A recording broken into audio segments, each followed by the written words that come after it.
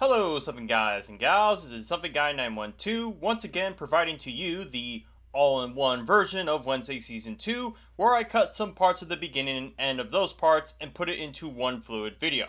Like with my all-in-one version of Hazman Hotel, I've made sure to put in revisions where needed and compiled all citations from all the respective parts into one here as well. So with that out of the way, Wednesday Season 2 is full of woe to again.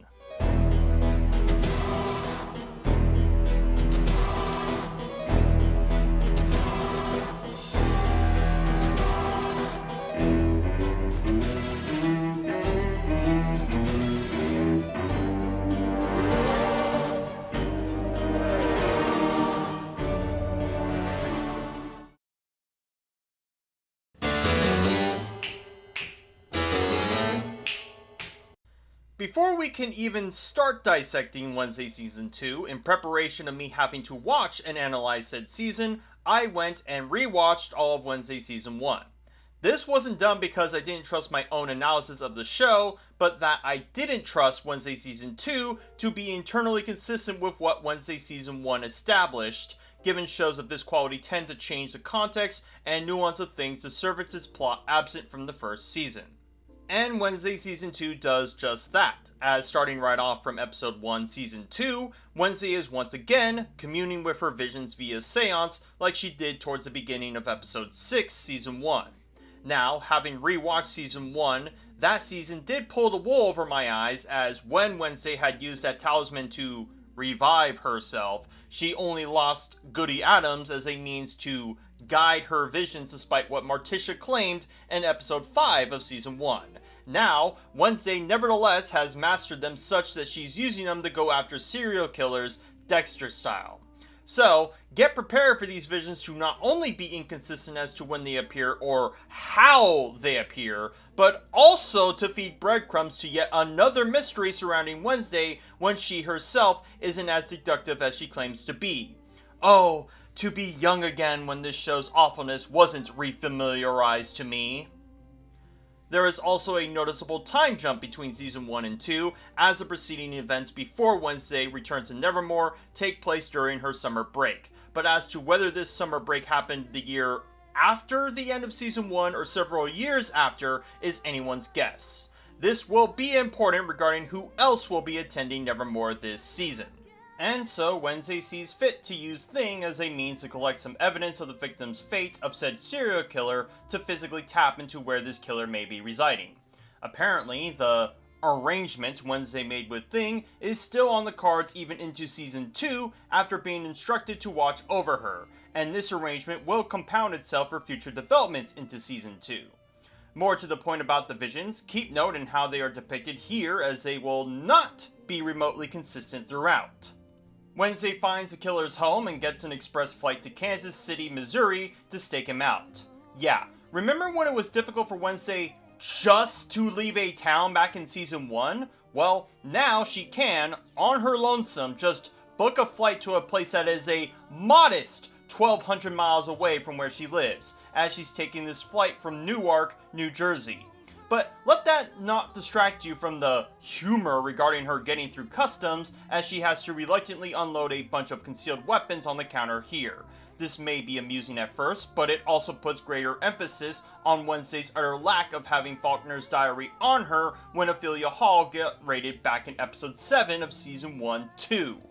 On top of that humor, the X-Ray also detects Thing in one of her briefcases, to which Wednesday has to play it off as nothing more than a prosthetic, despite the fact that said prosthetic would be warm to the touch if Thing is actually alive and has its own skeleton to boot when detected. But no, what the TSA actually take issue with is some sunscreen oil in her bag, as it exceeds the amount allowed to carry in flights, and I was honestly surprised that this was a detail this show would even bring attention to regarding the events of 9/11 having happened so long ago. And yes, despite a lot of this incriminating stuff on Wednesday's person, she nevertheless is able to take her flight to Kansas City alone with no further prodding from airport security. So, suffice it to say, it feels a moot point to even bring attention to her suspicious nature if it wasn't going to amount to shit. We cut to Kansas City and the killer proper, as he's likely out on his next Hunt before Wednesday accosts him with taser in hand. She gets knocked out again via her visions, and is here where we get an inkling, pun intended, of some side effects of them regarding pulling from her eyes. We'll be able to figure out why these are a new development in her psychic powers later. We then hard cut to Wednesday being bound and gagged in the killer's house. Lucky that this killer didn't just kill Wednesday while she was knocked out and decided to kidnap her as his next potential victim, otherwise this show would have already been over before it's even properly begun. Of course, Wednesday isn't the least bit perturbed by her predicament or the killer, as she wanted this situation to happen, and that Thing is a few seats away to confront said killer, beating him to a pulp. Also keeping in line with Wednesday's occasional delivery of crude humor, Thing also gives the killer the old testicular torsion, as the killer also accidentally bumps his head on one of the shelves as he attempts to fight back to no avail. Wednesday, in keeping in line with her ability to free herself of her restraints back in episode 3 of season 1, does so and gives the killer a taste of his own medicine before we cut to the title crawl of Wednesday yet again. Ah, the memories, the hateful, awful memories. But iterating a point that I commented on back in season 1, a lot of what you are seeing is mostly visual spectacle, and much of it will have no bearing on season 2 going forward, although what I will say is that the visual spectacle has slightly more bearing for season 2 than season 1's visual ephemera. So, the show properly starts at the Addams family household. Get used to what little you'll see of that too, as Wednesday is pouring through Goody's book to find any information regarding her side effect, as Morticia walks in to have Wednesday pack up her things for Nevermore proper. Interestingly, despite Wednesday having buried the knife back in season 1 regarding her feelings on her parents as poorly developed and equally as repulsive as it was, Wednesday still has issues opening herself up to Morticia regarding her novel and plenty of other things regarding season 2 and future.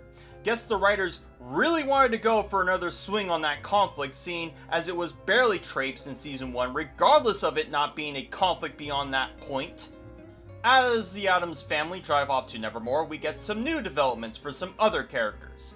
Pugsley has gained a similar attunement of powers to Fester regarding his ability to channel lightning from his fingers, and is now also attending Nevermore along with Wednesday. Now, the reason Wednesday was sent to Nevermore back in season 1 was of her being expelled in the last school that would accept her beyond Nevermore. So why would Pugsley be going here? Am I to believe that he got himself expelled as well from that same school and was sent here because, well, Wednesday is there, might as well? Also, him having these powers makes it seem as though the amount of time between season 1 and 2 is much more significant than he assumed 9 or so months between them, as though it's been several years between those two seasons, and that Pugsley went through outcast puberty, as I'll modestly call it. At the very least, I will say Pugsley being at Nevermore will make this show feel 10% more like an Addams family adjacent than season 1 was, so kudos there, although keep in note his powers as they will be narratively relevant later. Pugsley comments that Gomez somehow has been bereft of any powers, which prompts Morticia to say this bafflingly odd retort. Being an outcast isn't about what you can do. It's a state of mind. Yeah. I'm sure the hippies would really jive with that sentiment, but no. By precept of what season 1 established, being an outcast is very much about what you can do and not just your state of mind, man. Otherwise, there would be no consistent reason for normies to distrust or hate outcasts if you can just mentally vacate that part about you out. There's some more dialogue that's not exactly informative, although what is apparent throughout season 2 is that this season has a lot of Family Guy cutaway gags regarding something a character brings up about another character. One example noted here was Pugsley having destroyed the Addams' car near Lurch while he was polishing it.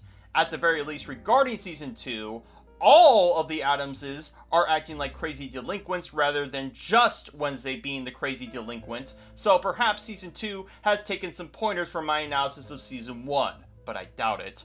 Though gags like this do cut the already drawn out pacing of this show. Some family activities are noted in the car as Wednesday wants Pugsley to use his lightning to hit the stop sign dead center on its O, or else you'll eject him out of the car. Pugsley achieves this task, but not without causing some collateral by way of several cars crashing into one another. Pugsley and his inadvertent wake of destruction he leaves behind will be greater emphasized later, although I do have to wonder if the local residents of Jericho wouldn't have already been aware of this street being a four-way crossing regardless of the presence of this stop sign. After that, there is a scene that almost feels taken note for note, the same as one in episode 1 of season 1, as we get a similar cutaway from the Adams' car to some other car going a different direction. More so than that, this will also factor into a casualty of the plot involving season 2, similarly to how the hiker was a casualty of the plot regarding season 1 by way of some voyeur bird watching a couple having some kind of secret affair. How this voyeur gets accosted is that he gets ambushed by a murder of crows, in both meanings of the word, after he attempts to call someone about how compromised he is as a result of this. Of course, much like with Mayor Walker, talking to Sheriff Galpin, we'll get to him in a moment, in regards to his bombshell development, this guy does not state who is onto him or what evidence he has for the sake of the audience guessing yet again. Once the Adams arrive at Nevermore, we get some new developments regarding the reputation that Wednesday has gotten as a result of her saving Nevermore. Now, a big criticism that I had about her being at that school back in season 1 was that with the culture and times changing throughout the years, the resident goth girl would not be a icky thing in the modern era. Well, now, Wednesday has become that popular girl as a result of those actions back in season 1, as she now has a gaggle of fangirls that want everything and more to do with her. Also, keep this ponytailed, red-headed fan in focus, as she will become suddenly relevant later. The fangirls get shooed off by Bianca, who siren songs them away while giving Wednesday some insights regarding her newfound popularity. Interesting that Bianca is not in the least way jealous about Wednesday being Queen Bee when her whole conceit was popularity, at least in regards to earning it rather than coercing it, but maybe that would have been too much to juggle for the writers given what they used Bianca for this season. Now, given that Nevermore is a school that has no principal, you're probably curious as to who replaced Weems in her late absence. Well, we get our first new character in Barry Dort, played by Steve Buscemi in a role I can only assume he did for the juicy paycheck, at least that's what I cope to myself is the reason. In contrast to Weems, he is not at all interested in trying to make good on outcast and normie relations, and is purely invested in empowering the outcasts, as well as Nevermore, likely as a result of what transpired in season 1. Wednesday, for some fucking reason, decides to defend Weems on her past tense behalf to Dort when he criticizes her decisions. Decisions, I should emphasize, were not that well founded beyond what Sheriff Galpin could have done to Nevermore had she not covered up Rowan's death and or the presence of a Hyde as the killer. But more to the point, Wednesday was constantly at odds with Weems to the point that she deliberately obscured information to Weems that would have helped the both of them, and only allied with each other off screen at the last moments of Weems being alive. Yeah, speaking of that, something I hadn't mentioned but often noticed throughout season 1 was how often it would cut away from a development we could be having on screen because the writers couldn't have written in a reason for characters to be doing what they are doing, most exaggerated with Weems not only taking Wednesday back to Nevermore based on Eugene's hazy account of what he saw, but also assumed the role of Tyler at her behest for Laurel to unload her dirty laundry on Wednesday. This was a concept I hadn't really considered up until I watched Random Film Talk's analysis of the Rings of Power show and how frequent that show relied on that in order to pull the narrative sleight of hand it did, and now this is something I am going to be steely-eyed on whenever Season 2 pulls that as well. So, I'm watching you when you do that Season 2 on top of, well, watching you for this analysis. Like with Season 1, at least regarding its first 6 episodes, Season 2 also has its own school flavor of the day that surrounds each episode. Episode 1 of Season 2 specifically regarding a bonfire ceremony that Barry Dort is reinstating tomorrow. Now, I would normally call this a contrivance that this just so happens to occur the day after Wednesday returns to Nevermore, but perhaps Mr. Dort has arbitrated its occurrence this way for reasons we can get into later. Wednesday isn't the only one who has gone through a transformation as a result of saving that school, as, once she returns to her prestigious Ophelia Hall, she discovers, to its dismay, rampaged by Enid and a bunch of werewolf cohorts, more than likely on account of her culpability in saving Nevermore as well as her being able to wolf out. Enid and Wednesday have the werewolf buddies leave, but not before Enid shares some words with one Bruno, who will be important regarding a newfound wedge between her and Ajax. And how? Well, we'll get to that in a moment. The two discuss what they've been up to with their summer break as they both try to share as best they can gifts from their exploits. Particularly, Wednesday gives Enid a doll that is no doubt an effigy of one of the killer's victims she scalped in that prelude, given her comment about the hair being from a real human. I'm just going to assume that Wednesday for some reason stole this thing that likely would have been collected and maybe brought back to the family as closure for losing their kid, but fuck them, right? Enid has set her sights high after her only major conceit was resolved for the sake of the plot, as not only does she want to ingratiate herself with the pack, but also wants to be a part of the Nightshades. Yet again, I do have to put attention to this, but anyone can be a part of the Nightshades so long as you know how to snap and snap twice. So is that really the high bar you want to set for yourself? Speaking of Nightshades, remember that Ajax was also a part of the Nightshades, so more than likely he could initiate her in it if they are still together. Wait, what do you mean if? Well, Wednesday and Enid get a knock on their door and Wednesday answers it, discovering it to be Ajax, who is curious as to where Enid is. Enid deliberately hides herself from Ajax and has Wednesday non-verbally cover for her, which she does because hoes before bros in this household. The reason that Enid has been ghosting Ajax is that she has lost interest with him purely on the basis that Ajax loves her for the old her and not what she's become, and apparently can't bring herself to tell him that. Now, up to this point regarding Enid, I didn't have strong feelings about her either way, only thinking of her as obnoxious, even if that is her point as a contrast to Wednesday.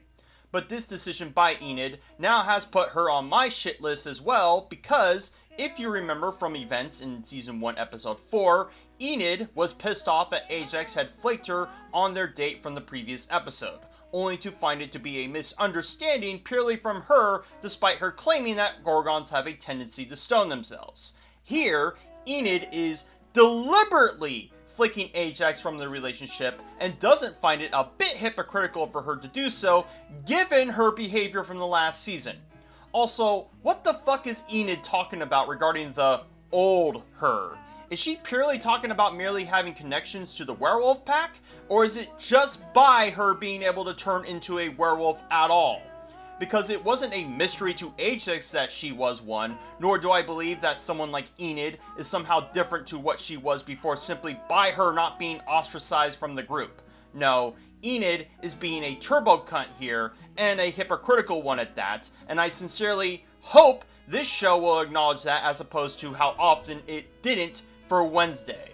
Although with that, this season also does some course correcting for Wednesday being a Mary Sue back in Season 1, as her completed novel was heavily scrutinized by some publisher, and later we'll also discover that Wednesday isn't nearly as good at the instruments as was prescribed back in Season 1. This may be done purely to give Wednesday flaws to work out throughout the season, as opposed to realizing that Wednesday didn't have any, at least any the show could properly actualize, but I feel this decision is too little, too late into Season 2. As Wednesday tries to unpack her things, she nearly gets pincushioned by a crossbow trap set up by the stalker briefly mentioned near the tail end of Season 1, with the bolt festooned with a Polaroid of Wednesday recently arriving at Nevermore. So, did the stalker expect that Wednesday would have dodged this to deliver her this picture? And sure, you'd likely assume the stalker wants to kill Wednesday, but we'll put a lid on that once we do discover who this stalker is. But if Wednesday hadn't, yet again, the show would have been over way before it's barely even begun. Wednesday takes the Polaroid as an opportunity to use her psychic powers to find who took them, but conveniently enough, the visions she gets are purely in the first person of the stalker who took them, as opposed to when the visions were presented in third person regarding the serial killer. The show tries to account for this by Wednesday saying that she didn't see the stalker, yet she's never seen the serial killer or his victims either, so it's barely a retort. As opposed to reuniting old characters and scenes, our next scene introduces new characters to old, as Gomez introduces Pugsley to Eugene in Caliban Hall, which might as well be the Ophelia Hall but for males section of Nevermore. So did Eugene live in Caliban Hall prior to it being established in Season 2, or was he really in touch with his beekeeping habits in that shed too? Anyhow, Gomez is getting all nostalgic about Caliban Hall, while Pugsley tries to introduce himself awkwardly to Eugene, as he's quite insistent about trying to make new friends wherever he can. Even Gomez marinates that character arc of these two, as he says that the friends you make in Caliban Hall are ride or die to the end before leaving. Eugene isn't exactly enthused about making friends with Pugsley, which is an interesting contrast to his immediate excitement over having anyone, even Wednesday, be interested in his duties, and this might be also as a result of him saving the school, or specifically saving Wednesday, and that gave him new avenues of friendship that were previously closed. And unlike Enid here, it would be understandable, yet Eugene would have reservations for his friendships with complete strangers, even one familial to Wednesday despite his previous conceits in Season 1. More importantly, it's also understandable that Eugene would want Pugsley to slow his roll on them being friends, as Pugsley has been laying it thick that he wants to metastasize himself to him, as Pugsley may not actually like Eugene as a friend and merely knows he needs one. The convo gets cut by Ajax, who announces himself as the resident advisor to Caliban Hall, while the two bring up awkward conversation not related to the dorm to him. I suppose as another aspect of Nevermore's frankly dysfunctional means of, well, functioning, was the lack of any higher student body.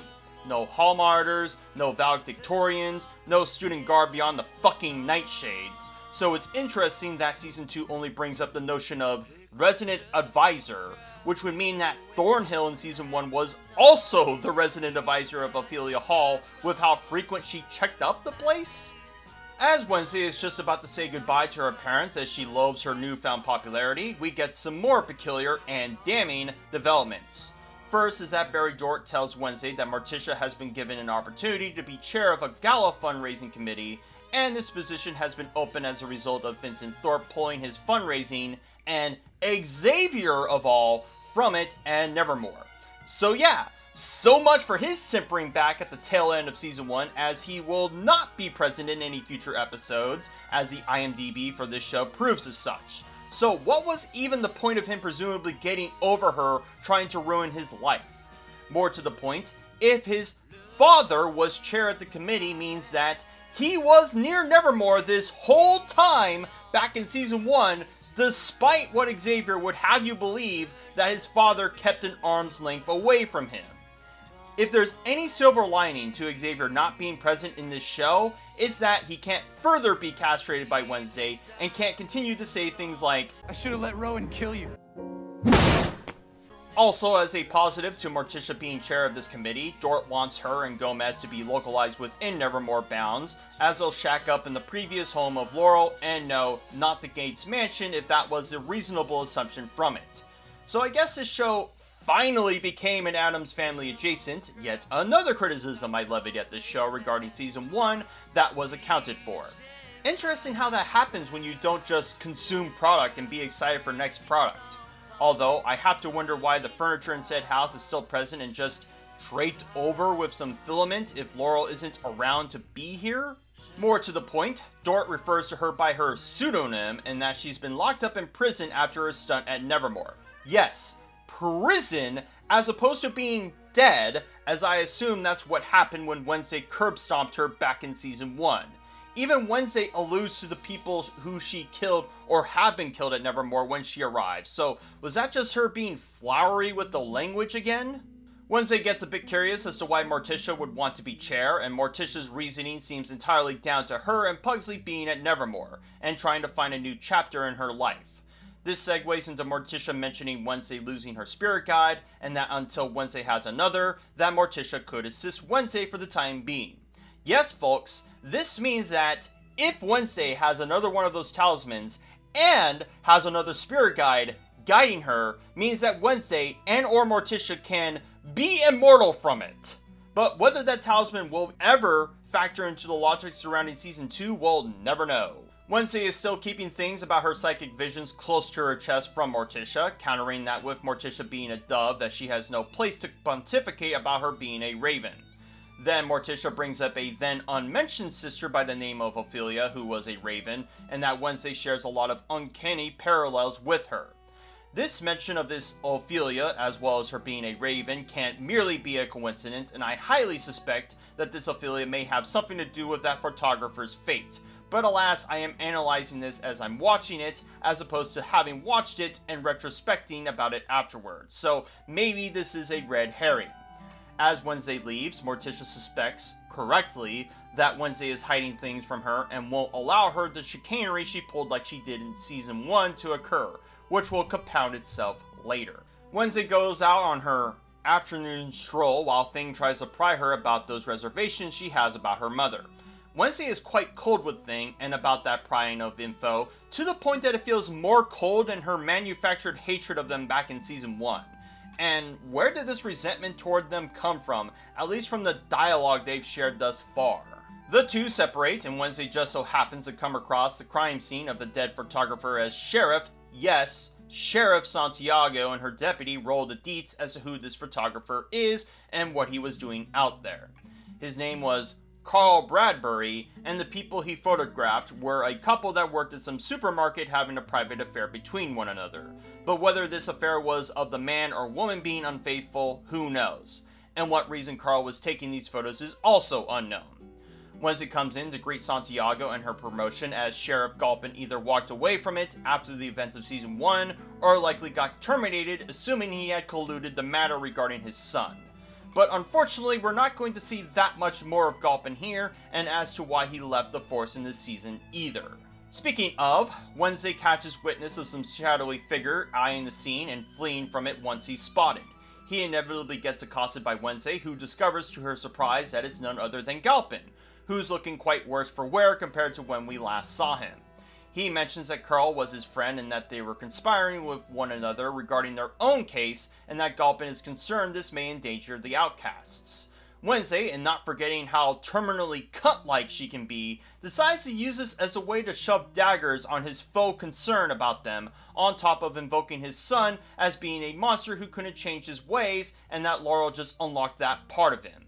On top of being just the kind of class act you'd like to pull your teeth over being with, Wednesday also purports Galpin to be a deluded old man who doesn't have a badge to insert himself in anymore. Yet again, I have to ask, why is Wednesday so aggro on people she would very much like to get info on, especially if Galpin is asking for her help involving this case that she very much will get interested in later?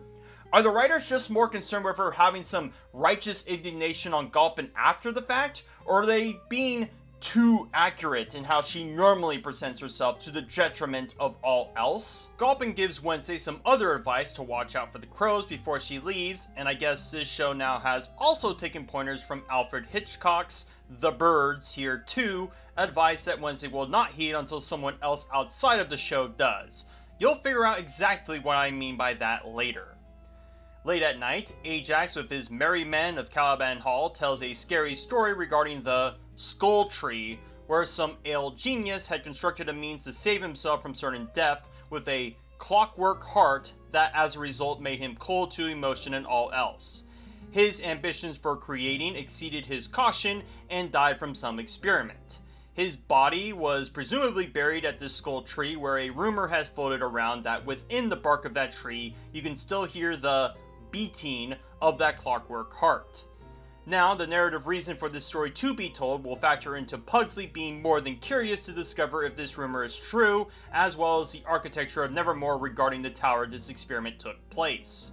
But needless to say, I really like the stop motion animation on display here, and it's the first time in this show where it deserves the Tim Burton motif for once.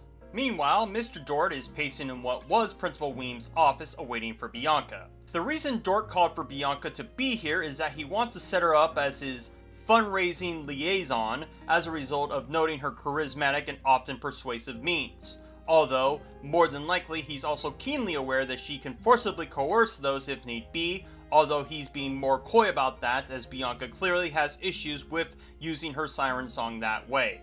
Bianca is honored, but feels as though she can't slot it into her busy schedule, to which Dort subtly threatens her scholarship degree if she doesn't. And if it wasn't obvious to you that Dort is doing something villainous, the camera quite literally pans to the Dutch angle to emphasize that. You know, Normally when a Dutch angle is utilized in a film or show, it usually cuts to it as opposed to the camera changing in real time to it, because here it feels quite awkward, even if I already got the point across that Dort isn't quite the cheery mascot of Nevermore he aims to be. Nevertheless, I do like that Dort makes this reasoning based on the fact that Nevermore is already in a financial freefall, and that whether or not Bianca is aware that he's manipulating her to do his bidding, he most certainly would be able to justify his actions if she doesn't obligate to his whims.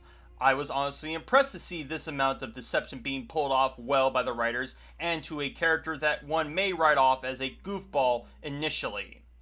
Even beyond the deception is that Dort also makes emotional appeals to Bianca being a siren herself, as there would be very well be distrust from other outcasts about them. Whether or not he pretends to share that worldview is up to Bianca to decide.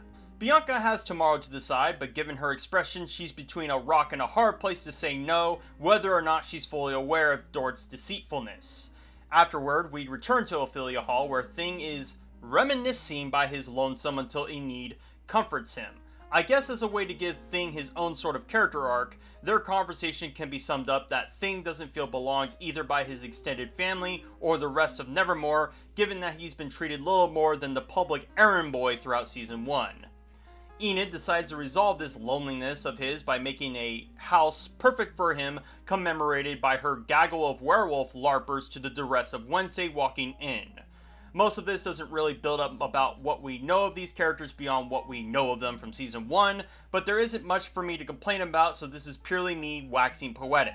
Similarly to how Episode 1 of Season 1 had a montage of characters doing things while Wednesday either plays her instruments or monologues profusely, Episode 1 of Season 2 does the same with the music in the montage. Morticia is pouring through her sister's black book of inane scribbles, Pugsley is attempting to scope out the skull tree with a map divorced from the one seen in Episode 3 of Season 1, Galpin is drinking his sorrows away, and Dort pulls out a framed picture of Weems, much to his chagrin. A lot of this stuff doesn't do much to dwell on the narrative, and feels as though padding the runtime of the show much in the same way as Wednesday Season 1 was, although with the skull tree being a new development into the overall landscape of Nevermore, I can't quite pinpoint where it likely would be based on what little we see of this map Pugsley has here, but that's about all I have to say about it. Wednesday's solo recital gets cut short by an unknown visitor and her having messed up a keynote on the cello mid-delivery. This introduces us to another new character named Miss Capri, who took up as a head of music on account of Wednesday and her friends fighting overwhelming odds. Yes, she quite literally described the level 1 skeleton mage who got shanked by a fucking butter knife as the overwhelming odds there, unless she's somehow also including Laurel and Tyler in the mix as those odds. Wednesday knows a bit about Miss Capri as she was a child prodigy in her own way, yet despite that doesn't want Capri's help in tuning her craft and writes her off quickly as she's done to everyone else. I have high suspicions about Capri and her part in this story, as she gives off very eerie parallels to Thornhill and her trying to play niceties with Wednesday. And there may be even more to glean when she wants Wednesday to lose herself in the music as an allusion to having Wednesday lose herself in her psychic abilities. But once again, this may too be a red herring. Into the next day, we see some students prop up the bonfire effigy using their telekinesis, which is interesting given that Rowan was assumed to be the only one with those kinds of powers when he attended Nevermore, if that was the reason he was outcasted from a school full of them anyway. As they do, Dort and Morticia are having a discussion about the traditions of Nevermore, while Dort continues to throw more shade at Weems for her shoddy attempt to strike in a balance between Normie and Outcast in turn. Dort pries Morticia about considering her role as chair of that fundraising gala and makes the prospect juicy with a liaison student to help, and Bianca chiming in on having made the decision to be that liaison. Like with Dort having sleuthed his way into having Bianca play with his game, he has other means to sleuth Morticia around his bony finger that necessitate Bianca to be his subordinate. We hard cut straight to the night of the Founder's Pyre as Enid makes Wednesday aware of a note and a gift Xavier left for her. What gift, you might ask? Well, similarly to how Rowan was used as a vehicle to drive the plot to Wednesday regarding the mystery of Season 1, Xavier has also become that vehicle to drive the plot to Wednesday regarding Season 2, as the painting and his note refer to the crow with the pus-laden eye that apparently came into his visions and somehow inferred it would inform Wednesday. And this will indeed get Wednesday to pry into what Galpin said when she confronted him about watching out for birds, as opposed to heeding his warning earlier, because not like Wednesday could deduce anything from that ominous screed. But we can discuss Wednesday's relative intelligence very soon, as she's caught off guard by Thing standing precariously near her typewriter, with her assuming that Thing typed on it, as there has been something written on it. As it turns out, the stalker left a few notes on the typewriter and in one of her drawers, as the stalker has seen fit to steal Wednesday's manuscript, and, according to the riddle left by the stalker, leave it inside the Founder's pyre for it to be burned. Now, Wednesday has no reason to assume that the stalker has left this manuscript on the pyre, and if Wednesday assumes this stalker wants her dead, that they very much would trick her into going somewhere where she could get accidentally burned to death while hopelessly looking for her manuscript. But no, Wednesday is just going to barrel forth and find a means to get that manuscript because it was 2 years of her life that she doesn't want to squander beyond the other years of her life she's currently squandering based on this stalker being a man of his word. Wednesday and Enid hurry to the Founder's pyre to figure out where the stalker may be watching and where Wednesday's manuscript may be inside said pyre. Wednesday runs towards the pyre and attempts to warn Thing about said stalker before getting bumped by some random students. This clocks Wednesday to pull something sharp out of her vest, which was another note by the stalker suggesting that she'll find her manuscript inside said pyre. In any other circumstance involving some creep who may hold resentment for Wednesday, this should be clear as day a trap to get Wednesday burned to death. But no, Wednesday will nevertheless heedlessly crawl her way underneath the pyre to find it. Enid attempts to stop Wednesday but gets ambushed by Ajax, who questions as to why she's been ghosting him, much longer in fact than the day or so Ajax had ghosted Enid from that fucking school dance.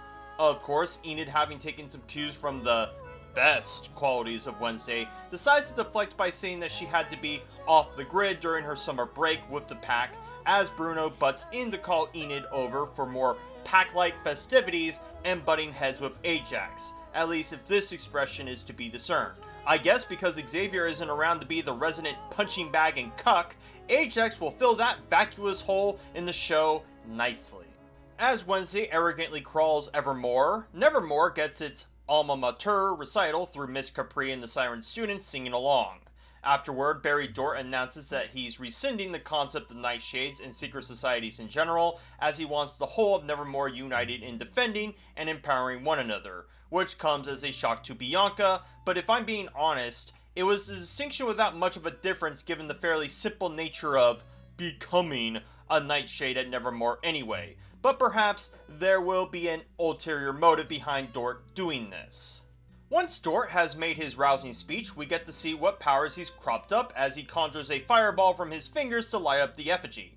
Hey, by the power scaling of this show, that means Dort is already half as powerful as what Joseph Crackstone was able to achieve, and at the very least we get to see what makes Dort qualified as an outcast, unlike in Season 1, where it deliberately obfuscated Weems not to use her shape-shifting powers until the plot needed her to regarding Episode 1 and 2 of Season 1. Miraculously, Wednesday does manage to find and retrieve her manuscript in the noise of the crackling wood and fire around her, despite all signs pointing to this being a trap, as the Da Vinci students, as they've described, animate the raven part of the pyre. Compounding how hilariously reckless Nevermore can be as a school regarding Season 1, Season 2 has its own bag of tricks, as the burning raven flies dangerously close to the ground that most of the students have to duck near it to avoid getting burned and or fucking hit by it. Poetically enough, this reckless endangerment is yet again exasperated in Episode 2 of Season 2, just as it was regarding Episode 2 of Season 1, but we can get to that point later. As for the manuscript being where it was, we can discuss the logistics of its placement once we figure out who the stalker is and what they are actually capable of. Also throughout all of this, Pugsley expresses interest to going to that skull tree to exhume the clockwork corpse, as I'll call it, to Eugene, while inviting he and his friends to join in. Again, Eugene declines on account of being commemorated for his efforts in saving Nevermore, but more than likely got chicken shit to check it out for himself, but nevertheless, we'll see what this will entail for Pugsley. As to be as narratively desperate for the sake of the plot, only now does Enid make it apparent to Dort and the rest of the students that Wednesday is trapped under the burning pyre, just as Wednesday has nearly gotten out of it, as opposed to stopping Dort at any point to light it up if there was good reason to. At the very least, had she done that, would justify Wednesday to be so gung-ho about looking for it, regardless if she believes the stalker put it there. Once Wednesday comes to from the flames, Dort seems to completely disregard the panic Enid gave, and prop up Wednesday to commemorate something else regarding Nevermore. Again, it can't be a mere coincidence that Dort seems so apathetic about her immediate safety while making Wednesday's dramatic entrance seem all part of the plan here, given his insidious ploy to Bianca earlier. Dort unveils a commissioned painting of Wednesday's ragtag group of friends who had saved the school. Interestingly, Xavier is not present in said mural despite having done just as much to save the school as Eugene had. In fact, more so if we are to assume he had hurried some students away from the quad, as opposed to Eugene giving Laurel the ultimate stinger. I can only assume the writers forgot to include this because they forgot to include him in the story, as opposed to his father likely wishing for his son to be omitted from the painting. Anyhow, Wednesday is utterly perplexed by what she's seen, as Dort gives her the mic to spout whatever revelry she can espouse. Given Wednesday isn't exactly one for emotion, I can only surmise that she's exuding pure hatred, what with her already writing off the concept of popularity and being popular, especially with what she does next. She makes some sophistry about having the outcasts rise up, before dropping the other foot in how she does not want to be anyone's cheerleader, cult of personality, or likewise. She accentuates this by saying, "So do not put me on a pedestal, because I will burn it down," before quite literally burning down the mural commissioned by Dort. Now, it should be noted that, regardless if Wednesday was justified or vindicated in any of her actions from Season 1, she still committed several crimes in her time at Nevermore and off Nevermore, including, but not limited to, arson, extortion, entrapment, torture, second-degree assault, grave robbing, tampering with evidence, and vigilantism. So is it really prudent for Wednesday to add on her litany of crimes, especially with this being an emotional outburst on her part? Hell, I would have expected Wednesday to call out the stalker who attempted to burn her manuscript here, along with Dort being callous as to her concern despite how much of a mouthpiece he makes about empowering Nevermore as a whole. But nope, just some more of that self-righteous indignation that I'd expect out of her. The second to last scene has Pugsley doing his own bevy of grave digging as he discovers the skull tree and discovers to his excitement that it indeed has the ticking of that clockwork heart when he rears to it. He gets jumped by some crows flying out of it, and this shock of his literally shocks the ground with his lightning, and from that lightning, he manages to inadvertently reanimate the clockwork corpse from it. We'll find out what Pugsley will do with this clockwork corpse, as he'll treat him like a friend/pet, but as for how it'll affect the rest of the plot involving Wednesday, who knows? And frankly, it seems everything to do with Pugsley feels like a disconnected B-plot that has little in the way of Wednesday's hand in it. Speaking of, Enid is rightfully upset about Wednesday burning that mural, although her concerns are entirely selfish as she believes this will tarnish her reputation based on little more than guilt by association. Yeah, I guess we're just fast-tracking Enid to be quite unlikable already, which may compound our concern for her later. What do I mean by this? Well, Enid catches up to Wednesday and puts her hand on her shoulder, which triggers a very powerful psychic vision from Wednesday. Remember when it was Wednesday who had to touch something or someone to trigger those visions? Yeah, apparently this show didn't within its own episode. More to the point of these visions, much like how the last two were inconsistent with one another, this one is also inconsistent, as it's more of these dreamlike visions of Wednesday being present, like with her interactions with Goody back in Season 1. This one has Wednesday surrounded by crows in a cemetery, and finds a curious headstone with Enid Sinclair etched on it. Wednesday can hear the chant of a distant voice saying that Enid will die and that it will be Wednesday's fault before a manic Enid chokes Wednesday to further emphasize that point. Back in the real world, Wednesday is utterly convulsing from this vision as Enid is helpless to figure out what's going wrong before Morticia also comes in and is equally unsure of what to do about Wednesday in this situation before the episode properly ends. So, the main underlying plot regarding Wednesday Season 2 this time is of a vision of a Enid dying and it somehow being Wednesday's fault, which I'm sure will no doubt be more contextualized that it actually wasn't her fault, much like how Rowan thought Wednesday would destroy Nevermore based on half of a illustration just to get the underlying plot going. Also, it's not like it's a fucking secret who would want Enid dead by what we know of Season 1 up to this point, so it's not like Wednesday is going to have much trouble in that regard. And that was episode 1 of Season 2. And I can't believe I'm saying this, but this is the best episode in the entire show of Wednesday, including Season 1 so far.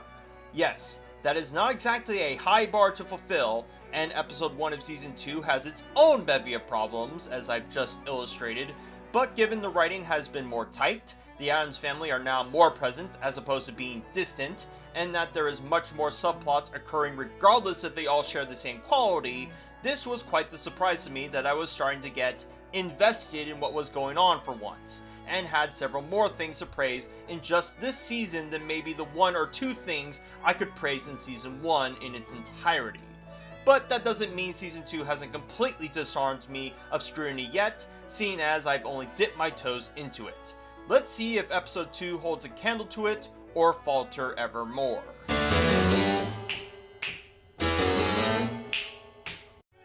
We start Episode 2 right where we left off. Well, most of where we left off, as the visions of Enid dying and it being Wednesday's fault reverberate in Wednesday's head until she finally awakes from them. She finds herself in the cottage Morticia transformed in her own style to comfort, with Enid suspiciously absent in said comforting.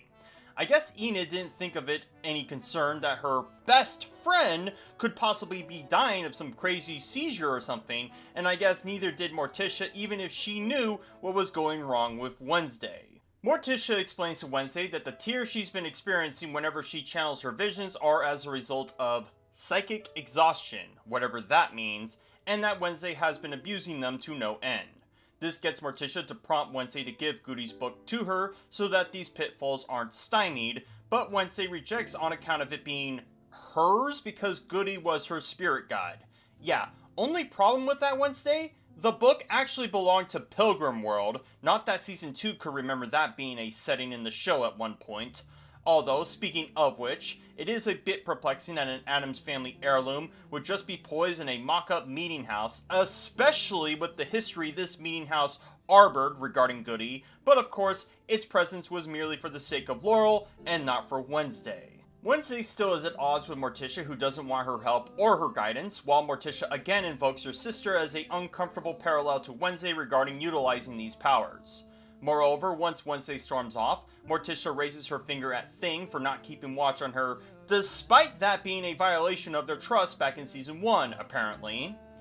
As Wednesday is presumably heading back to Nevermore after her confrontation with Morticia, she decides to make the baffling conclusion that Xavier's painting regarding the one-eyed crow has something to do with Enid dying, based solely on the presence of there being crows in her visions, and not the one-eyed one being present. Like with most things regarding the lines of reason that Wednesday makes to conclude as such, it is tenuous at best. Wednesday has Lurch make a detour to Galpin's house, to which he obliges weirdly enough. The Galpin house has seen better days as it's boarded up and defaced, likely on account of those posing Galpin as culpable for covering up his son's murder spree. Interestingly, the car that Tyler had has not faced the same defacement, which is curious as someone was enraged enough to graffiti tag a house, but not to break windows, slash tires, or likewise to the actual person who killed several people. But I'm going to chalk this up as a fuck up by the set designers. Anyhow, despite Wednesday already getting another infraction of arson on her belt, she decides to add another account of breaking and entering by storming into Galpin's house to confront Galpin. To her dismay, Gulpin has suffered a similar fate to his late friend, with his eyes plucked out by the crows, along with the one-eyed crow in witness to this. As I said, so much for Sheriff Gulpin being of any consequence to this show up to this point, so now it'll forever be a mystery as to whether he knew all along his son was killing people during Wednesday Season 1 or not, and another opportunity thrown aside. Wednesday attempts to gain any info on Gulpin via psychic visions, but finds that there is nothing to pull from it, and while Wednesday says her ability isn't working, I'm going to infer that this has more to do with the one-eyed crow somehow dampening those abilities through removing one's eye sockets. So I'd be curious how one would dampen those abilities towards things that aren't organic, like say a bowling ball or the entire ruins of a meeting house. Yeah, this feels pulled out of the writer's ass whole cloth. After finding nothing of use, oddly enough, a whole bevy of police cars surround the place, and Wednesday finds herself being arrested by Sheriff Santiago in close proximity to a corpse. Who tipped off that Wednesday was at this house, or that Gulpin was dead? Fucking Lurch? And how did the police cars time their approach right after Wednesday found nothing of use here? Were they expecting someone to come here to marvel at the dead body they killed? And no, unfortunately, there's not going to be much to explain the inexplicable timing of all of this, and we can just chalk this up to the incredible luck of Wednesday being incredibly unlucky. Santiago questions Wednesday as to why she was at Gulpin's house in the middle of the night, and Wednesday makes a pretty poor alibi for herself given that Wednesday was present for both of the bodies that died via a murder of crows. Wednesday then tries to pivot as to why Santiago was there at such a time, and Santiago explains that Gulpin hadn't been answering her phone calls, and that his phone has mysteriously vanished from his person. So Santiago decided only to check out his house at the middle of the night, armed and ready for the worst as well, and not at any time that wasn't narratively expedient to confront Wednesday this way? More perplexing than that, Wednesday tries to argue that Tyler, his son, had something to do with this despite the matter of which Gulpin was killed this way, with Santiago countering that he's been locked up in a psychiatric ward named Willow Hill this whole time. Now, I don't know if Wednesday actually believes this or is just trying to filibuster Santiago this way, but once again, we can put a pin on that when Wednesday decides to get more than a bit curious about Tyler later. Wednesday gets bailed out of this interrogation by her father, who is also her lawyer. Nepotism much? Who suggests that Santiago would need a court order for the next time she'd want to badger a witness. Yeah, I'm just going to assume that Gomez isn't actually a lawyer and just has this as a deflection. Otherwise, he might have used that to stand up for himself when Gulpin relitigated his killing of Garrett back in Season 1. On the ride back to Nevermore proper, Gomez tells Wednesday that he came quick as he could after Lurch let him know that she had detoured to Gulpin's house. Now, as to whether Gomez also called the police on Wednesday for her protection is another question this show isn't prepared to answer. Anyhow, Gomez pries Wednesday about what she was doing at Gulpin's house, while keeping the matter of her going there a secret between them. And Wednesday, unlike with Morticia, is fairly open about her intentions going there.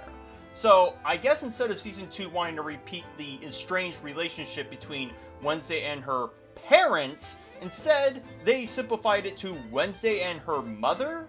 Wednesday then asks what became of Ophelia to Gomez, to which he says it isn't his story to tell, which I'm not sure if it means he doesn't know what happened or that he's not going to tell and will save it for someone else to say it when narratively expedient for Wednesday. My money is on the latter. As night becomes day, we tune to Eugene's shed and Pugsley stepping out of it for a moment. Eugene happens to walk by and mentions that he noticed Pugsley walk out from the Founder's Pyre last night, as though Pugsley didn't tell you he was going to, and that out of some friendship, didn't tattle to Ajax that he did. Pugsley is grateful, but tries to ease Eugene to something he has stowed in the shed, and to Eugene's fright, Pugsley has leashed the clockwork corpse from last night to some kind of piping inside the shed.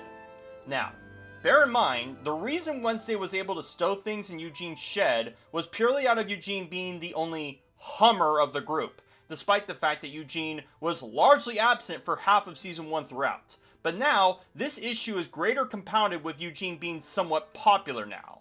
So, am I to believe that no one would be compelled to go to this shed to discover this clockwork corpse at any time so that it's easier for Eugene and Pugsley to keep it a secret?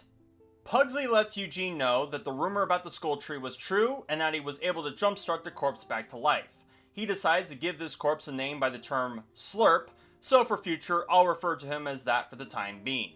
As for Slurp being characteristic of your typical zombie, he's hungry for something that rhymes with grains, but Pugsley and Eugene are content with feeding him honey from the shed for the time being. We'll get into more about what Slurp gets up to and how much more blood will be on Pugsley's hands in a moment. As Wednesday returns to Ophelia Hall, she tells Thing about what she saw in her visions and that she can't bring herself to tell Enid what she has, mainly on it largely involving her. As to be as poetic and ironic as possible, when Wednesday opens her door, she finds a trail of blood and Enid having been slit at the throat outside on the balcony. Wednesday calls for help, only to find that Enid punked her on account of it being school prank day, and yes, this is going to be the school flavor of this episode, and narratively important for many a thing as well. Notably, Enid states that Wednesday missed out on school prank day last year, meaning that Pugsley moved to a different school in the year since he attended the last one, and had found himself a electric personality between such a small amount of time too. As for the prank itself, if Enid had done any other kind of prank that didn't happen to be related to what Wednesday saw in her vision, would have not had the same emotional punch this sequence desperately needed. As for why Enid wanted to prank Wednesday, Enid did so on account of Wednesday planting a fake eyeball on her countertop, much to Wednesday's confusion. They find the eyeball, and Wednesday concludes that it was Galpin's eyeball plucked by those crows and planted here, possibly to mock Wednesday. But I'm not convinced the crows did this, and there will be good reason for me not to later. Enid also asks Wednesday what the deal was with her convulsing last night, as though what Wednesday did was some kind of parlor trick and not her friend possibly dying. So kudos to Enid being consistent in not caring about her friend all that much there, writers. Enid gets some disturbing texts of the stalker trying to get Wednesday's attention, coming as a shock to Enid that this stalker got her phone number. Wednesday has Enid call the number back to discover that the stalker has a hold of Galpin's phone, having Wednesday conclude that this stalker is also responsible for killing Galpin and Bradbury. Now, beyond the means of which this stalker has tried to get Wednesday's attention in ways that don't involve killing people, this would be a reasonable conclusion to make, but I'll have umbrage with that and how oddly in lockstep these motivations become later. Wednesday ominously warns Enid about her safety, suggesting to stay at the dorm with Thing for the time being until she can sort the mess out with the stalker, and Enid retorts that with her being a werewolf that it's no big deal. Also, Enid lets Wednesday know that she's taking a driver's ed lesson before she leaves, which will be important for Wednesday to know later, and had she not, would complicate her means to get around. As she leaves, Wednesday again tries to commune with Galpin's eye for some visions, but is once again locked out, having Things stay put to study Goody's book regarding regaining her abilities. We then cut to a montage of the school kids going about their pranks on either other students, teachers, and the like. Now, I will compliment that this season so far has been less shy about showing off the abilities of our outcast neighbors, as season 1 felt like it only wanted to showcase them as a reminder. But like with the Poe Cup and how the no rules policy of that race would make it lethal to anyone to compete, this prank day has just as many issues with the lethality of its pranks. There's a sequence where Ajax is getting a bit envious of Enid ghosting him for Bruno, and Eugene helps to emaciate that by sending some fleas to sting Bruno. This cheers up Ajax's mood, and he joins in on the fun by stoning both Eugene and Pugsley before he himself gets carried via levitation to this statue. Again, I should emphasize, this kid could have let go of Ajax and he would have broken a bunch of bones in his body, if not died. The M83s those kids throw in the cart could have seriously wounded that vendor. Another kid throws an awfully hot coffee pot that could have caused third-degree burns if that woman didn't dodge it. Do I need go on how dangerous Nevermore actually is as a school? Hell, for all that Eugene knows, he probably consigned Bruno to death if he has a deadly allergy to fleas or flies for that matter, and he's just playing it off as just a goof and a gaff. As the pranks continue to ensue, we are introduced to another character named Dr. Orloff, played by none other than Christopher Lloyd. I wouldn't put much attention to this, but given my comments on the portrayal of Uncle Fester in Season 1, I figured they wanted to go for a different approach on account of not having him for the role. But given that they managed to get him in a role that is likely going to be unsubstantial into Season 2, means they could have had him reprise the role as Uncle Fester even if Mr. Lloyd is getting on in age. Hell, In Season 1, they gave Christina Ricci a role when she had played Wednesday in the original Addams Family movies, and I took this as her passing the metaphorical torch to Jenna Ortega. So maybe I'm being a bit harsh in that Christopher Lloyd is doing the same for whoever's playing Uncle Fester in this show. As for Dr. Orloff's usefulness, he's a literal head in a jar mounted by some robot doohickey who has more or less taken the literal role that Thornhild had in Season 1. He also exists to deliver some modicum of insight to Wednesday as to the person she's looking for regarding the One-Eyed Crow, as these kinds of outcasts are referred to as avians. Like with Hyde, the avians haven't been present at Nevermore for some time, but only for 10 years as opposed to the same amount of time Hyde's hadn't been present around the Garrett Gates' incident. Orloff was joined by Dort, who Wednesday is perplexed to find that he's not bothered by her destroying that mural last night, although given Dort's initial reaction to it, I imagine Dort is going for this soy jack as a deflection. Back at the transformed cottage, Morticia and Bianca are having some small talk in regards to Morticia having accepted being chair of the gala fundraiser, despite Wednesday's best wishes for her not to. Bianca is delighted that Wednesday has a mother so concerned about her, which then turns the topic onto Bianca's mom and what she got up to with her during her summer break. This will be more emphasized into episode 3, but this is about the most you're going to get as to any allusions about Morning Song and their arrangement from season 1. Bianca shifts into talking about Morticia's mom, as Bianca has a list of donors for the gala fundraiser and has been tasked by Dort to get a donation. Bianca emphasizes this as trying to gas up Morticia's mother's efforts, but unfortunately, Morticia isn't really enthused about suggesting her mother as a donor, what with her apparently misanthropic nature. There'll be more to glean about the presence of Morticia's mother later, as well as how Dort convinces Bianca to convince her to do so later. Back at Eugene's shed, Eugene and Pugsley check back in on Slurp, who is still lumbering as ever, with Pugsley giving him some mystery meat as something more palatable to his diet, while the ramifications of keeping him here is still left undressed.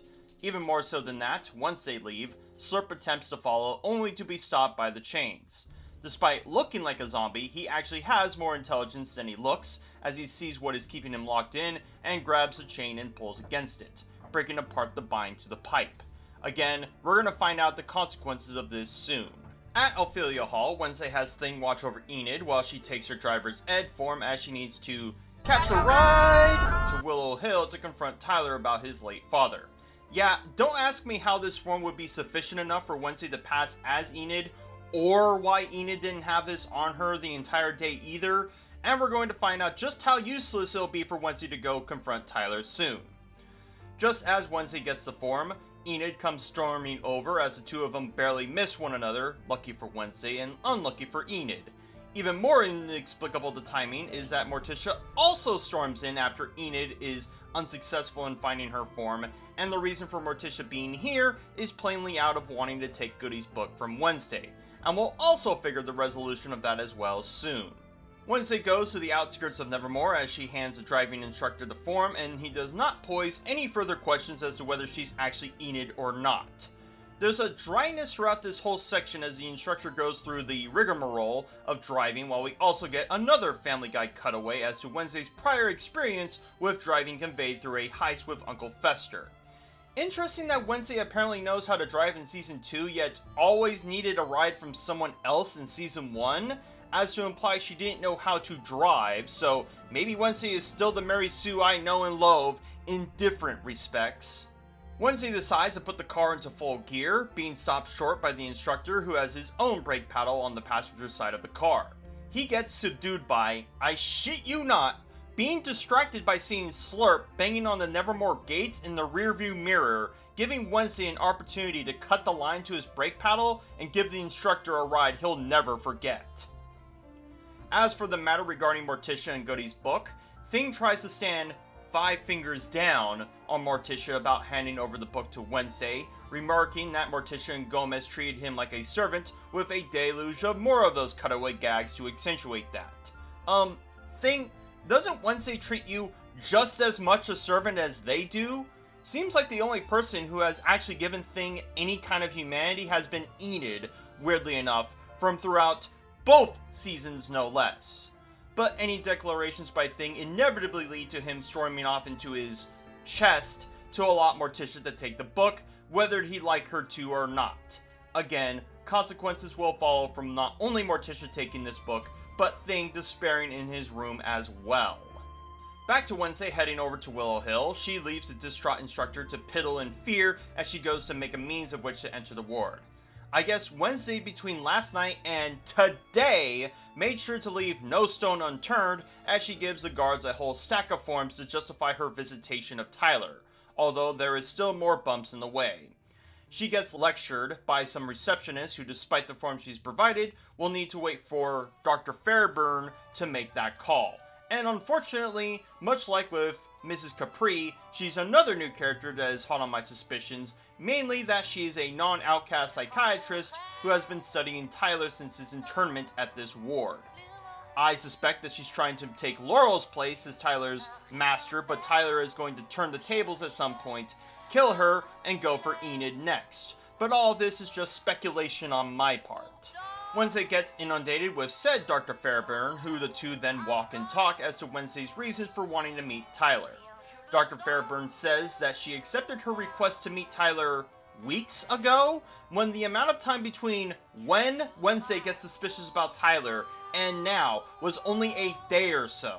Unless I'm to believe that when Wednesday got those convulsions that she was out for little weeks between?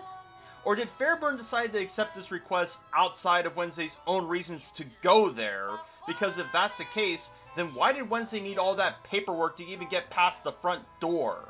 Even Fairburn suspects that the reason Wednesday came now of all times was because of Galpin being killed, so it couldn't have been the former, but the latter makes her having to steal a driving instructor's ride and getting that paperwork feel padding for the plot. Wednesday asks if Tyler is even aware that his father is dead, to which Fairburn dodges the question on account of Tyler being particularly closeted in his manipulation and schemes. Fairburn also suspects that this is on account of Laurel's bond with Tyler, and that the further apart they are, the looser that bond will become, as Laurel is being held in a different facility. While this is a smart move by whoever decided they should be separated, unfortunately, the plot will make it so they aren't nearly as apart as we'll come to discover later. Fairburn needs Wednesday's professional guidance on trying to crack Tyler, I guess because Fairburn thinks Wednesday being present would put the fear of Christ into Tyler or something, because I don't know what kind of knowledge she thinks Wednesday has that she didn't get from reading a fucking book. They arrive at the holding cell for Tyler, and Fairburn spares no expense about ensuring that Wednesday is provided any safety, even if she merely feels intimidated by seeing him. Once between the thick panel walls of Tyler's cell, Tyler comes to from his clutches to greet Wednesday in his atypically creepy manner. He brings up an anecdote about what this cell was designed for before trying to play mind games with Wednesday about her reasons for seeing him. This goes as far as him saying, "You sensed the monster in me. You fell in love with it." Which I'm not sure if he knows it's bullshit or is just trying to psych out Wednesday this way, but maybe he truly believes Wednesday has a Jeffrey Dahmer obsession with him. They share their vicious back and forth, with Tyler visually getting more inflamed from it before the security guard shocks him short from transforming into the Hyde again.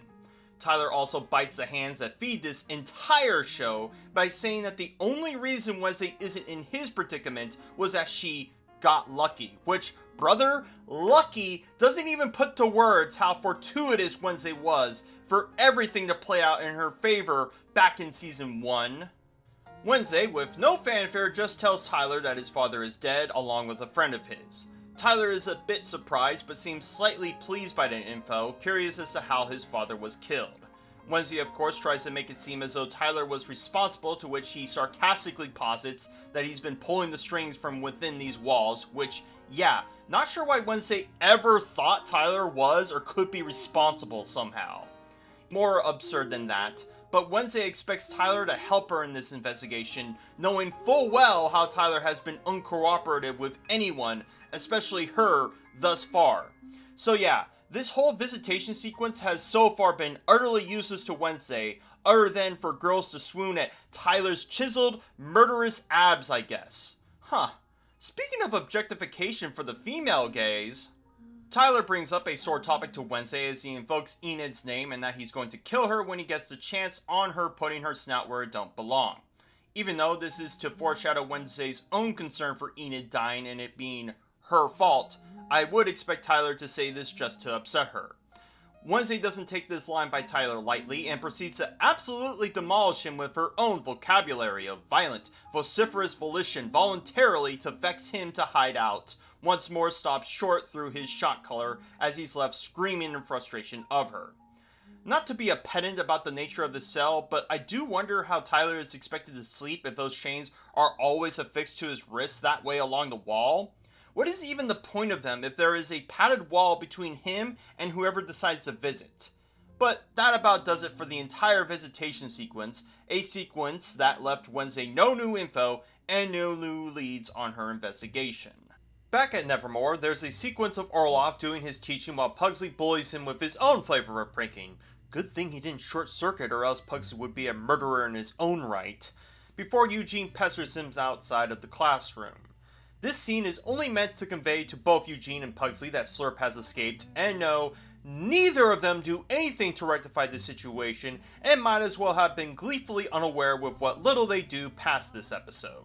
Meanwhile, in Ophelia Hall, Bruno and Enid are conversating about her missing her driver's ed class, Enid saying that the instructor was a no-show, despite her not having the form to even attend the lesson, regardless if he did arrive.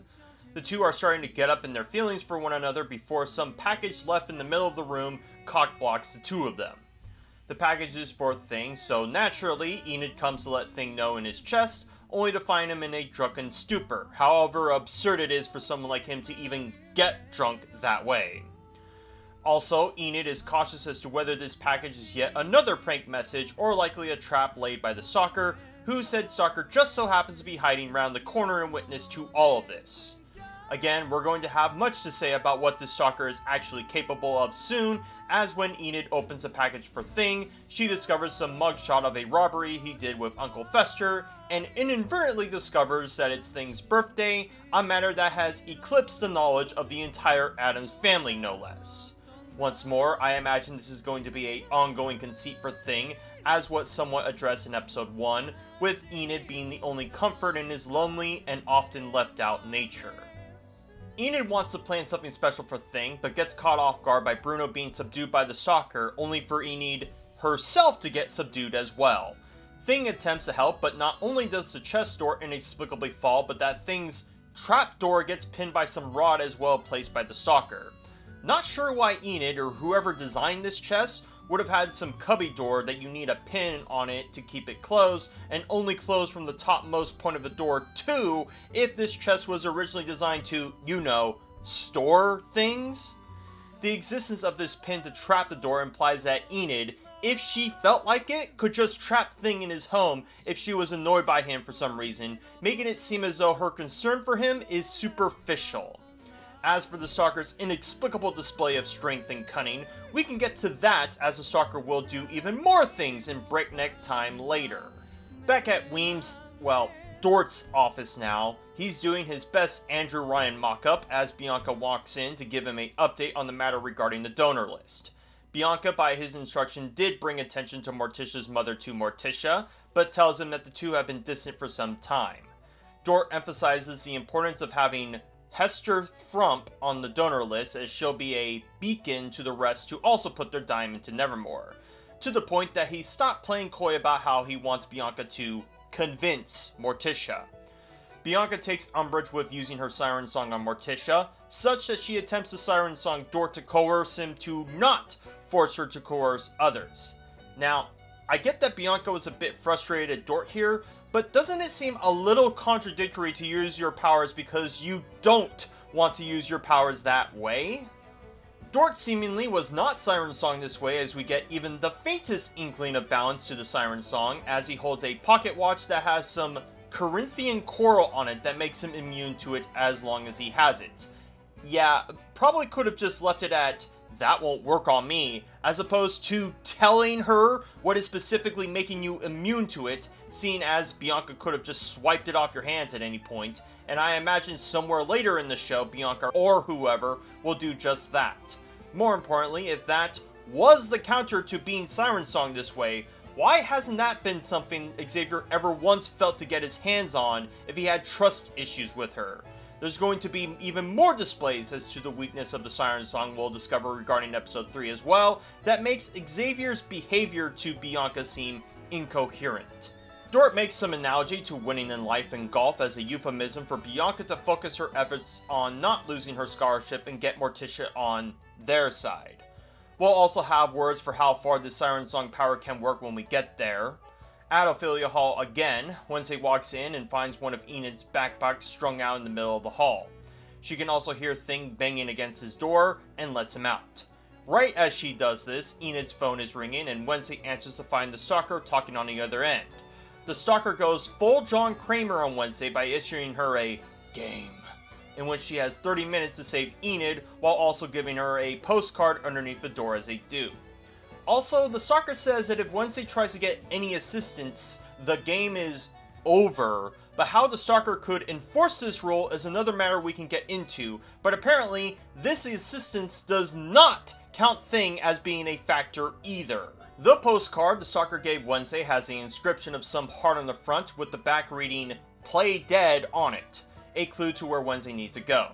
As for Enid and Bruno, they awake to find themselves in a pickle as a whole ceiling of blades are above them while they are chained in a manner that their werewolf claws can't scratch out.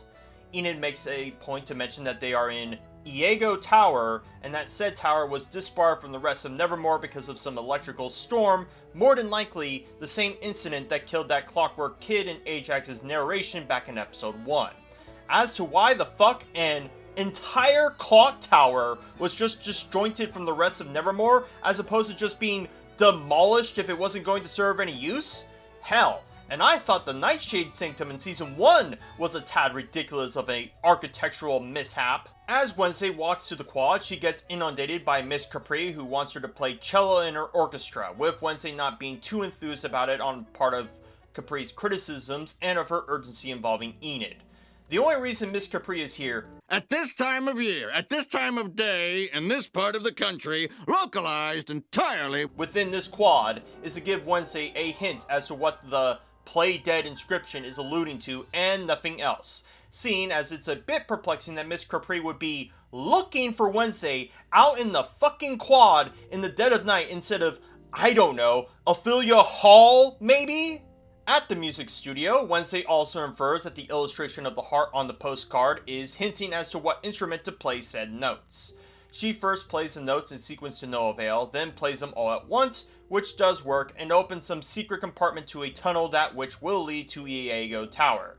Now, I'm not exactly musically gifted, but isn't there typically multiple notes that are a D or a E in the word dead? How could Wednesday infer that she needs to play a major key or a minor key, or even how long she needs to play said keys? If it doesn't matter, then I'm not sure how this secret compartment didn't get inadvertently opened when someone happened to play those 4 notes all at once then. And why would there even be a compartment designed this way in the first place that you can only open playing these keys? How did the Stalker even discover that's how you even get into AIO Tower for that matter? Good questions I'm sure this show will not answer, much like what transpired in Season 1.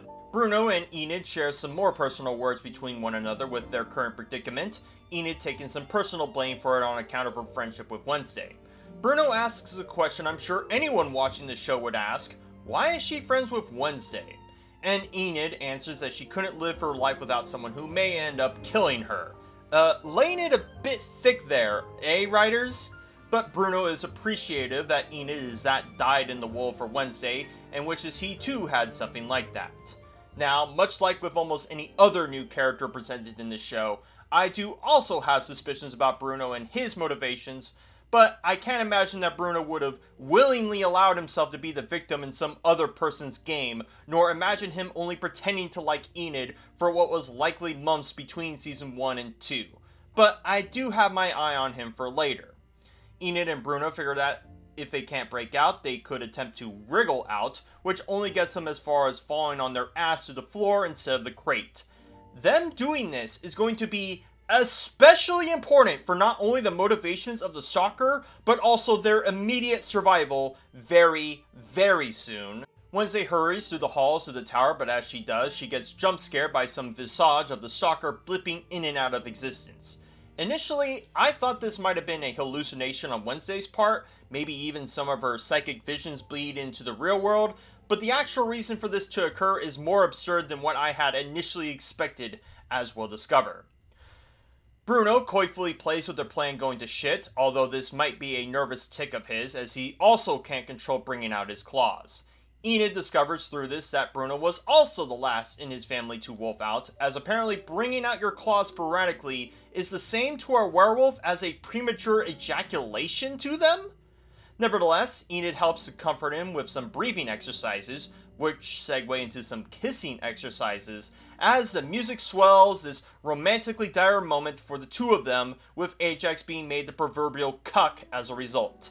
Yeah, I wonder if the show forgot that they've yet to actually break up at this point, and that I'm supposed to find this charming in some way. Wednesday finally makes her ascent to the tower, cutting short Enid and Bruno's makeout sesh. Wednesday has Thing go attempt to pick their locks out, but apparently Thing decided to blindfold charge their position as he accidentally trips over a wire that not only drops more blades from the ceiling, but also inexplicably traps in between the mesh through a sigh. Yeah, if it was any other blade that didn't have a hilt designed to catch a hand this way, Thing might have either been dead or successful, so that's incredible luck for not only the Stalker, but also Thing for it to happen that way. Moreover, because Thing stepped on that trap wire, that inexplicably jumpstarts the entire clock tower mechanism as well, which has the ceiling of blades descend closer to Enid and Bruno. Wednesday notices some typewriter poised to floor below the trap and sees that she needs to type an answer on it to save her friends regarding a missing book from a collection of books surrounding it. Not sure how typing the correct answer somehow stops the clock tower mechanism from going, or even how a completely analog mechanism is tied to the mechanism itself, but this is just to add more tension to the scene. However, the tension to this scene is cut right at the hip by the blades getting so close that they crush the crate that Enid and Bruno were sitting on, meaning that if the two had stayed put, they would have already been skewered far before Wednesday could solve the riddle. And you might think that this is what the Stalker wants to happen, but we're going to put a huge pin on that very fucking soon. Wednesday just barely manages to solve the puzzle a cut hair's length from Enid catching a blade in her eye as the mechanism reverts back upwards. Speaking of this ceiling of blades, how weren't a good number of them falling when they descended if they had been falling here and there? If the idea was just to have the blades descend from the ceiling in this manner, why would some of the blades be poorly affixed to it? Just to add as much fake tension to this trap as possible? I guess so! Although it would be hilarious that if any of the ones close to Enid and Bruno fell, would have immediately cut any would-be tension we should be experiencing. Wednesday frees Thing from his clutches, curious she didn't do that as she attempted to solve the riddle, before getting a corporeal round of applause. By who, you might ask? Well, the Stalker that had planned not only the kidnapping of Enid and Bruno, but also the crossbow trap, the manuscript placement, and the Stalker messages was that red-headed, pigtailed girl near the beginning of episode 1 named Agnes DeMille. She was able to achieve most of what she did because she has an innate ability to turn invisible, and now there is much to discuss about what she is capable of, as well as her apparent motivations for doing so. First, she did this as part of her own elaborate prank to get Wednesday's attention, as she's a super fan of hers and thought that a plan as morbid as this would fit right in line with Wednesday. She apparently got the help of other Da Vinci's, as they are called, through some blackmail. Blackmail that apparently extended to Agnes taking all the credit for orchestrating this. She invokes a line that Enid said in season 1 as her chief motivation to do all of this, a line that was only said once and wasn't even said during when Wednesday was even popular at that time either. And speaking of that, let's discuss.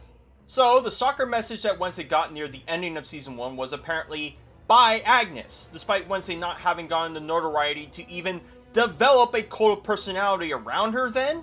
I guess so much for that being some kind of secondary antagonist scheming apropos of whatever Laurel was doing. Nope, it was just some fangirl apparently. Also, remember the picture that Wednesday tried to get in touch with through that crossbow trap? Wednesday specifically states she didn't see the Stalker when she was literally looking at her prior to those pictures being taken. Moreover, Bianca compelled Agnes and those fangirls away through Siren's song, yet that compulsion didn't extend to Agnes taking more stalker photos away from her, apparently. And lucky that Wednesday dodged out of the way of that crossbow trap too, or else her idol would have fucking died too. And with that, let's turn the discussion to her motivations. So, Agnes's motivations to get Wednesday's attentions are contrived to be subtly in line with the motivations of the Avian and or One-Eyed Crow, as Agnes has seen fit to either cut out Wednesday's eyes or draw over them in whatever messages or text she sends to her. Agnes has no reason to do this and clearly does not want to kill anyone, as she'll espouse later, so why would she deliberately make herself as guilty as possible, unless of course, the writers wanted the audience to believe the stalker was the same as this killer. Moreover, Wednesday assumes that Agnes killed Galpin and left his eye at Ophelia Hall, to which Agnes corrects that she didn't and only wanted to be her friend and not her next murder case. Yeah, problem with that is, if Enid and Bruno didn't move over from the crate that they would have died, regardless if they did move, they would have died if Wednesday wasn't quick enough to solve the riddle. Wednesday would have burned to death had she not grabbed that manuscript fast enough or even found it. And Wednesday would have died had she not dodged that arrow too. Also, Agnes did place that eye at Ophelia Hall as she saw fit to take Galpin's phone. So was it not in the least way curious to Agnes the matter of Galpin's death, or why one of his eyes was seemingly intact from the birds clawing it out of his sockets? Apparently no, because again, the writers wanted this through line no matter how nonsensical it got when we conclude it. And now let's discuss Agnes's means to orchestrate all this. Now granted, she did say she had some cohorts help her in some of the planning, but I don't take this as just a catch-all excuse for other things she was supposedly capable of. Back at episode 1, I could assume that she could have set up that crossbow trap prior to Enid or Wednesday arriving at Nevermore, but simultaneously was lucky enough that none of the wolf pack bothered to open that closet, or else they too would have been a casualty of hers. Secondly, yes, it's not too inexplicable that Agnes managed to plant that manuscript at the pyre, but whether she could have timed it as the students were constructing it and not before Wednesday noticed its absence is another stretch of the plot. But the most absurd would have to be how Agnes managed to knock out a dude a whole foot taller than her. Wow, some things just never change with this show. But also Enid, and somehow drag them to this tower with not a peep from anyone. The only way I could excuse this is that Agnes was able to apply her invisibility onto things she's grabbing, but whether she'd have the strength or the time to, yeah, I doubt that.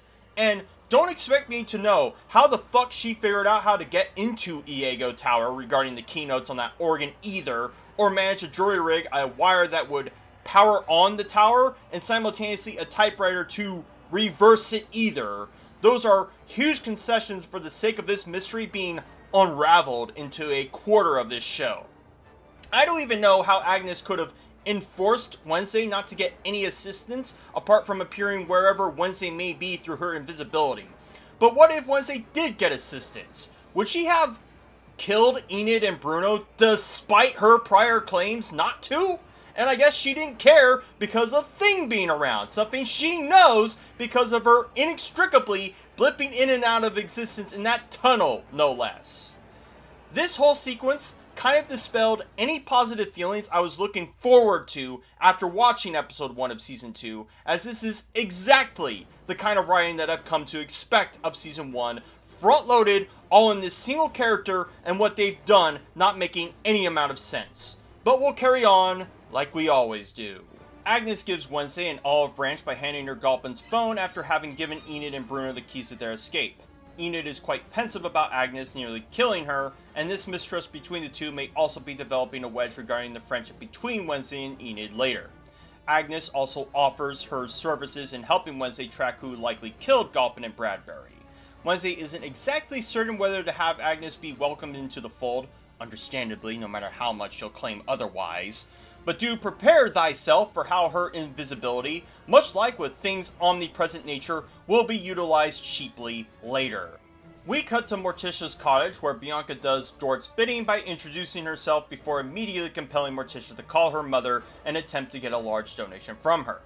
Bianca also makes sure to cover her tracks by saying that she'll have no memory of Bianca arriving here, and this is where I have to question how far Bianca casting Dominate on Morticia goes. Because sure, she can compel Morticia to do that, but wouldn't Bianca also have to siren song Morticia's mother too to go along with the whole charade? In fact, wouldn't Bianca have to siren song Morticia to believe she has a good relation with her mother, bereft of her calling her? Because wouldn't Morticia herself be confused as to her motivations to do so? In any case, that scene was merely there to serve as us knowing that Bianca acquiesced to Dort's demands. At Ophelia Hall, Wednesday apologizes to Thing for forgetting his birthday and offers up a gift by way of a small torture device called a thumbscrew, offering herself up as his first victim of it. Thing isn't so cold-hearted to act on a vendetta, so the topic turns to Wednesday still having concerns about Enid, absent of the stalker being a threat, which primes Wednesday to ask Thing if he's discovered any insight on Goody's book. Thing scurries back into his chest as he knows full well Morticia took it, a sight Wednesday will not take kindly and has her own violent rejoinder to it into episode 3. The last scene in episode 2 is of Slurp wandering around like a headless chicken to wherever, as we cut to the driving instructor calling Dort about his refusal to teach any Nevermore students after his run-in with Wednesday. He accidentally runs over Slurp, who seems to have some immortal power as this doesn't faze him one bit, and catches the driving instructor off guard to pursue eating him. Count number 1 of Pugsley being responsible for someone else's death, and it'll be more where that comes from regarding episode 3.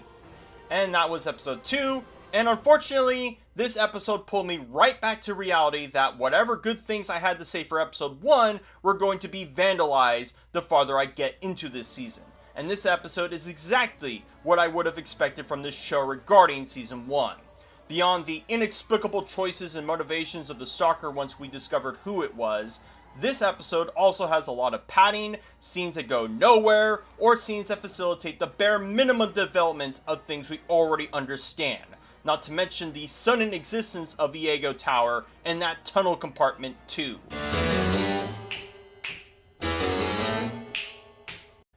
We start off episode 3 with Morticia and Gomez rectifying their mistake in forgetting Thing's birthday by giving him an executive manicure. In his case, it would be a full-body massage. Morticia excusing her forgetfulness of that as a result of having to juggle Wednesday's bullshit with the Gala's bullshit. Now, during my progress on writing up my analysis on episode 1 and 2, I did come across a video by Just Lance and Corbin, Respect, that has somewhat shaped my perspective regarding Wednesday going forward. How? The video goes over much of season 1 and how much it feels akin to the Addams Family show. Of course, my own analysis called into question how much this show aligns itself with it, as it feels the Addams Family shtick was painted on it, and only now has gotten some texture into season 2, but what Lance and Corbin elaborate is that the Addams Family in this show are particularly duplicitous, conceited, distrusting, and at times unkind to one another. He uses many examples of the behaviors of not only Wednesday but also the rest in the Addams Family movies as exemplary of the disconnect between it and how these characters act in the show. Now, once more, I'm not one to tout the adaptation argument when it comes to material like this, as I merely ask that the Wednesday show is at least consistent with itself, which it often isn't, and that Lance and Corbin aren't nearly as critical about this show in places where it should matter, but I do find it insightful that making the Addamses just as susceptible to normal human flaws means that they are no different to the normies in this show beyond their macabre aesthetic. And examples like with Morticia and Gomez having forgotten Thing's birthday, Gomez keeping secrets with Wednesday absent of his wife, and Morticia keeping secrets from Wednesday about what happened to her sister means that when characters like Dort, Bianca, Ajax, and Enid do the same, the only meaningful difference is that they aren't wearing black while they do so. And often the wedges that drive between the Addams Family dynamic in the show feel completely arbitrary, seeing as Wednesday shouldn't have any reason to hold back what she saw in her visions from Morticia if she was willing to be open with her last time. And we're going to get triangle-shaped wedges of conflict with Morticia, Wednesday, and her grandma no less. Speaking of, Morticia tells Gomez that she was suddenly compelled to call her mother up, but finds the process taxing and more than likely was unsuccessful in getting her a donor, figuring that Dort put her up to this. Laying it a bit thick there again, writers. Gomez tries to comfort her by trying to make the night a bit spicy, and they do some dancing while some robber breaks into the cottage. Oh man, who could this robber be? It just boggles the mind if I didn't know what kind of shoes Wednesday typically wears. Huh, ironic that. But yes, Wednesday broke in to try to fetch Goody's book, expecting it to be somewhere where Morticia usually stashed it. Also, Morticia somehow had an epiphany that Wednesday was going to try this move, as not only does she out of scene suspect someone broke in, but also left a note for Wednesday if she did try to rob it. Yeah, I'm sure her bat-like hearing is going to be ignored for when convenient to the plot. Wednesday decides to bring up an anecdote to Morticia about how one of her favorite bedtime stories was the Salem witch trial transcripts, and analogizes that to her wanting her mother to hear her plead for the book. I don't normally criticize anecdotes like this as a more or less or morbidly humorous, but I do find this anecdote interesting, as apparently to Wednesday, it was a surprise and shock to her what the Pilgrims did back in those days, that she felt it of importance to burn that statue back in season 1, yet apparently was comforted to sleep from the transcripts about them? Wednesday decides to open up a little bit to Morticia about what she saw in her visions, caked in with a little white lie that with her seeing crows surrounding a headstone regarding Enid, assumes that the one-eyed crow had to do with it. Again, I should emphasize, but nowhere in the vision does she see this one-eyed crow. And whether or not Wednesday believes it herself to be the connection, shouldn't she know that crows and cemeteries kind of go hand in hand in settings like this? Moreover, Morticia makes a good point that Wednesday's visions are all but unreliable and open to interpretation, something Wednesday should know more than anyone else, given how vague Goody's visions were to her back in season 1, but Wednesday believes she's mastered her craft, no she hasn't, and that they tell her exactly what she needs to see, except for when the visions didn't show you who that stalker was, or who killed Gulpin either. Is Wednesday just taking the piss here because Mom won't give her back her Xbox? Morticia rightfully does not give Wednesday the book, while Wednesday continues to chastise her for it, and that the matter isn't done with, and how that matter gets resolved will be saved for the end of episode 3. Additionally, Morticia does this on account of not wanting to fail Wednesday like her mother did to Ophelia, sprinkling more suspicions as to her culpability in being the avian. But we'll find out exactly who this avian is in episode 4, and it'll be a reveal that will surprise you, but also disappoint you the same. Into the next day at Ophelia Hall, Wednesday is attempting to crack Gulpin's phone, while Enid is trying to crack her menagerie of clothes for the school camping trip. And yes, this too is the school flavor that surrounds this episode, and conveniently enough, near Wednesday's investigation no less. Enid wants Wednesday to involve herself with her new wolf pack, Wednesday countering that she's avoided Ajax as much as she claims Wednesday has, with Enid saying that she didn't expect her relationship with Bruno to flourish so quickly. Yeah, that doesn't excuse Enid to not call it quits with Ajax in the 6 fucking months between the summer break and now, just because she decided to get wet lips with Bruno. Jesus Christ, I fucking hate teenagers. Wednesday pulls a diversion on Enid by having her leave Ophelia Hall to look for some kind of bathing suit, while iterating the thing that her vision of Enid dying stays between them. And Agnes, as she just happened to be invisible the whole time Wednesday and Enid were here to hear all of this, and while yes, Agnes is Wednesday's superfan, but her invisibility will be utilized for her to be wherever the plot needs her to be, regardless if it makes sense for her to be there, as I proclaimed. Agnes insists on wanting to be her loyal servant to Wednesday, who shoots down the request on behalf of Thing, already filling that slot nicely. Remember, Thing doesn't like being treated like a servant, being essentially told by Wednesday he exists purely for her benefit. Agnes isn't going to take no for an answer so easily, which, at a certain point, shouldn't Wednesday just have her get committed to an insane asylum?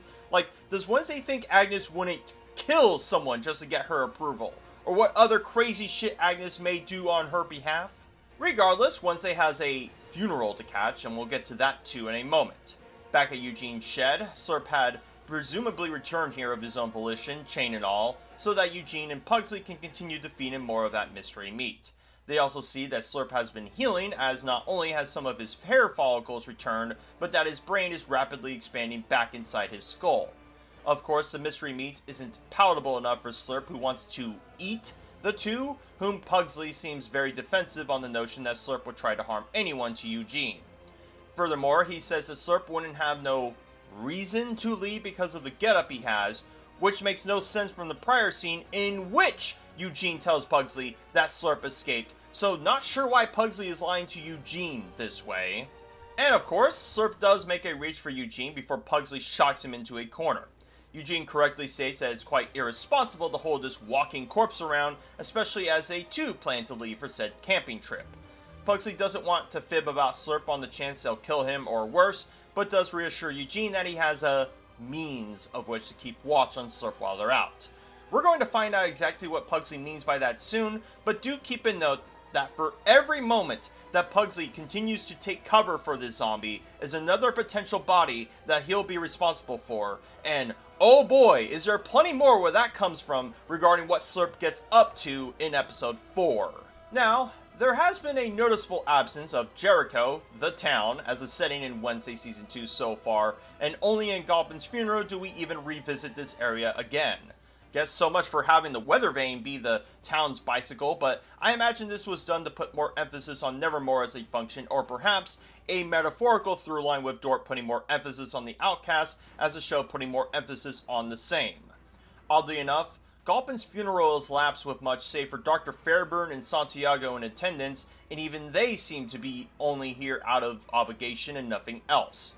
Like, wouldn't Galpin at the very least have a few of his extended family visit, maybe other friends of his abroad? Or hell, even some of the other police officers who don't believe he covered up his son's murder spree? Was Galpin so disrespectful of his station that he might as well have been forgotten after what happened in Season 1?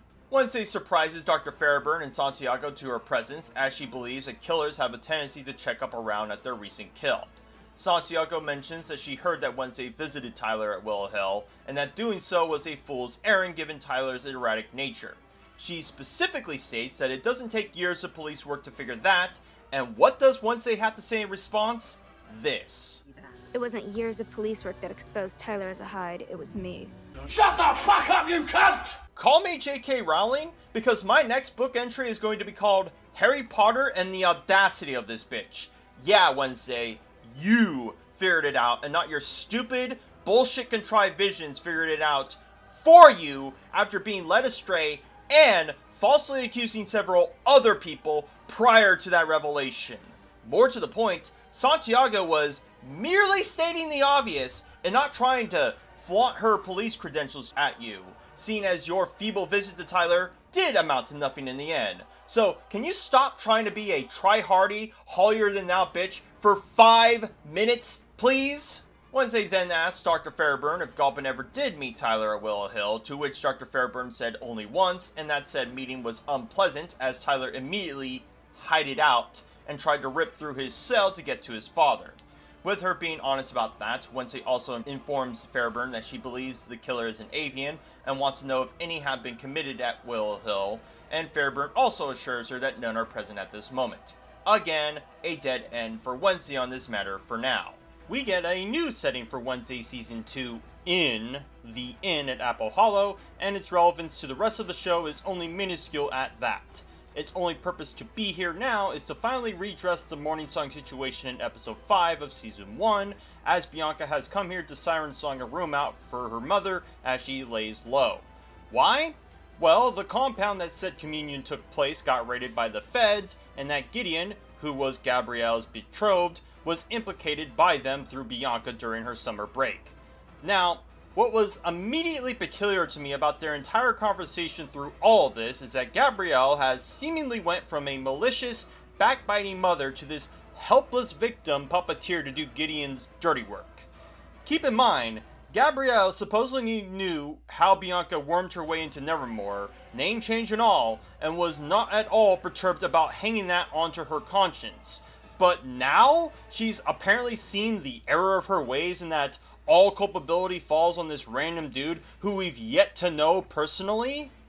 Also, given that Bianca had agreed to her mother's wishes on the condition that it would be out of her life for good, now that Morning Song is basically no more, Gabrielle doesn't have anything else to hold against her as a bargaining chip.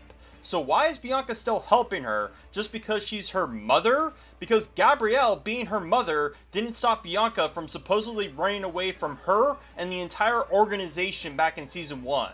So what's her motivation for helping her beyond this point? Back at Nevermore, Wednesday resorts to desperate measures on account of her investigation drying up by asking Agnes how she was able to tap into Gulpin's phone. Apparently, Agnes was able to achieve this by having a fellow shapeshifter student poise as Gulpin to bypass his face scan feature. So does that mean that when Agnes was threatening Wednesday back in episode 2, that this same student was just a hairpin away? And if Agnes had already broken into Gulpin's phone this way, why didn't she change the settings to make it easier for her to use? And moreover, if she was giving Wednesday his phone as a olive branch, why wouldn't she have mentioned that at any point until now? I guess padding is the only excuse this show can surmise. Agnes also gives Wednesday some stuff she smuggled out of Gulpin's house before the cops arrive.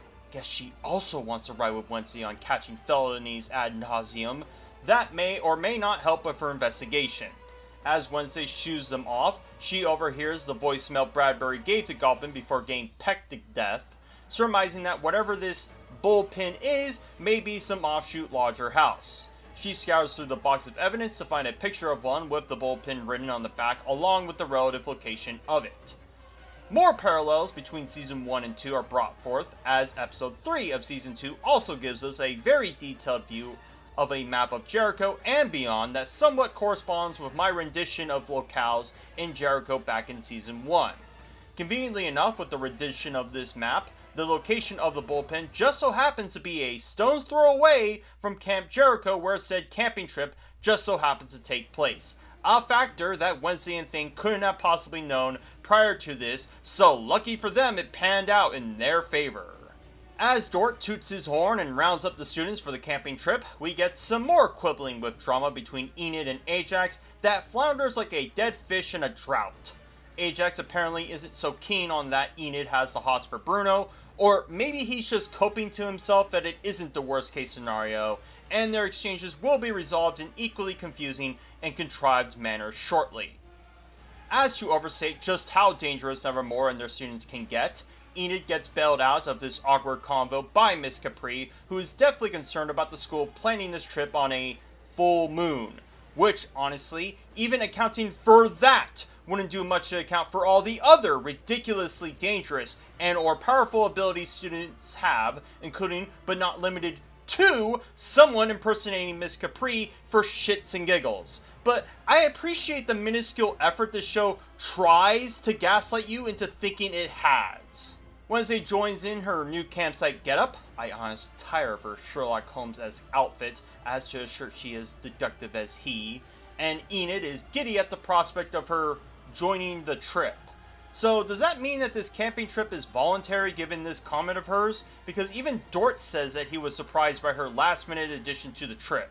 So who exactly is keeping watch of the students who don't go to this camping trip then?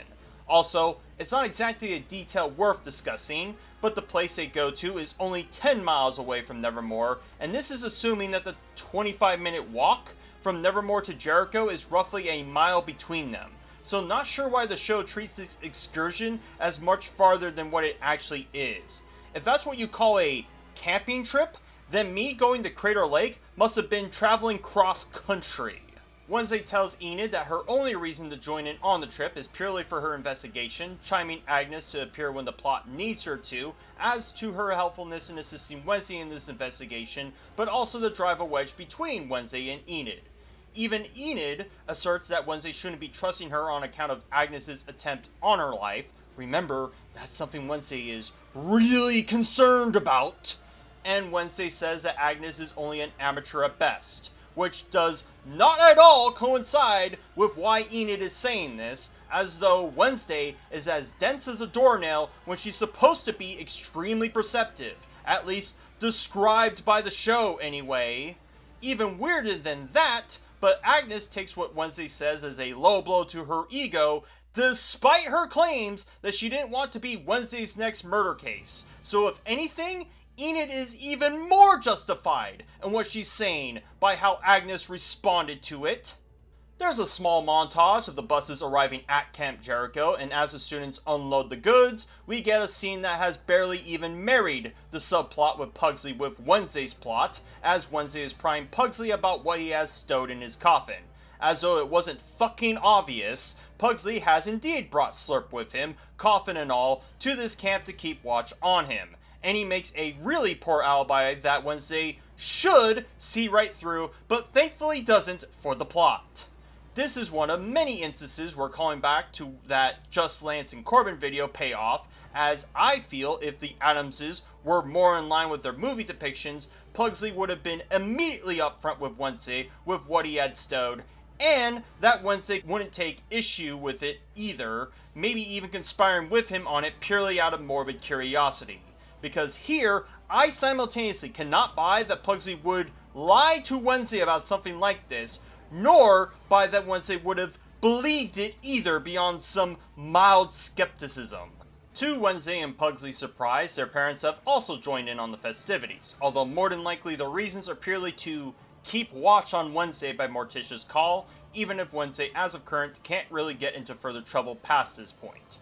Gomez also wants to join in with his son, but he shoots down that offer on needing to keep Slurp a secret to him and Eugene only, and again, the compounding interference Pugsley uses to cover for Slurp will reach its breaking point soon.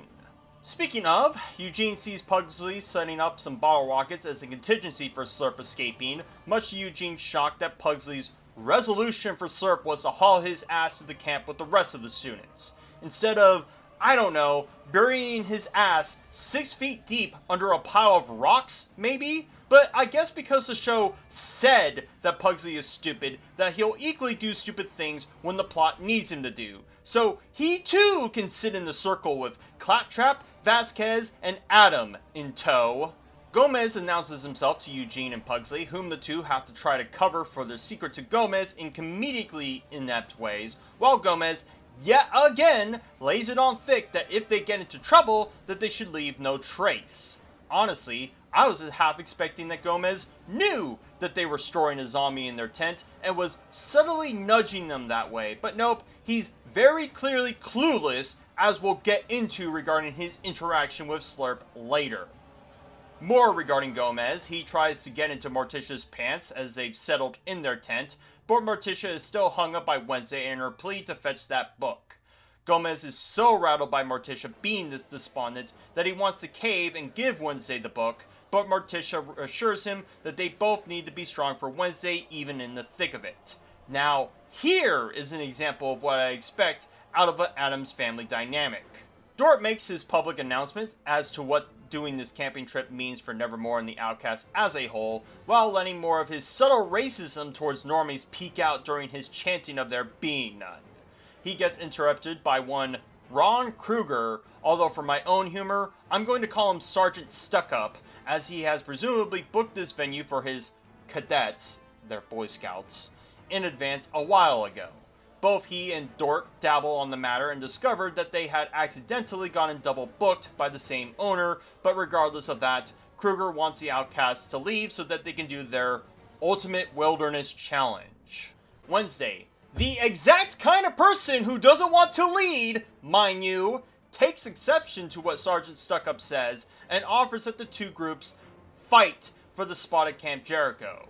And boy howdy, the word fight is putting a lot of work into just how much more death-defying Nevermore and its students have become that it makes the fucking Poe Cup look safe in comparison. And how? Well, Dort and Kruger explain the details of this challenge as it's basically an inverse capture the flag, where one team has to grab their Zephyr from the opposing team defending it and put it on the podium at the top of the lookout tower before the other team does. Kruger specifically states that the attackers are allowed to recapture the Zephyr by any means necessary. And however you want to interpret by any means necessary can extend as far as killing someone to get to that Zephyr, as far as I'm fucking concerned. Not to mention, does it feel like the cadets are just a teensy bit outmatched by the fucking Outcast by the rules of this challenge? At least I would assume so, but there is something that will balance the scales for the cadets, but not in the way you think later. But nevertheless, even if the cadets have the rigor to brave the outdoors, I don't think any amount of tree hugging is going to save you from getting mauled by werewolf claws, stoned to death, or sirened into stupor if that contingency wasn't established. The outcasts and the cadets have 5 minutes to assemble their teams, Bianca coyfully stating that the Nightshades have been reinstated as a result of this. Ajax adds on to the joke by saying that only Nightshades are allowed to be part of the team, although he may be saying this to sling some daggers Enid and Bruno's way, getting looks of scorn by everyone else for doing so. What's odd about this arrangement is that Dort isn't the one deciding the teams when Kruger very clearly is commanding his troops like the stuck-up sergeant he is, and now you know why I call him that, which might have added some drama that Dort may have picked unwisely who to lead his entourage to grab the Zephyr, that Wednesday would have had to intervene in some way. Before the teams assume the position, Wednesday has a bit of monologuing about how she only came here to inspect the bullpen and that she wasn't going to let these cadets somehow compromise that mission, apparently forgetting that she issued the challenge to Kruger in the first place? I mean, even going beyond how Kruger would have even forced these students to leave the camp had she not issued that challenge, why couldn't she still scope out that cabin and cloak it as her leaving the camp like everyone else? Sergeant Stuckup assembles his squad to mount the perimeter while giving them a helping hand by way of some unsanctioned military supplies to fight back against the outcasts. And when I first heard this, I thought it would be hilariously awful if these military supplies were claymores, C4, assault rifles, or anything lethal, but no, it amounts to little more than some gas masks and some tear gas. So I guess even the show considered the imbalance between the cadets and outcasts in this scenario, but couldn't think of anything more that would also make the premise of this challenge more life-threatening. The starter cap goes off and the teams assemble their positions, and immediately inconsistencies with the matter of this challenge are noted, as despite the teams comprising of 2 groups of 5, the outcast defense is only Kent, the dude who tried to drown Wednesday and Enid back in season 1, and Ajax, while the offense comprises of Eugene, Wednesday, Enid, Bruno, and Bianca. There is no explanation for this discrepancy beyond the fact the show realized that if there were any more outcasts defending the Zephyr, the cadets would be wholly outmatched to retrieve it. Vindicating this, the cadets arrive at their Zephyr and one takes aim with a bow. Imagine if he actually attempted to kill Ajax here, before the other has him aim for his beanie so he can inadvertently stone Kent. This succeeds and the cadets effortlessly subdue Ajax while firing the flare to signal the retrieval of the Zephyr. Meanwhile, Bianca and Wednesday take point behind a rock near their Zephyr, with Bianca stating to Wednesday that she can't siren the cadets defending it as a result of them wearing headphones too.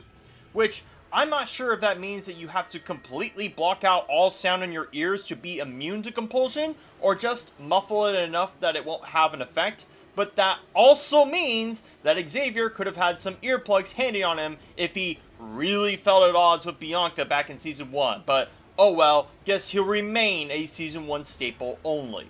Wednesday takes command because, as we all know, she was the person who will burn a pedestal down if you put her on it, by having things signal Enid and Bruno to charge the cadets' position, and yes, that's about as far as the tactics with that go, as opposed to Enid and Bruno flanking in different directions, trying to get some verticality with the trees. Nope, just heedlessly charge on like always. The cadets easily stop them by throwing some tear gas their way while equipping their gas masks to nullify the effects, prompting Wednesday to signal air support by way of Eugene, calling his horde of bees to bite the cadets into a panic. Yes, the tear gas is apparently so effective at humanoid beings, yet apparently has no effect on insects, despite the fact that tear gas is not too far removed from a fumigant if it has this compound in it. So this is about on the level of inconsistency as Wednesday throwing those piranhas in a freshwater, chlorine-filled pool. Also humorous is that the cadets are so rattled by the bees stinging them that one of them take off their mask for some reason, as though that would help and not compound the problem, but whatever. Wednesday is able to walk through the tear gas because supposedly it doesn't have enough of an effect on her to garnish the same reaction to retrieve their Zephyr. Bianca excitedly shooting the flare to signal that. Pugsley announces the obvious, but curiously says that Wednesday retrieved the Zephyr, something he couldn't possibly know even if Wednesday is taking part in it, unless he's using the royal we in Wednesday in this instance. Wednesday and the cadet run to the lookout tower, but Wednesday and her team are comically behind as the cadet has already reached the base of the lookout tower by the time they are overseeing some cliff face from it. Wednesday's plan to make the distance is to shoot some kind of grapple gun with a rope to hook onto part of the lookout tower and zipline herself all the way to the lookout tower in record time. Yeah, don't ask me how or what she tied the other end of this zipline to in the time it would take to even ensure it wouldn't snap or snag on the way down, as it's off screen the entire time it happens. Also, even with Wednesday doing this, she would have lost if not for the cadet deciding to celebrate too early with the Zephyr just a few feet away from the podium. Lucky for her that he did, though, so she could kick him down and plant the Zephyr on the podium before them. And yes, the Outcasts win, but only barely, with several handicaps along the way in-universe and out-of-universe, making the whole affair of this challenge feel contrived for tension. And seeing as this episode is largely about this camping trip, unfortunate parallels will be drawn to how Pugsley and Wednesday dealt with their camping trip back in Addams Family Values. The main takeaway of the events at that camping trip was that Wednesday and Pugsley saw fit to subvert the entire nature of how that camping trip was going, to the point that they made the camp managers believe that they had been converted to their way of thinking before the other shoe drops on them in comical and devastating fashion. But here, Wednesday isn't trying to subvert anything, and if anything, is playing exactly by the rules of the engagement here. More importantly, Wednesday and Pugsley weren't just getting at the trip for some selfish vainglory, but were actually trying to save their parents from the main antagonists of that movie. Whereas with this, Wednesday has no reason to issue this challenge, nor does it, or would it contravene her objective of scoping out that cabin. It feels as though Wednesday is only doing this challenge to stroke her ego, at least if we are to assume she doesn't care about being a flagpole for someone else's cause. So again, she is essentially no different from any other outcast and any other normie beyond her wearing black. Sergeant Stuckup eats into his cadets for failing to win the challenge, so bruised his ego that he plans to retake the camp tonight whether or not the outcast had won it by the rules preordained. The importance of how he goes about it and who he happens to run into will once again implicate Pugsley soon. Wednesday is planning her route to scope out the cabin, but gets paused by Dort, who, similarly to Weems, is appreciative of her sticking up for the outcasts, whether he or Wednesday can even understand why they did so. Again, Wednesday having inadvertently tripped her way into a leadership role is noted here, although whether this is going to actually amount to something rather than having some listomania from those fangirls is another matter altogether. Day turns to night as Miss Capri and the students do a campfire sing-along while Wednesday is investigating the cabin in one of the few instances of non-monologue transition shots as it cuts between Wednesday looking for clues and Ajax growing more agitated by Enid fawning over Bruno. Not much is developed here beyond ribbing some more cover songs by way of Creedence Clearwater Revival, which seems out of place for a soothing campfire song that became one of many anthems for the Vietnam War. I suppose it's better than when Season 1 did an orchestral version of Nothing Else Matters by Metallica, one of my favorite songs from them, the bastards. As for the cabin, Wednesday finds some kind of mirror with Polaroids of the Galpin family out on the trips and notes something peeking behind it. In, she discovers a collage of obituaries of various outcasts who died in a 15-year period, all of which had died at Willow Hill. Also noteworthy is that the inscription Lois is plastered at the top, with Wednesday taking away that this Lois is responsible for the recent murders and what will be Enid's too. Apparently, it doesn't seem at all suspicious to Wednesday that this Lois is in all caps as to actually be an acronym and not a name, but that distinction will be important regarding episode 4. Once more, Wednesday attempts to tap into these obituaries, but is once more cut off from her psychic visions, blaming the absence of Goody's book as the reason. I know this is being a dead horse, but Wednesday already was losing her psychic ability even when she had that book, so where is the through line that that book was her link to that? Wednesday has had enough of Morticia impeding her progress, so she'll find a more pointed means of which to get that book back, while grabbing some pieces of evidence before leaving the bullpen. The campfire song ends with Morticia and Dort having some more conversation about whether she was able to get her mother on board for the donor list, with Morticia saying that she was a no call for that. Yeah, Dort should have figured that even with Bianca compelling her to make that call, that she would have had to compel her mother to even agree to those terms in the first place, but regardless, Dort insists that perhaps a personal visit to Nevermore may pique her interest to donate. Enid and Bruno walk around the woods, with Bruno inviting Enid to some werewolf skinny dipping, before Ajax butts in and finally confronts Enid on her unceremoniously breaking up with him. As I surmised, Ajax didn't want to believe she left him for Bruno, and brings up much of my pointed arguments as to why Enid didn't make it more than clear they were apart. Ajax brings up the anecdote and analogy Enid made at Uriah's Heap back in Season 1 as a singer to Enid that cross-species relationship just can't work out. And it's hard not to feel a bit righteous that Enid is getting flamed this way, not only for her doing it, but for being hypocritical and believing Ajax had done so back in Season 1. But, as much as I would selfishly praise Ajax for finding a spine, this scene has sneakily served two purposes. Because, in earshot to all of this, a group of cadets had overheard this messy breakup such that they feel personally bad for Ajax, and that this empathy will cause doubt in them to carry through with Sergeant Stuckup's plot. Yes, much like with Lucas discovering that outcasts have human interest back in Season 1 of Episode 4, also, so much for him ever getting a word in edgewise, this too is a silly revelation for these cadets to make. At Morticia's camp, she gets accosted by Wednesday, who demands for the last time her mother give back Goody's book willingly. Of course, Morticia refuses, prompting Wednesday to challenge Morticia to a abuelo a ciegas for that book. We can get into the matter of what this duel is, but Morticia is initially obstinate about taking up the duel on part of assuming that Wednesday's grandmother put her up to this. A wedge that will creep up more so into Episode 4, but as far as Episode 3 is concerned, Morticia says that Wednesday had been talking to Grandma, but when or why is anyone's guess. Wednesday says it's about the principle of the matter, and not about drama between her mother's mother and her mother, which really puts a pin on how, when Morticia needs to, is just as stuck up and conceited as Wednesday can be. Guess it wasn't enough to have one parent and child being at odds with one another, seeing as Tyler and Gulpin aren't around to do so. Morticia agrees to this duel, with Gomez thrilled as ever about it while he announces his taking a shower in one of the stalls. Again, this detail is surprisingly important for later. Meanwhile, Kruger is ready to mount his cadets into taking the camp like a thief in the night, but gets some pushback by the very same cadets who felt bad for Ajax, collectively saying that this isn't a good idea and that the outcasts won fair and square.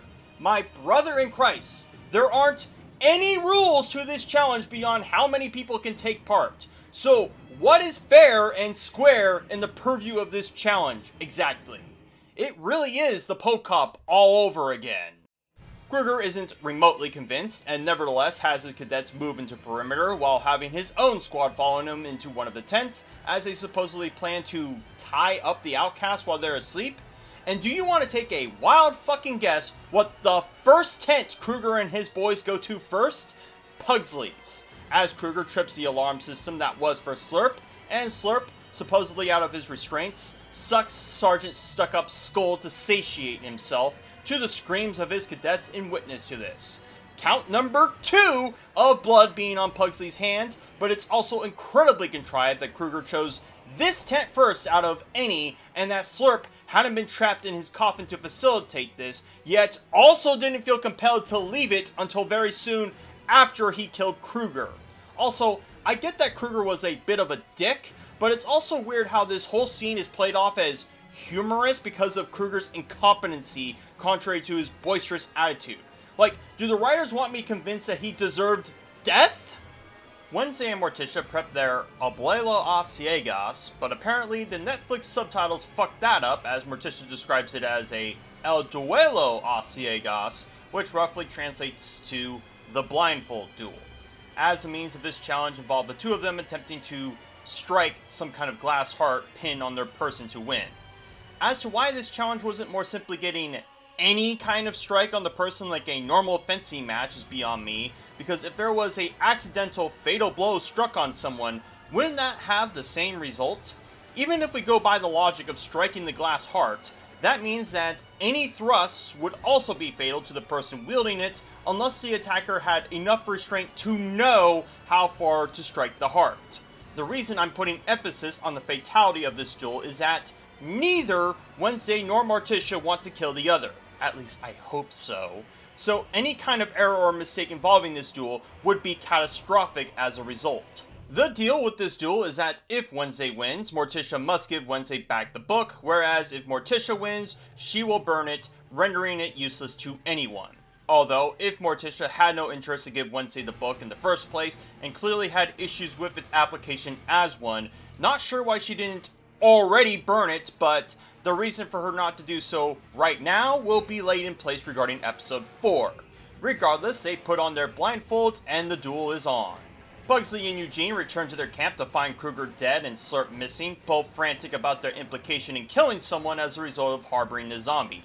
Once again, they say this all within presence of Agnes, who supposedly was just chilling around this tent the whole night based on Wednesday's wishes to keep watch on Pugsley, and wasn't perturbed by Kruger getting killed or Slurp being in the tent either, so the writers once again expect me to buy that just because she can turn invisible, that she can be wherever the plot needs her to. Agnes insists on helping Eugene and Pugsley find the zombie, and Eugene initially turns down on the offer because of his previous scrape with scoping out a monster the last time he did so. Not to mention doing so bereft of Wednesday telling him not to back in season 1, but gets dragged by Pugsley regardless. Because this portion of episode 3 cuts between Wednesday and Morticia duking it out and other scenes, I'll discuss the duel as one whole piece save for one transition between them. Slurp wanders around and finds some hatchets, compelled to some kind of bathroom stall, the same stall of which Gomez announced he's taken a bath in. Initially, Slurp tries to break into the shower to Gomez's showering, and humorously Gomez mistakes Slurp as Morticia becoming violently horny for him. The problem with him believing that is that he would also have to believe that Morticia got done with her duel so quickly, and that lit a fire in her loins to go pursue him in this manner. Eventually, Gomez discovers that Slurp was fiending for him, but gets saved by Pugsley and co, who zaps him clear through the other side of the stall back outside. This gets the attention of the camp, who similarly to their cowardice back in season 1, apparently forgot that they have supernatural powers, that they all run in terror of this zombie with a hatchet. I guess I appreciate the consistency of that plot beat, if for the wrong reasons. Also, you'd figured at this point that Pugsley, Eugene, and or Agnes would continue to chase after Slurp since he isn't too far from them, but nope, he somehow wanders his way to what will be the duel between Wednesday and Morticia. Speaking of, the two duke it out with some clever lured play between them as Wednesday says that her mother taught her all that she knows before Morticia flings it back that she didn't teach her all that she knows before the duel commences. In another surprising amount of restraint on the writers, Morticia does win her duel and breaks the glass heart on Wednesday, much to her disappointment. Wednesday then throws her saber at what Morticia likely thought was for her, but instead was thrown at Slurp's head, who is pinned to a tree. I guess as a way to show that even in frustration of her mother, Wednesday still looks out for her. But I imagine if Slurp wasn't there for Wednesday to save Morticia, she likely would have gone for a kill shot of Morticia, but who knows. And the next scene plays out similarly to the padded monologue scene of episode 3 of season 1, as an ambulance and some cop cars disarm the situation at the camp, Kruger's body being carried to the salute of his comrades, Slurp being interred at what will be Willow Hill, much to Pugsley's disappointment, and Wednesday finding herself once more at a dead end on her investigation with the avian, making their physical presence known to her from a distance. Now, regardless that Slurp is completely out of Pugsley's hands at this stage of the show, Slurp being where he is, will still be on Pugsley's conscience for whatever he gets up to, and he gets up to a lot regarding episode 4, don't worry. So I hope Pugsley, or even the show, recognizes that instead of downplay or outright dismiss it. As for Wednesday, she set up her own collage of what she gathered at the bullpen while still trying to square the circle that this Lois figure has something to do with Enid dying, and it becomes less convincing the more times she tries to say it. Her only main lead is that Willow Hill has something to do with it, and will be largely involved regarding episode 4 and whatever nonsense transpires in it too. The final scene of episode 3 has Dr. Fairburn and her assistant, Judy, discuss the matter of a new transfer to Willow Hill, one that is incredibly dangerous that they need to keep a constant vigil over. Initially, you would assume this was Slurp, seeing as he too gets transferred here, but much to my shock and dismay, it's none other than Laurel Gates as a teaser for what episode 4 unfolds. Yes, despite Fairburn telling Wednesday that she made it so Laurel and Tyler were as far apart from each other, they will be reunited in some fashion regarding episode 4 for reasons that are as nonsensical as it is dangerous to do so. But we can get to that when we get there. And that was episode 3, as much as I'd expect out of the Wednesday show as far as I'm concerned, and has a litany of problems similarly to episode 3 of season 1, surprisingly enough. A lot of padding, a lot of inconsistent motivations, the usual holier-than-thou behavior I've come to expect of Wednesday, Drake with the parallel of a camping trip sequence made inferior compared to the camping trip shenanigans of the movie it borrows so much from. There is little in the way of praise for this episode, yet also much else I can be properly frustrated by. Good thing too, because all that frustration will be levied for episode 4 of season 2.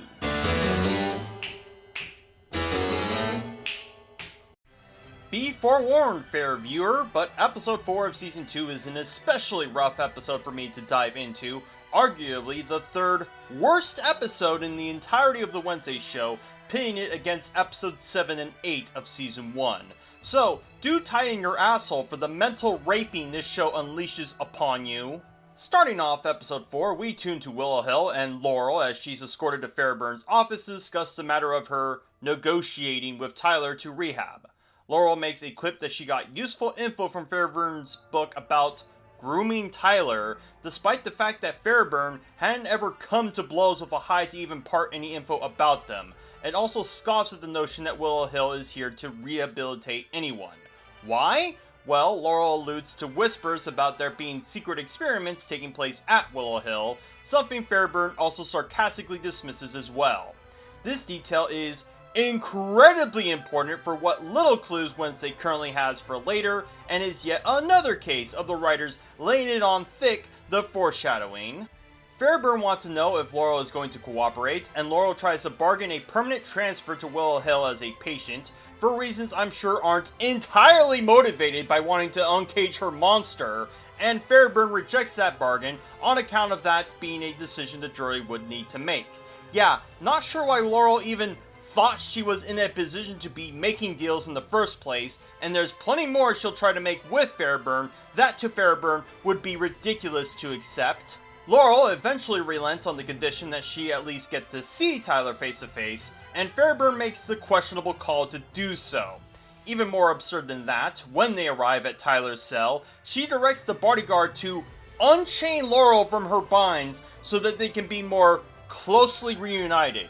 On top of how potentially dangerous Tyler can be to anyone, even someone he's submissive to. But how does Fairburn know that Laurel isn't going to take any opportunity she can to free her slave to unleash upon them?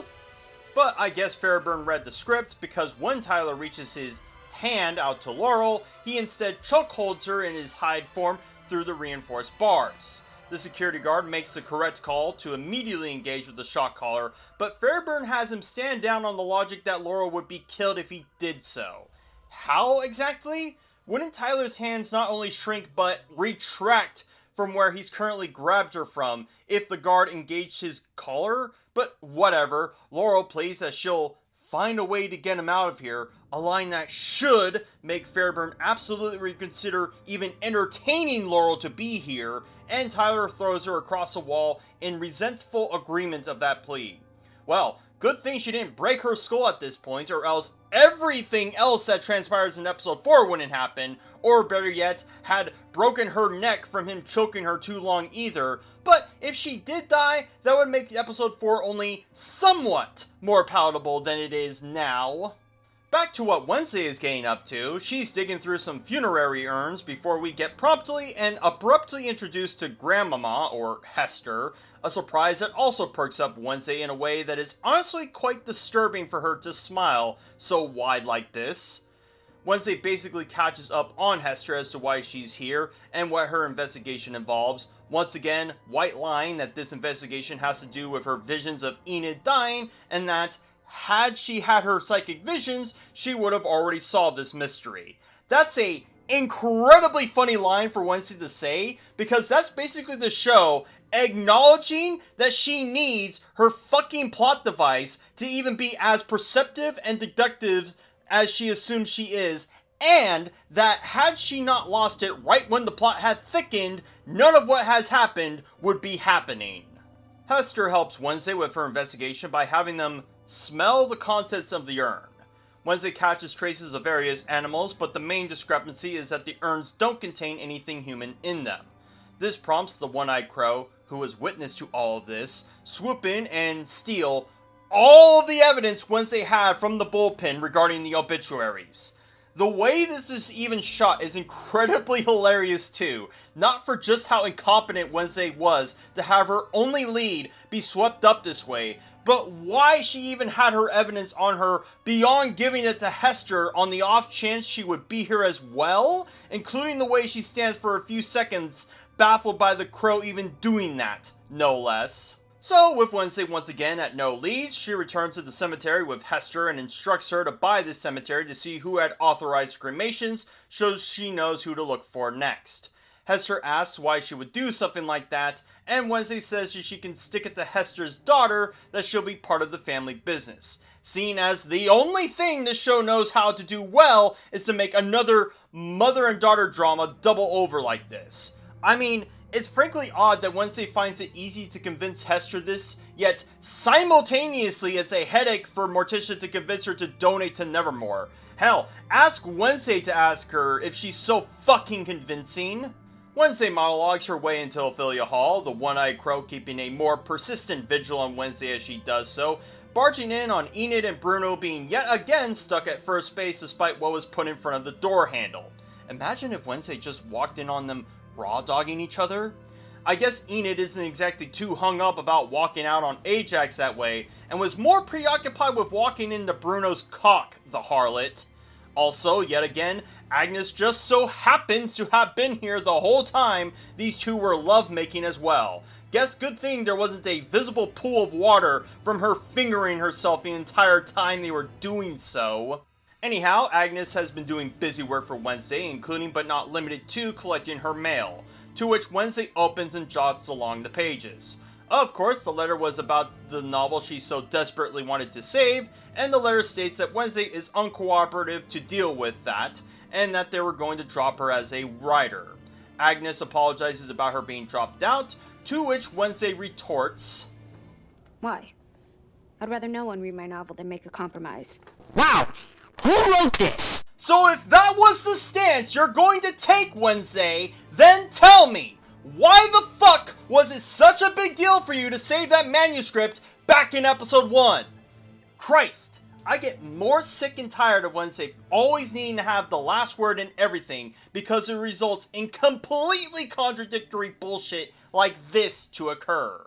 Wednesday tells Agnes that the Avian is hot on their investigation and that Willow Hill is the only avenue they have left to discover, and Wednesday knows just the kind of person to get inside Willow Hill to assist. Who, you might ask? Well, it's none other than Uncle Fester, the always useful exposition piece for Wednesday, at least as far as his usefulness was concerned back in episode 7 of season 1, and wouldn't you fucking believe it, he is used yet again for that same expository piece.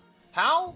Well, Wednesday has him meet at AIO Tower, and I guess we just have to suppose that not only does Uncle Fester know of this tower, but also knows how to get in that tower, since he knows whatever the fucking writers need him to know, but he also knows that Morticia's sister was held at Willow Hill upon Wednesday requesting that he finds a means to intern himself there. Shit, Wednesday, you might as well ask him if he's ever been with an avian, because God knows he somehow knows some valuable anecdote important to your investigation too. Like seriously, is this all Uncle Fester is to these writers now?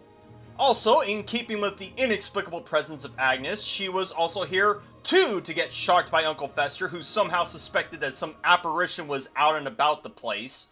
Of course, Why Agnes was even invisible if she was merely coming here to give Wednesday blueprints of Willow Hill is a question the writers are sure not to answer, since it's more comedically punchy that her hair is frazzled from getting a jolt.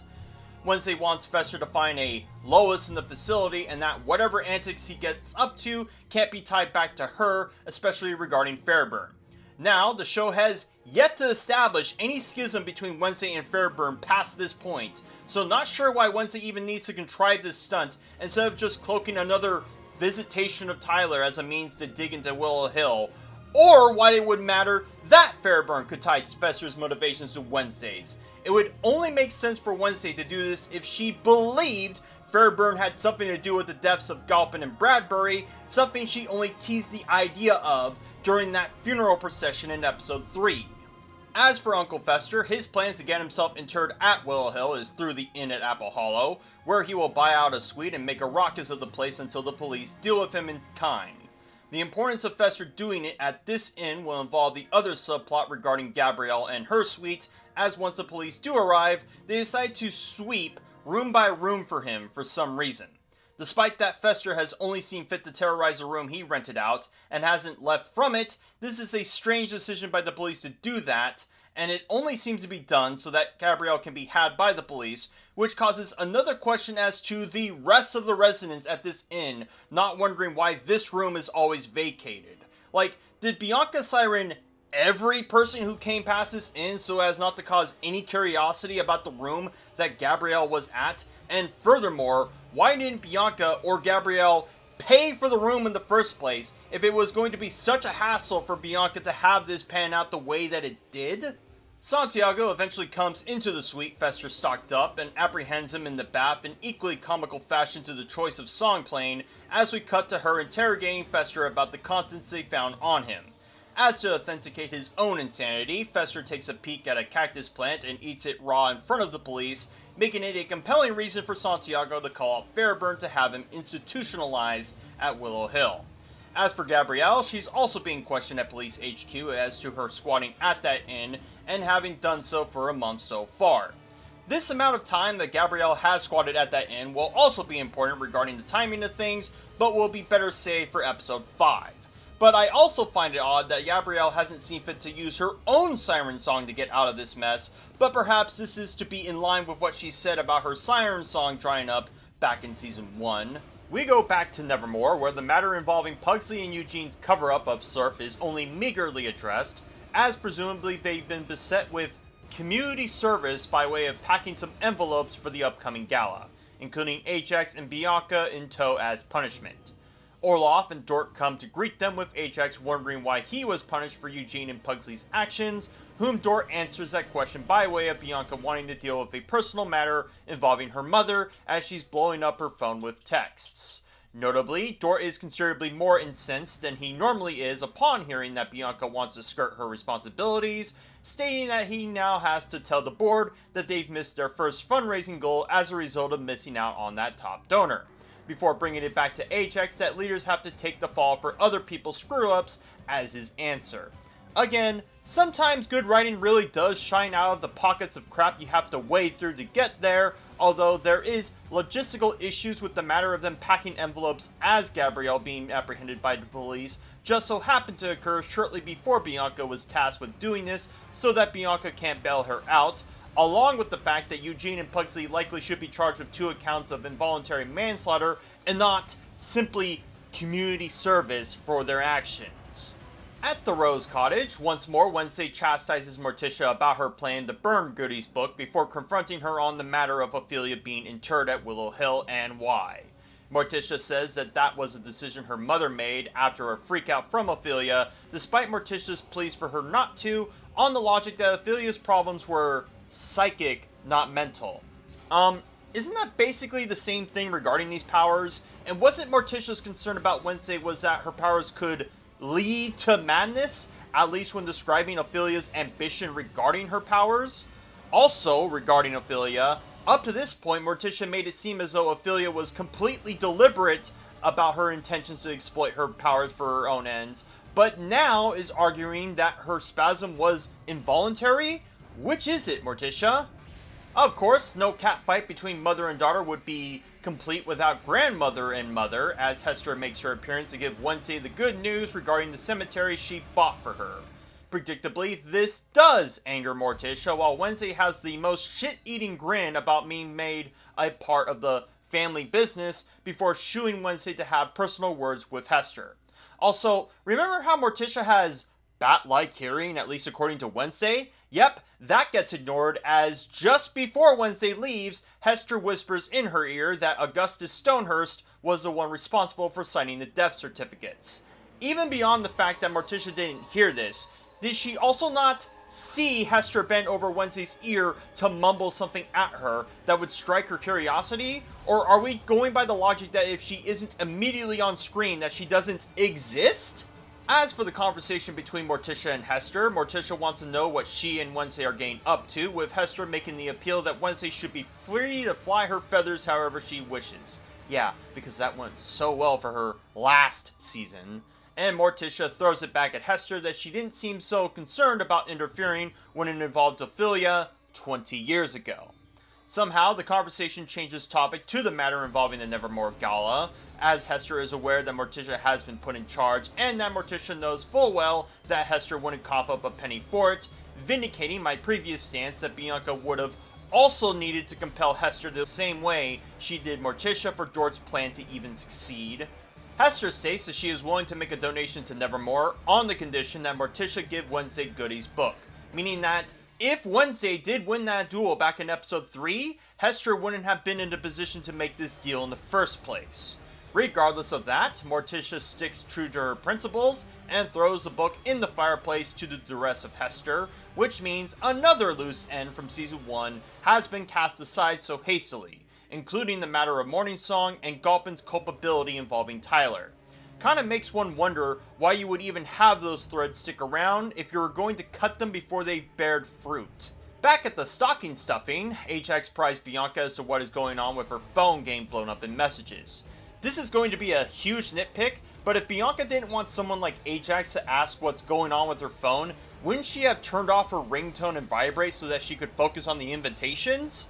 Anyhow, Bianca opens to Ajax that it's her mom and that she needs to help her get out of a mess she can't unscramble herself, but can't do so on account of Orloff keeping watch on them.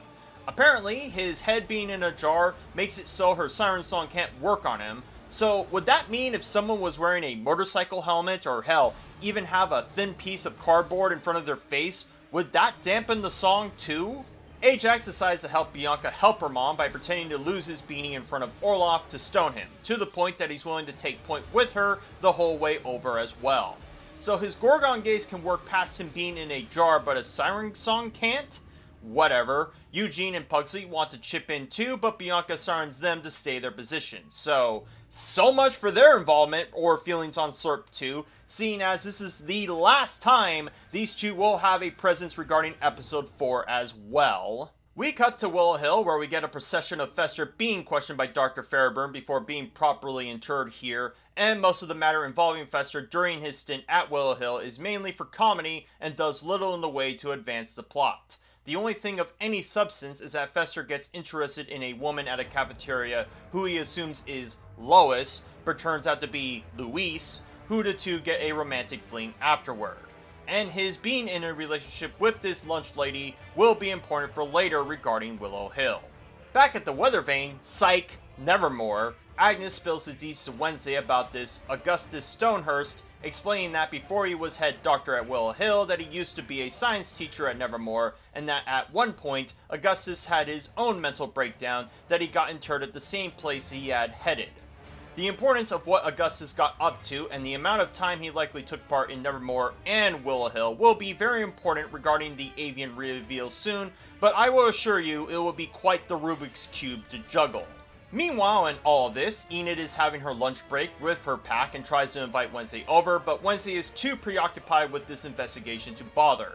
This fixation causes Enid to confront Wednesday that she seems more interested in hanging out with Agnes more than Enid, Wednesday trying to once again reverse Uno card that back on Enid regarding her wolf pack. It should be more than clear to Wednesday at this point that not telling Enid she's trying to save her life is causing problems between them more so than doing, so I don't know why Wednesday is trying to bite back if she's trying to show concern for Enid as best as she can muster. Speaking of, the avian makes a more blatant attack on Nevermore, or Wednesday, who the fuck knows, as they call their crows to attack the quad. Wednesday and Enid take cover before Dirt comes in and fireballs a few crows here and there. The one-eyed crow makes an attempt to kidnap Thing at one point, but Dort also manages to whisk a fireball in a way that the crow gives up on their kidnappee, while a procession of Thing's survivability is played up for dramatic tension, despite the fact that he's a fucking hand and not a full-bodied person. Wednesday manages to take notice of the avian, who had been spawning inside of one of the buildings, and immediately gives chase to them, eventually losing them between a secret doorway with only their cloak as proof. Wednesday's only other option is to go up a stairway into a room as her best guess, only to find Fairburn on a call. Like with Season 1 and her ability to immediately jump to conclusions, she tries to subtly accuse Fairburn of being the avian by implying the cloak belonged to her, despite the fact that Fairburn was literally in a call moments before Wednesday arrived at this room, nonchalant to her presence. As for why Fairburn is here, she was in talks with Miss Capri about planning a musical therapy session at Willow Hill, which yet again will be important for the utter nonsense that occurs at Willow Hill later, before Miss Capri herself makes an appearance in rushed and out-of-breath fashion. Once again, Wednesday suspects Miss Capri on account of her being out of breath, which while may make an amount of sense given Wednesday giving chase, but Wednesday herself isn't out of breath by the time she gets to Fairburn at this very room, so not sure if that's compelling evidence. Yes, I did say that I suspected that Miss Capri and or Fairburn as being potential antagonists down the line, but whether Wednesday herself has the means to deduce that is of course questionable at best. Cutting back to Police HQ, Santiago continues to press Gabrielle as to what she was doing in that room, while Gabrielle continues to give them the silent treatment, before Bianca and Ajax waltz in to bail her out by way of Bianca siren-songing the two of them out of prodding further. Yet again, wouldn't she need to siren every cop in this building in order to properly escort Gabrielle out? Because sure, that might work for Santiago and her deputy, but it's not like they were the only cops that saw and took Gabrielle in for questioning, right? More never at back. Wednesday is watching ominously through a window. Fairburn and Judy leave in their car, although it's clear that Wednesday had Thing latch himself onto their car to Willow Hill, similarly to what he did in Season 1 of Episode 2, and made sure that objective was done. As Thing sketches the ride, Morticia confronts Wednesday as to what had just happened, including her knowing of Fester being interred at Willow Hill, suspecting that Wednesday put him up to this. Wednesday again asserts that she's doing all of this to save Enid, and while Morticia understands the concern Wednesday has in relation to her visions aligning with that crow attack, that Wednesday is only going to make things worse if she doesn't stop. And by fucking God, Morticia couldn't be more right. Even if this is the most thickly laid pin that could be laid on thick the writers have pulled, but we're going to get to that matter too. Fester is still out in Willow Hill doing his best Dr. Evil costume getup before Thing alerts him of what Wednesday discovered about Lois, so Fester shifts his priorities to look for Stonehurst. He asks a security guard who points him the way to Augustus, and confusingly enough, tasks Fester to roll him out to his proper cell. I don't know exactly the protocol when it comes to asylum patients like this, but I imagine that, unless the patient is keen of mind and practically rehabilitated, this wouldn't be happening. Moreover, if this security guard wanted Fester to roll out Stonehurst to his cell, then who was taking care of Stonehurst before Fester came into the picture? Needless to say, Fester asks Stonehurst, or in this case, his bird for info, who gives him some interference before Fester electrocutes the bird to pipe up about what he and Stonehurst know about Lois. All that the bird can muster is a sequence of numbers, and these numbers will be somewhat relevant, but not exactly a mystery as to what they are for later. Cutting back to Wednesday, she goes to Orloff to see if he can recall Augustus Stonehurst and what he likely got up to at Nevermore. All that Orloff knows is that Stonehurst had a daughter, conveniently he can't remember the name of, and that Stonehurst had built an aviary for her up at AIO Tower. Once more, the presence of this tower being in relation to what Stonehurst did at it will be relevant regarding Slurp and the tale of that clockwork heart later, but it does go without saying that this tower suddenly being a factor in Nevermore when it otherwise wasn't causes problems for the general architecture of Nevermore. Odd architecture, if you will. Speaking of confusing architecture, we broach the subplot involving Gabrielle and Bianca as they and Ajax decide to hold Gabrielle in an abandoned classroom in Nevermore. The problem with this classroom being here, however, is that it is apparently right next to and directly behind the fireplace in Weem's office, despite the fact that the office is several meters above the ground level of Nevermore, judging from these two shots in Season 1. Also, said fireplace has some kind of secret button that allows one to travel between it and the abandoned classroom. So was that how Weems was able to cover up Rowan's murder this way? Or did Weems even know this compartment existed? As for the subplot, this is the last time this gets touched on in episode 4, and honestly, probably would have saved me the headache if they hadn't established this classroom being right next to the main office of Nevermore this way. We cut immediately to night at Willow Hill as Fester proceeds to escort Gus to his cell, passing right by Laurel, who immediately knows him as being an Adams upon doing so. This revelation by Laurel will be important, far more than you could possibly fucking know, so keep a pin on that for later. As Fester continues to walk by, Stonehurst does weakly point Fester to some maintenance access door in regards to Lois as his clue, oddly candid about telling Fester this information once we do discover what or who Lois really is. Also, despite Fester being tasked to take Stonehurst to his cell and tuck him in, he nevertheless has to sneak around the facility as opposed to nonchalantly walking to what the security guards assume is his own cell, and it will get more confusing the behavior of the guards towards Fester later.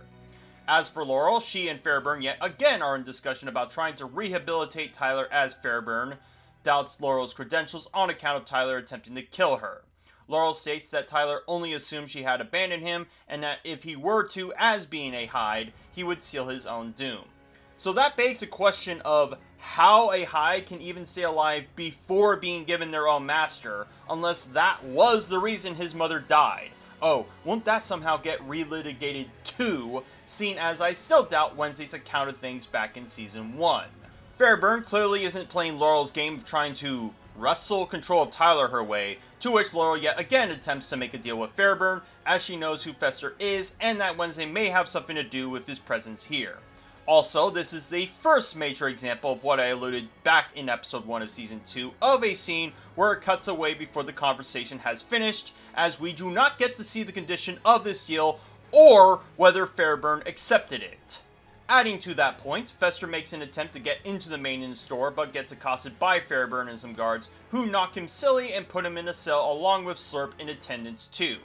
Okay, so assuming that Fester was put at Willow Hill under false pretense here, why are Fairburn and the guards not kicking him out of Willow Hill then? And assuming they do believe that Fester was acting out of line here, why hadn't he a cell of his own past this point, or his own straitjacket to restrain him earlier? We don't know what Laurel told Fairburn about him, or how they discovered him doing this either, so we can't just assume that Fairburn went with Laurel's plan, and that will be proven thusly soon too, or that they had the intuition to know he would be trying to break in at this moment.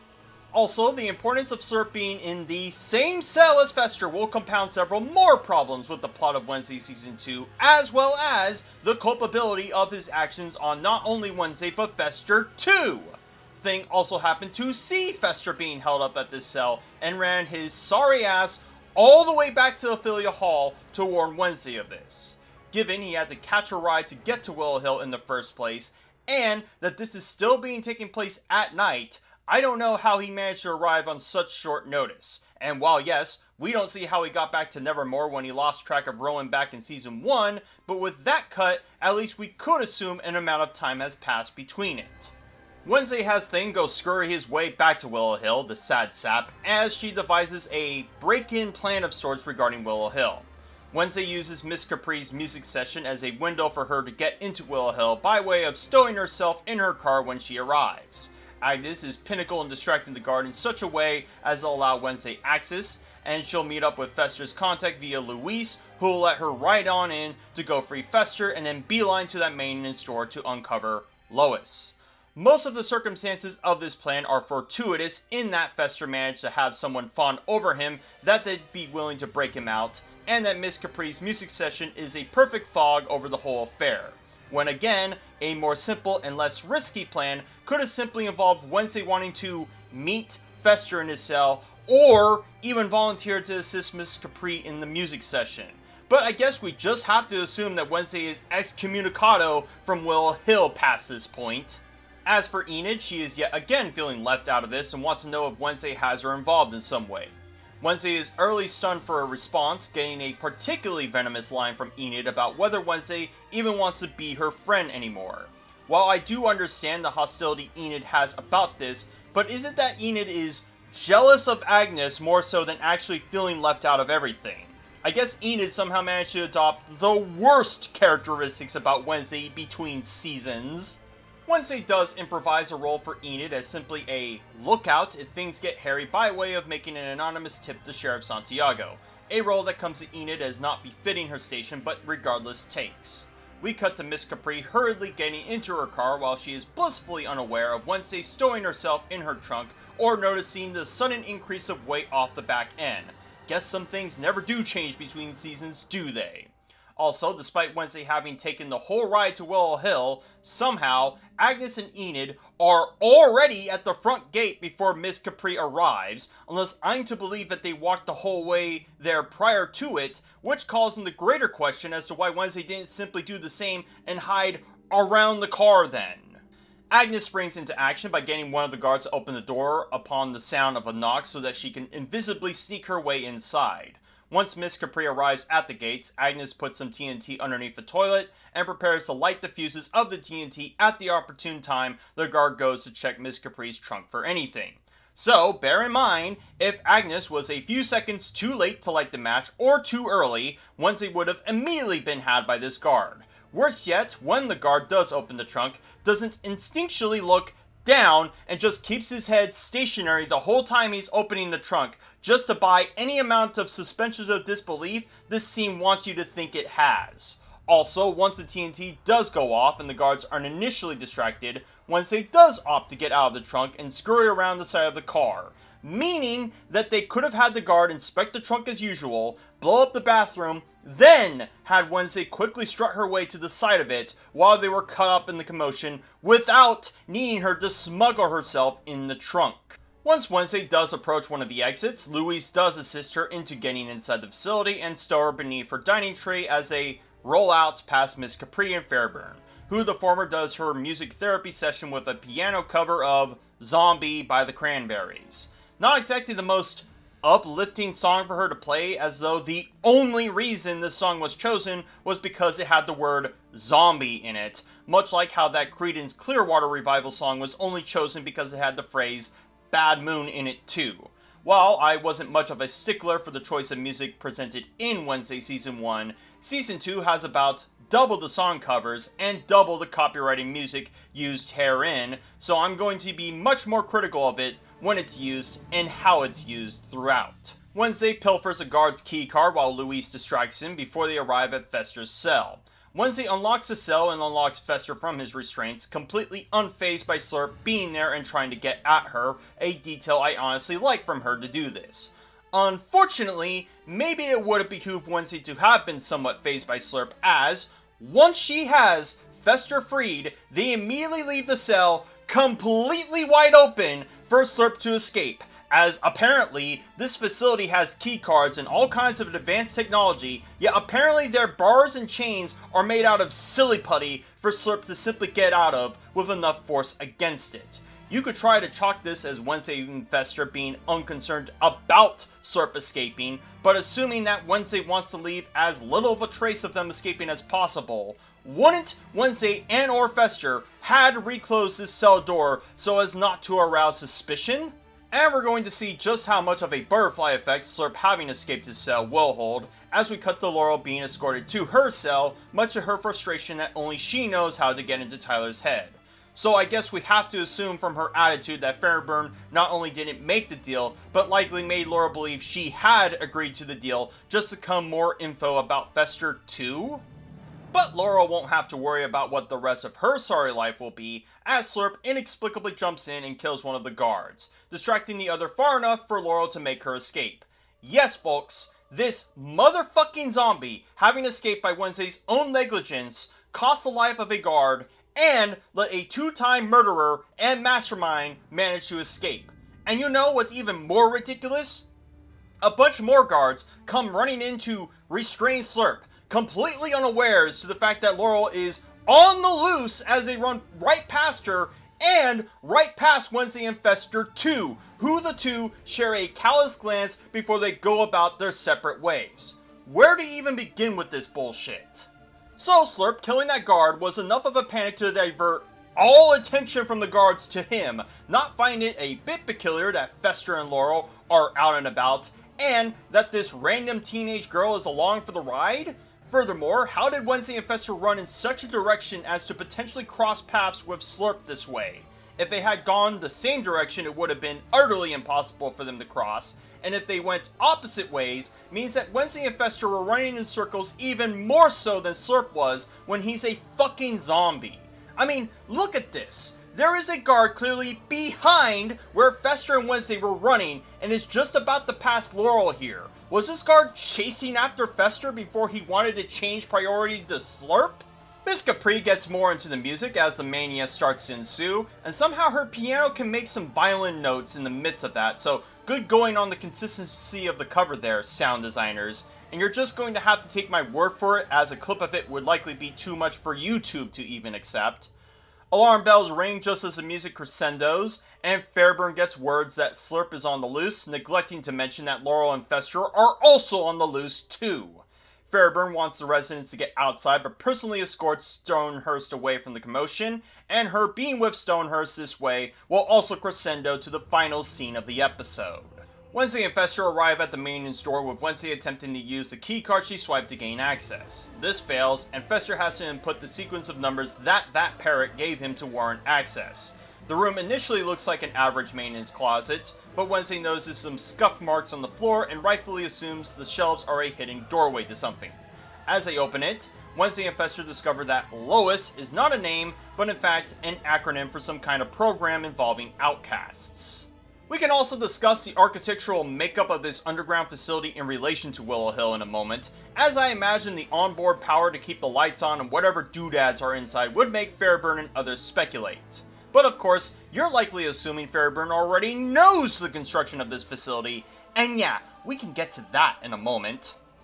Wednesday turns on the power and looks into each of the cells, discovering that most, if not all, of the people held here are the same ones who had obituaries writ for them, so their deaths were faked by Stonehurst to be experimented upon. Wednesday makes a huge reach that the reason Galpin was investigating this was that he feared his son was going to become a victim of the Lois program too, a line of logic that will be contradicted regarding episode 5 later, but can already be contradicted now, seeing as Stonehurst is little more than a vegetable to authorize Tyler's death certificate. Inside of one of these cells, Wednesday takes notice of a woman who is sulking in the corner of her cell, who upon realizing that Wednesday sees her, is curious if they are here to kill her. Of course, Wednesday says no, and the importance of who this woman is will all be laid regarding episode 5, but is nevertheless extremely lucky for Wednesday to have ran into this woman in particular. Before Wednesday and Fester can surmise what to do with these prisoners, a cawing can be heard afar, and to their dismay, the avian has them cornered from the other side, gun in hand. Wednesday assumes this avian to be Fairburn again, despite also assuming Capri was one. And as it turns out, the avian is none other than Judy, Fairburn's assistant.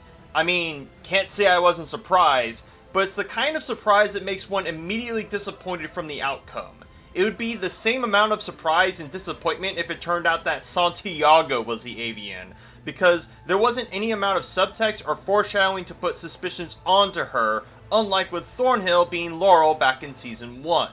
Now, there's going to be a lot to discuss about Judy's motivations in relation to her father, as she is, of course, Augustus Stonehurst's daughter, who had worked as a team to extract outcast powers and make them their own. But we need to have Judy do her villain monologue before I do so. Judy asserts that Fairburn works for her, not the other way around, as a public face of Willow Hill while continuing the legacy that her father carried out. This extended to Judy herself being made a willing volunteer of this experiment to implant normies with outcast abilities, which succeeded with her gaining those avian powers. Augustus unfortunately got the bad end of that experiment, as he had lost his mind in his attempt to extract these powers, and now we can discuss all the nuance and nonsense regarding this whole plan. Starting off, Orloff said in episode 2 that the last avian that had been at Nevermore was 10 years ago, so if we assume that this avian was Judy, means that the amount of time does not co-align with several outcast patients being made a part of the Lois program as far back as 15 years ago. Although, even with Orloff's hazy memory of things, I imagine he would have made the distinction that this avian who was at Nevermore is not the same person who was Augustus Stonehurst's daughter this way.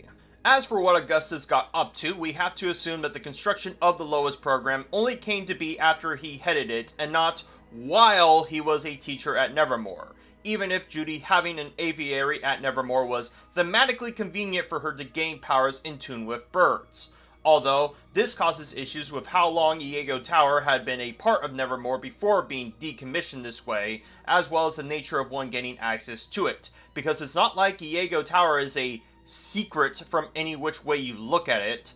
Remember, Enid claims that AIO Tower was shut down after a freak electrical storm, and this storm may yet have something to do with what Slurp got up to while he was still human, and his relation with Stonehurst and Judy will also be established shortly, which also means that Ajax's tale about the Clockwork Heart is actually much more recent than what was initially assumed. As for Judy's motivations and how long she had teamed up with Stonehurst, first off, did Judy go by a different pseudonym as to not have Wednesday pry about who this mystery daughter was? I guess we just have to assume on Judy's part that her name tag when Wednesday first met her didn't have her last name, nor did Fairburn ever refer to her by her last name either. And I guess the security guard who introduced Augustus to Fester also wasn't aware of him having a daughter as well, despite the fact that Judy would have no reason to cloak her relation to Augustus until after killing Bradbury and Gulpin. Also, if Augustus was interred at Willow Hill after his experiment backfired, that means that Judy would have had a hand in putting him there and assisting him whenever pertinent. And if we are to assume that Judy made Fairburn the public face of Willow Hill after that, means that, once more, Judy would have no reason to hide her relation to her father, and thus, Wednesday, Gulpin, and or Bradbury would have made that connection much sooner than not. I can only assume that Judy had distanced herself from her father as a result of how candid Augustus was about telling Fester where to find the Lois program after twisting his hand a bit. But I'm not sure if Augustus felt guilty about what he did, or that his brain was so cooked that he couldn't tell the difference between a secret and common knowledge. But if that is the end result of Augustus, means that Judy probably should have intervened the moment anyone, especially Fester, wanted to talk to Augustus on the off chance he would have spilt the beans on their grand conspiracy. As for when Judy did start to team up with Stonehurst, I can only assume it happened soon after Augustus headed Willow Hill and when Judy came of age to do so. But as for how long between then and now is another mystery altogether. There is at least a 15-year gap between when the Stonehursts collected these patients and now, although that gap will get much larger when we find out who that mystery woman in the cell is, causing more confusion as to the frequency of these patients being sent here. I'm going to assume that these also stopped by the time Augustus lost his mind, as the obituaries Wednesday reads out don't go any farther than 2021, with Season 2 canonically taking place in 2023, which calls into question as to why Judy hadn't completely snuffed the Lois program, even with her interest in completing her father's work, if she hadn't been able to collect any for the last 2 years.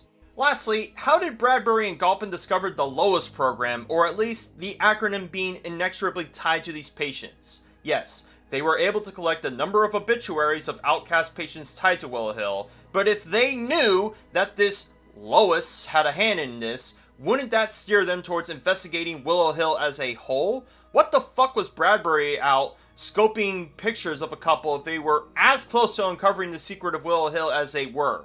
Why was Gulpin out drinking his sorrows away and not prodding information about and within Willow Hill? If anything, they likely wouldn't know about the Lois program given what information we do get about it, and seems put here as both a red herring and a breadcrumb for Wednesday and nothing else. Whew!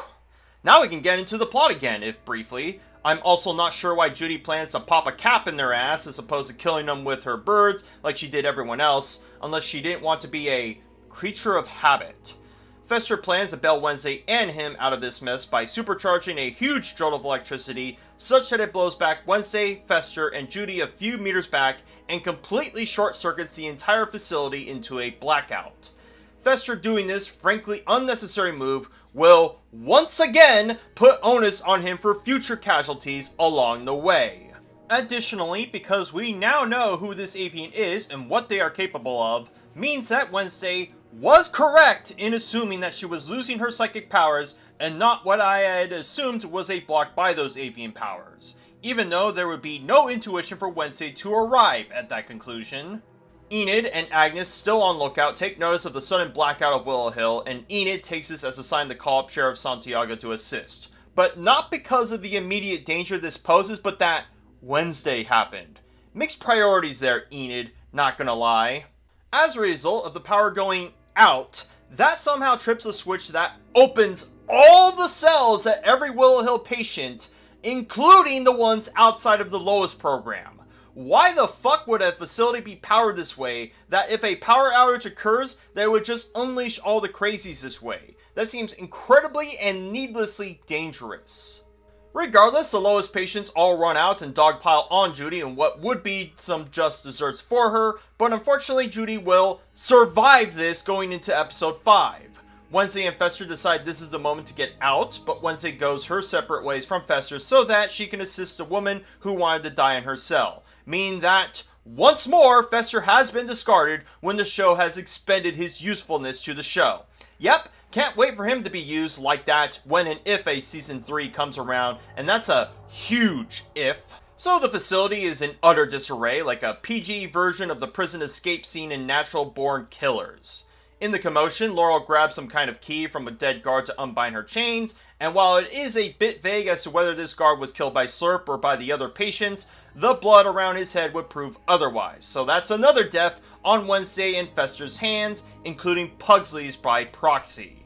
Speaking of, Slurp is still out and about as several more guards helplessly try to shoot him down, and while Slurp does slump his way towards one of them, the scene cuts away before we know whether he ignored them or got another kill on his belt. Laurel runs immediately towards Tyler's cell, which is also wide open, but apparently Tyler didn't feel of import to break himself out until narratively expedient for Laurel to herself. She helps Tyler out of his binds and his collar, pleading again that she could never abandon him. Tyler, unfortunately, doesn't feel the same way, making the assumption that Laurel was the reason he was locked away here. Laurel bargains with Tyler that Destiny gave them a second chance to get their revenge on Wednesday, as opposed to Outcast as a whole. Also, Wednesday gave you a second chance to get revenge on Wednesday, the stupid tard she is. Tyler insists that he'll take care of Wednesday on his lonesome in a manner that I hope would be guaranteed to be fatal as opposed to not, but we can get to that when it happens. Laurel tries to plead mercy on Tyler, and Tyler's version of mercy is to give her a 5-second head start to run away from him before he properly hides out. Laurel, the criminal mastermind that she is, takes lessons from the Prometheus school of running away from things and runs in a straight line from Tyler, who predictably catches up to her and properly kills her his way. I mean, if the show only brought Laurel back for Season 2 only to be killed the moment they revealed her in Episode 3, they might as well just had Tyler break himself out of his clutches, as he would be more than capable of achieving, and is yet another loose end that is cut short from the tip. A bunch of Willow Hill patients run manically outside with Fester giving his own goodbyes to Louise, who doesn't seem perturbed that she let out a bunch of crazies when her only reason to involve herself was to free Fester from his cell, but given this is the last time we'll see her, I guess it's not worth discussing. Although, it is worth discussing Fester and by extension, Wednesday's culpability in sabotaging this entire facility in the manner that they do, on top of their culpability in the people who get killed in the collateral, including Laurel no less. Yes, I know that I'm saying that for Laurel, but having her get incidentally killed by who she tried to control is less of a justice than her serving her time for what she did to him and what she had planned to do. Fairburn escorts Stonehurst in her personal office away from the chaos, trying helplessly to call for any assistance on the phone. She hears some noise and arms herself, only to be jumped and killed by Slurp. So much for her involvement in not only this show, but likely what Judy got up to. So the only thing I can take pleasure in this is that Wednesday, Pugsley, and Fester are also responsible for killing Fairburn, and is something the show will not acknowledge when convenient. And whatever bullshit this show will try to retcon that Fairburn somehow knew full well about the Lowe's program does not excuse killing her this way, or the blatant negligence of the protagonist we are supposed to root for. As for poor Stonehurst, Slurp for the first time has some words of cohesion for him, referring to Stonehurst as old friend before eating him too. What is that now? 6 people that Pugsley killed by reviving him and abetting him? Well, that's not fair. Pugsley couldn't have stopped Slurp here anyway. Fuck. Hold on, bitch. Yes, Slurp by the end of episode 3 is completely out of Pugsley's hands. But Slurp wouldn't be at Willow Hill if not for Pugsley bringing him along at that camping trip, as opposed to securing him somewhere he couldn't hurt other people. And his means to kill Fairburn, Stonehurst, and those 2 guards are also on Wednesday and Fester for not closing the cell door, even if that same cell door would have inexplicably opened because of a power outage of all things. Do keep what Slurp says to Stonehurst in mind, as that also means that Slurp was alive when they were around. Anyhow, Wednesday quietly escorts the mystery woman around the corridor before she is taken aback by seeing Tyler in his Hyde form from across the corridor. She has the mystery woman flee as she confronts her fate with Tyler by just standing idly at the end of the corridor. Tyler stops short of tackling her, and there is a number of things Tyler could do to kill Wednesday at this very moment. And do you want to take a wild guess as to what he doesn't do? He doesn't slash her, stab her with his claw.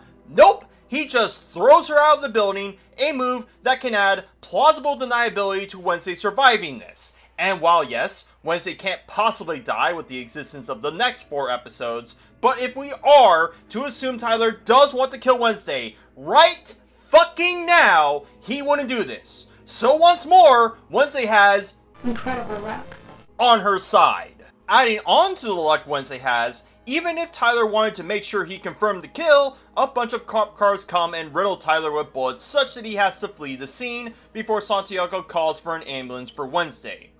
The episode ends with Wednesday monologuing that Morticia was right, that she did, in fact, make everything much worse. Whether that was by extension of leaving Slurp to his own devices, having Fester give Laurel means to allow Tyler to escape, but as far as I'm concerned, Wednesday may only be saying this in regards to Tyler trying to kill her and being on the loose. Because how could the show even account for just how badly she made things for everyone around her?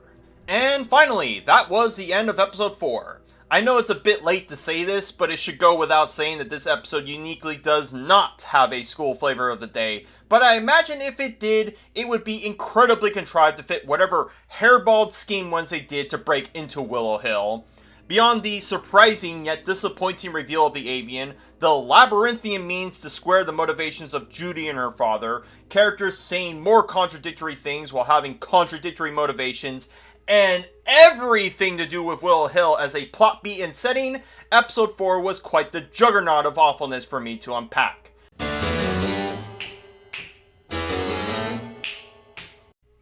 We start episode 5 with our comatose Wednesday being read a novel by Morticia as a way to comfort her in the process of waking up.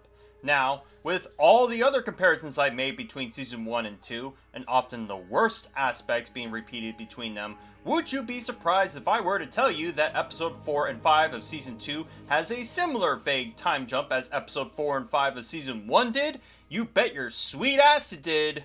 And this vague amount of time between Wednesday being thrown out the window to her being in this bed will all come at a head later. We got some more strange developments regarding Wednesday.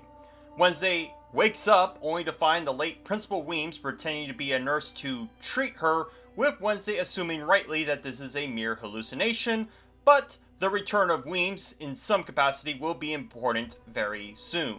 Wednesday walks out of the clinic to a surreal visage of Weems' office and Weems greeting her in sarcastically cheery fashion. As it turns out, Wednesday did in fact have a spirit guide reach out to her, and Weems was that chosen candidate.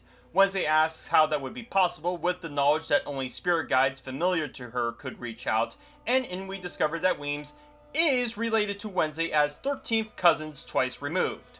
So, not only did this show inadvertently make Gomez and Morticia incestuous by what Season 1 established, but that Weems had been hounding over a dude who was also very tangentially related to her as well. Not to mention, that also means that if Laurel had figured out that Weems was related to the Addams family this way, that she wouldn't have needed Wednesday to go about her ritual process either, but that's neither here nor there, as this line by Weems feels like an excuse to bring her and Gwendolyn Christie back after they unceremoniously killed her back in Season 1. More on that unceremonious death later. Wednesday gets morally granted by Weems as to her failure in stopping that premonition from happening, along with abetting Tyler's escape of Willow Hill, and while I would praise a character to stomp whatever ego Wednesday has throughout this show, this information feels delivered solely for those who may have forgot between the month this episode released and the last one. And not to mention, writers, just because you acknowledge her mistakes doesn't mean that justifies you having her make them in the first place. Wednesday isn't here for the lectures and just simply wants to know how to regain her psychic ability, to which Weems says that her powers are tied to who you are, a line of reasoning that will be contradicted when Wednesday asks this question again in episode 6 as a way to stick it in Wednesday's face that she's been exploiting them for her own ends. Soon after, Weems does properly wake up Wednesday from this dream, and Weems' presence as Wednesday's spirit guide will be greater pronounced throughout episode 5 and 6, contrary to when Goody would only appear specifically in Wednesday's visions. But I suppose the writers forgot that, or that they did remember, and realized that having established Wednesday as having lost her powers would make Weems' presence minimalized. We cut to Judy Stonehurst giving a public statement about the calamity involving Willow Hill regarding the collection of the escaped residents along with the ongoing manhunt of the remaining few. Mainly, Judy states that it was 2 weeks since Willow Hill went lights out, and that while they had been successful in recapturing the escapees, that they will be relocated to different facilities as a result of Willow Hill being shut down for good. I'm not sure what kind of bullshit PR stunt Judy pulled to justify anything that had transpired there, as I imagine with how many people were killed and how many had escaped, that Judy would be neck deep in lawsuits, that she would be ruined publicly as a person. Also, with Judy stating her last name proves my point even more that Wednesday should not have been unwise to the connection she has with Stonehurst. After Judy gives her statement, Santiago chimes in about an ongoing manhunt of the 3 remaining fugitives of Willow Hill. That being Fester Adams, Slurp known as John Doe, and Tyler Galpin. With Fester and Tyler, I could buy that they managed to lay low elsewhere, but as for Slurp, how? He's a lumbering zombie who is as blunt as a sledgehammer and almost never tries to shroud himself unless it's for a cheap jump scare for his collective victims. And his continual means to escape the authorities will get more ridiculous the further we go on. After Santiago concludes her statement, she gets a text from her deputy that Wednesday has awoken, and Santiago lets Judy of all know about this. Apparently, between the 2 weeks that had transpired, Judy went with the cover story that Wednesday had no involvement in the failure of Willow Hill's security, and that she merely had an unauthorized visit with her Uncle Fester. This cover-up that Judy is spilling to Santiago should fall apart the moment Santiago questioned friends and family in the midst of Wednesday's coma, especially Morticia, who was told explicitly by Wednesday why Fester was even at Willow Hill in the first place. And more importantly, Santiago's interest in Wednesday waking up is down to her being at Willow Hill, meaning that Judy would have to hope upon hope that Wednesday wouldn't tattle to Santiago, or that her story would corroborate her own cover story too. And I guess in the 2 fucking weeks Wednesday was out, that Judy didn't feel of import to silence her permanently, as well with what she likely knows, despite her having killed Galpin and Bradbury effortlessly earlier, so that's some incredible luck. For all of that to happen the way it does. What Judy has seen fit to do in the 2 weeks since the Willow Hill incident was hire a personal hitman to take care of the escapees pertaining to the Lois program. This hitman is quite exceptional as he succeeded, save for one, and that one just so happens to be the mysterious woman that Wednesday personally escorted out, known to this hitman as Subject 1938, so we'll go by that name until pertinent. As for his apparent competence as a hitman, well, you can't tell me that he's this swift at finding these escapees in that small amount of time, but can't happen to find the one who will be narratively important for this show later. Back at the hospital, Wednesday is ready to leave before being inundated by Judy and her thinly veiled threat of welcome. Wednesday immediately tells Judy that she's left an anonymous tip to Santiago about looking up the Lois program lab, to which Judy says that all she'll find is some dusty boxes and that she's long since covered her tracks to incriminate her as responsible. We're going to find out just how much of a crock of shit that is when we get to episode 6, but even assuming that Judy is lying about that would require that she somehow physically buried the Lois program beyond any tracing back to her, which she also didn't do when we go back to that Lois lab in episode 6.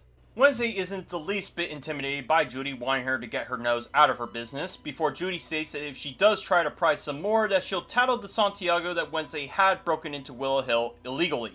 So here's a good question. Why wasn't that the angle Judy went with as a means to implicate Wednesday into legal trouble for the foreseeable future then?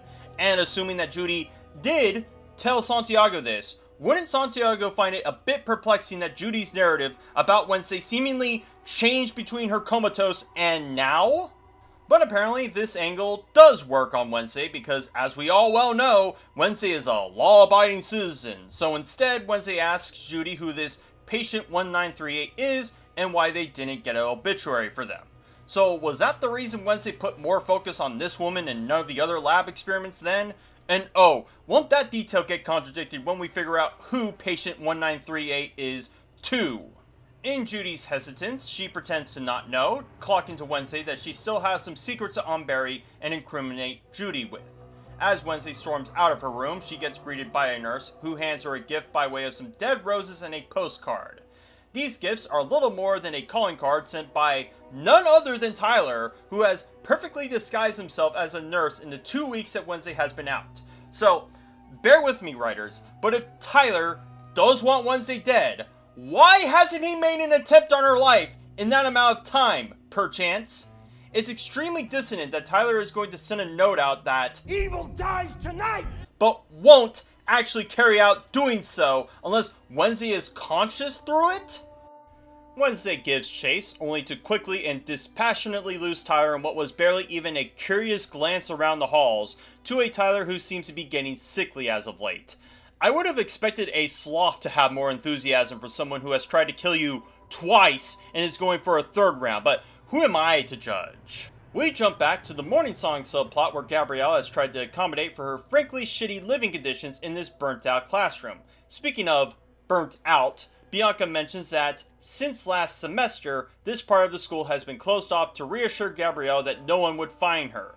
So I'm not sure if this part of the classroom was burned by what Crackstone did back in season 1, or that this classroom was burned outside of that event. But if it was burned out for that long ago, why hasn't anyone bothered to fix it then? Maybe Dort's a bit short on the bucks to do so, but I imagine even he would have tried to if he's aware of its close proximity to his own fucking office, no less. As for Gideon, while Bianca does reassure her of that, Ajax directs Bianca away from Gabrielle to give her some unsettling news. He says that while he was googling up Gideon, he found some report about his last whereabouts and how he seems to be nearing the approach to Nevermore from Boston. Ajax is surprised to discover that Bianca and her mom were involved in this scandal, to which Bianca exposits to Ajax what Morning Song was about and how she got roped up into it. Again, the dissonance between how Gabrielle treated Bianca back in season 1 to now is noted, as if Gabrielle was only doing what she did to Bianca out of fear, that she wouldn't act particularly vain and smug about trying to reintroduce Bianca to the fold, even if there is consistency that Gideon only wanted Bianca as his suitable replacement once Gabrielle was deprived of her siren song. Also, I'm absolutely certain that Gideon will arrive at Nevermore in timely fashion for something else to transpire, and it most certainly will be contrived and nonsensical too. Anyhow, Wednesday returns to Ophelia Hall and to Enid, who only seems somewhat joyous that she's awake and recovered. Like seriously, does Enid care about Wednesday or not? To Wednesday's surprise, she's also seen Weems present to completely throw her out of her game to Enid's confusion. Yeah, it would be confusing that Weems would be present here and not in her visions as was already established in Season 1, but I guess we're just picking and choosing what to take from it. Enid thought that Wednesday was out recuperating at Morticia's cottage, to which Wednesday says, Ain't nobody got time for that. with Tyler out on the loose and with his own plans to kill the two of them. Interesting that Wednesday is going to be completely candid with Enid about Tyler trying to kill both of them, but not of her specific premonition of Enid dying and it being her fault. Enid isn't intimidated by Tyler as she was able to take him on last time, to which the conversation devolves into the two of them arguing the semantics of that entire fight sequence of episode 8 of season 1, concluding that both Enid and Wednesday were lucky that the circumstances happened the way they did. You know what they don't bring up that was lucky? That Enid just so happened to wolf out at that exact moment that Wednesday wanted to confront Tyler with little more than her stony gaze. Something that I guess Wednesday would have expected to happen somehow? Weems wants Wednesday to tell Enid about her premonition, and Wednesday gets audibly annoyed by Weems chiming in. Enid is once more confused by who Wednesday thinks she's talking to, before Wednesday once more drills it into Enid's skull that she's trying to save her. As though Enid forgot about her crying about Wednesday hanging out with someone who did attempt to kill her, Enid states that she doesn't need saving and assumes that Wednesday put her on lookout for that exact reason, before storming out in a huff that she would think of her so low. Congratulations, writers! You have successfully made Enid unlikable. I hope it was worth the drama you're trying to force into the story like a hard pill to swallow, because I don't know how Enid can simultaneously want Wednesday to look out for her, but not look out for her this way. Episode 5 does return the mantra of the school flavor of the day, with Dia de los Muertos specifically being that school flavor.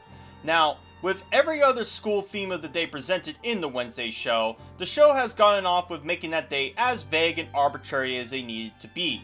But with the Day of the Dead, that holiday happens specifically on November the 1st, and this will cause problems for, you guessed it, the timing of things between the prior episodes. But also that Tyler, by Wednesday's monologue, chose to plan his killing of her and Enid on this day, and not in the 2 weeks while she was completely helpless to stop him, or when he did have the perfect opportunity to back in episode 4, so good thing it contrived itself that way. Weems interjects around the festival goings on in her usually snarky fashion, wondering if a memorial was in place for her on part of her sacrificing herself for the school. Weems, you didn't sacrifice yourself for shit. You stood still like a statue and got vaxxed by Nightshade.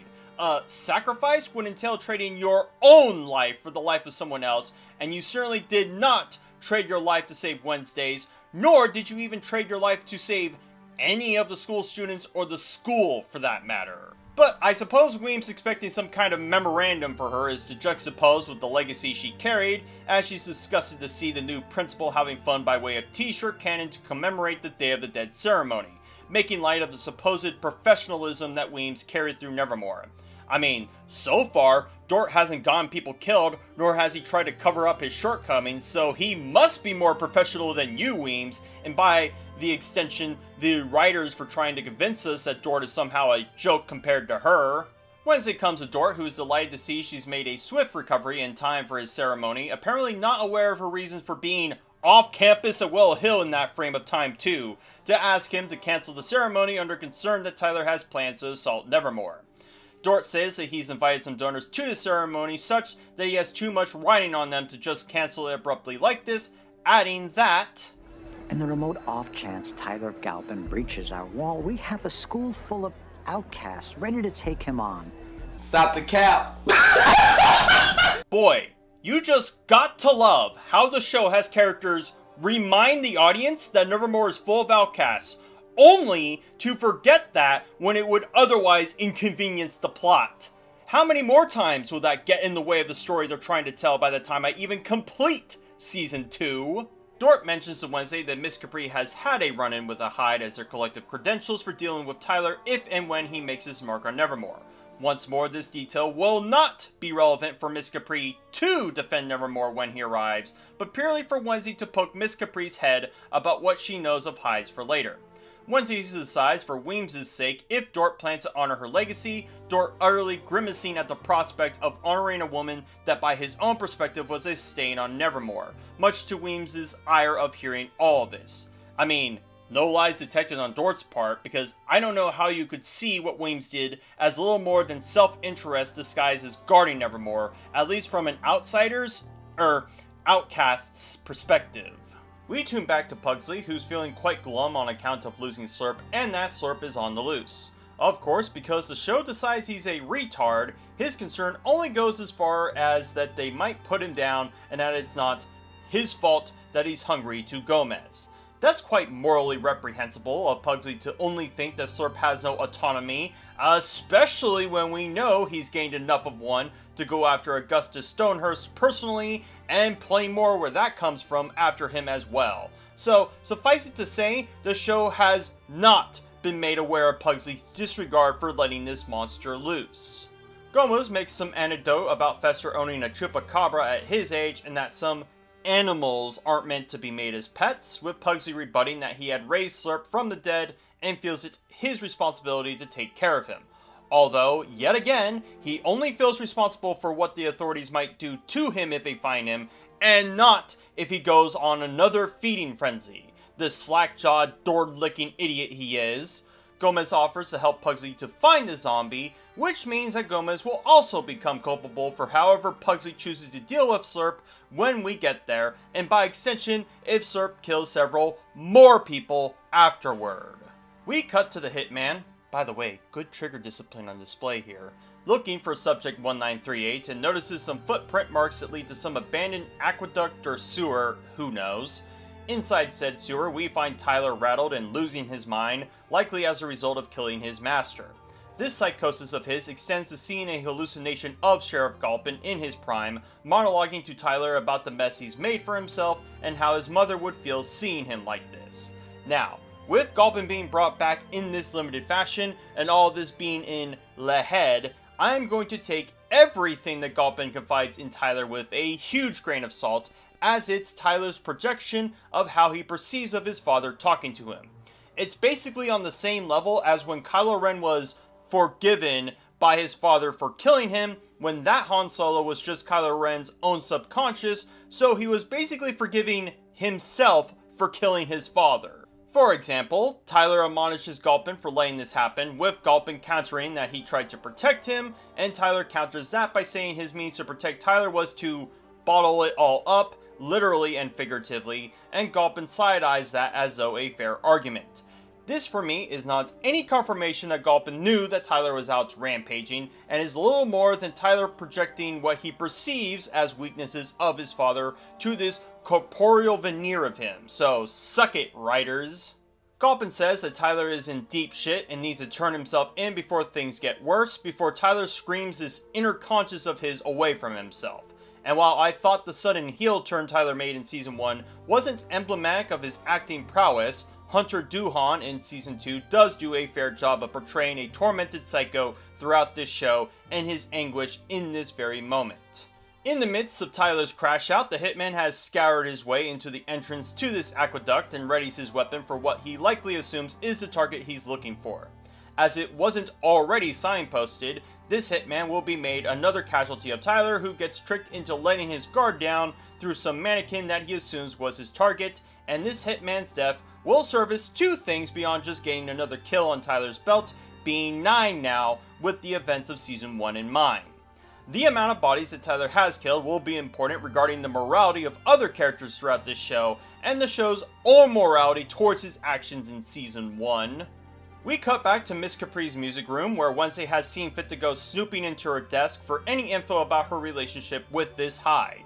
Exposited by Wednesday, Miss Capri was in a relationship with a Hyde named Alfie Penn, who at one point lashed out and killed their master and themselves in the commotion, Miss Capri only being spared as a result of a full moon, as our only inkling as to what powers Miss Capri even has although you could say it was foreshadowed with her concern towards Enid about there being a full moon back in episode 3. Wednesday wants to know more about this Hyde from Miss Capri, who is initially hesitant to respond before Wednesday uses Tyler as her moral punching bag to pipe up. Miss Capri states that Alfie Penn's master fell in love with him and ordered him to take out Miss Capri to uncomplicate things, with some added knowledge that apparently female Hydes are more resilient to the lack of a master over male Hydes. Huh. So you mean to tell me that Miss Capri knows that, but not Dr. Faulkner, who had died researching these monsters specifically? That's awfully convenient and not totally pulled out of your ass, and the distinction of female Hydes being stronger than male Hydes will be important regarding Tyler later as well. Wednesday asks if a Hyde has ever been given a new master, wherein Miss Capri says, not that she knows of. This gives Wednesday A wonderful, awful idea. To attempt to be Tyler's master because of Capri saying it would be a reckless idea to try. And despite Miss Capri's objections, Wednesday will fully commit to this plan of hers, as opposed to just killing the fuck out of Tyler instead. Like, are we supposed to see this as a morally good thing for her to do this? Or does Wednesday think this is the only possible solution to her Hyde problem? We swing back to Slurp, who has also discovered the same aqueduct Tyler killed that hitman in, and him waltzing in to eat what remains of the hitman, lucky that he and Tyler didn't butt heads here as well, is important to Slurp as this hitman has the photos of the lowest escapees, but most pertinently, the photo of subject 1938, as this Slurp is somewhat aware of who this person is to him. How? Well, that will be better saved for episode 6. Back at the Rosewood Cottage, that location will have greater significance than you'd realize. Wednesday is out pouring through the notes that the late Laurel Gates wrote to find any means of which to control Tyler like she did. We get a small, but significant establishment of what Weems can do, as despite being Wednesday's spirit guide, she can physically interact with things like she does here with a portrait of Laurel. And Weems will do this again in short order, as though it's not a big deal that she can do this when, if she wanted to, could bitch slap Dort if she fucking felt like it. As for Weems being here, she once again argues that she gave up her life to save the school, and that her legacy was tarnished simply by hiring Laurel at Nevermore. Weems, your legacy was tarnished when you covered up Rowan's murder, downplayed Eugene's near-death experience, and ran interference for Mayor Walker to boost up your collective clout. Hiring Laurel was just the cherry on the shit sundae that was your career. The bickering between Wednesday and Weems gets cut short by Morticia walking in, catching Wednesday once more, talking to herself in the midst of pouring through Laurel's things. Morticia is curious why Wednesday is digging into these things, as she planned to have Lurch burn them, with Wednesday giving her cunt-like reproach that it's in Morticia's nature to burn things that are important to her. Hold on, Wednesday. How the fuck would Morticia had known you were going to control a Hyde unless you told her, you stupid twat? And aren't you giving the game away what you plan on doing with these books by saying it's vital to you, as Morticia would likely conclude that it yet again has to do with your premonition? Color me shocked that always wanting to have the last fucking word makes you the laughingstock. Morticia ignores that snide remark and wants to converse with Wednesday about getting in touch with her on this Day of the Dead, and supposedly does not poise any concern about why Wednesday was at Willow Hill despite Wednesday's explicit motivation for sending Fester there. Weems does her remark to Morticia, as it was very, very briefly touched on that Weems dislikes Morticia, and Morticia presumably can sense Weems in the room but has not been made entirely aware of her yet. Yet, as I emphasize, as her being made aware of Weems will factor in what transpires episode 6. Morticia only manages to figure out that Wednesday is attempting to wrestle control of Tyler by, I shit you not, Weems physically pushing the book Wednesday was pouring into towards Morticia's direction. I guess Morticia is just as unperceptive as Wednesday is, as anything to do with looking into Laurel's notes should lead one to infer that they want to be the master of a fucking Hyde. But nope, guess Morticia literally needs it spelled out to her in writing.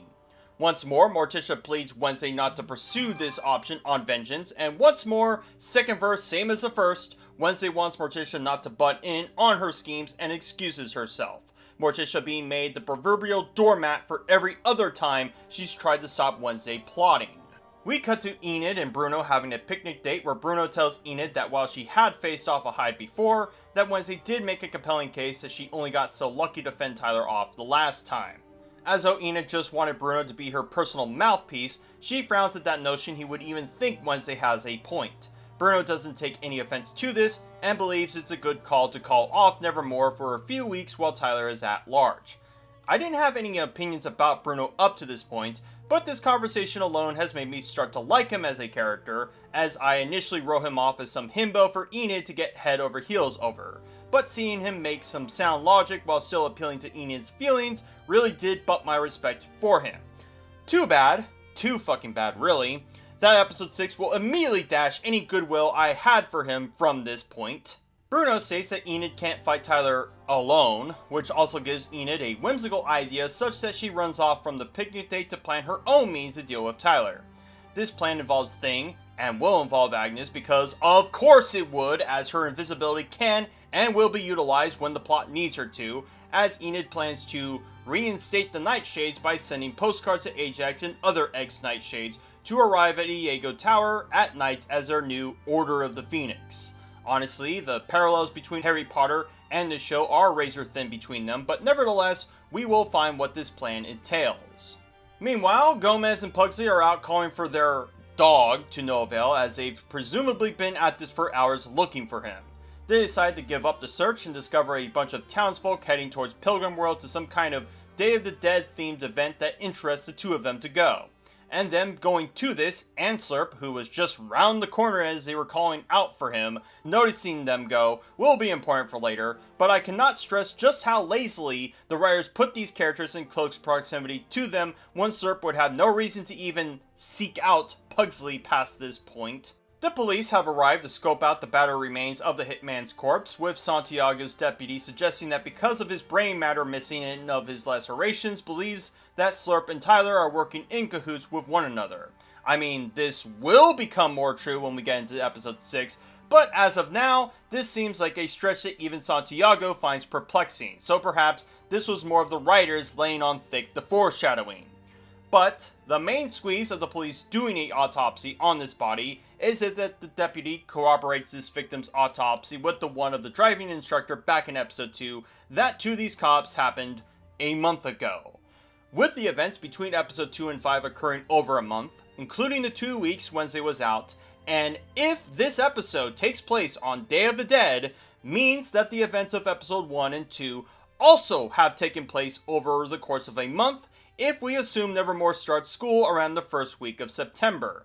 The problem with this, of course, is that we have to assume that Wednesday was out for a whole month from her vision and that Morticia didn't feel of import to send her to the hospital in that time, or we have to assume that between Wednesday seeing Galpin's body and going to Willow Hill that a month passed by, despite plenty of characters talking about Galpin's death as though it happened yesterday in that episode. Unless I'm just supposed to take at face value that Nevermore starts school unusually late because it's a boarding school and not your typical K-12 school, the timeline of these things is completely broken by what this single cop says. With Santiago aware that this victim was in close proximity to Nevermore, she decides to have squad cars on watch around Nevermore as a deterrent to Tyler, which means that Wednesday never once brought up to Santiago that she saw Tyler at the hospital, or brought up any concern about Tyler going there either, and had she, would make her dim-shitted plan to control Tyler unnecessary, as far as she's concerned, and do keep in note these squad cars keeping their vigil on Nevermore important for later. There's a quick scene where our subject 1938 has found themselves some sort of bunker with a radio that signals the danger Tyler poses, as well as these cops having put all their focus solely on Nevermore. And her hearing about Tyler and his plans to go to Nevermore will all come at a head once we do discover who this person is, and lucky she just so happened to hear this specific broadcast from the police at this time. Gomez and Pugsley arrive at Pilgrim World, transformed, or for the sake of this show's virtue signaling, appropriated into its own Day of the Dead festival.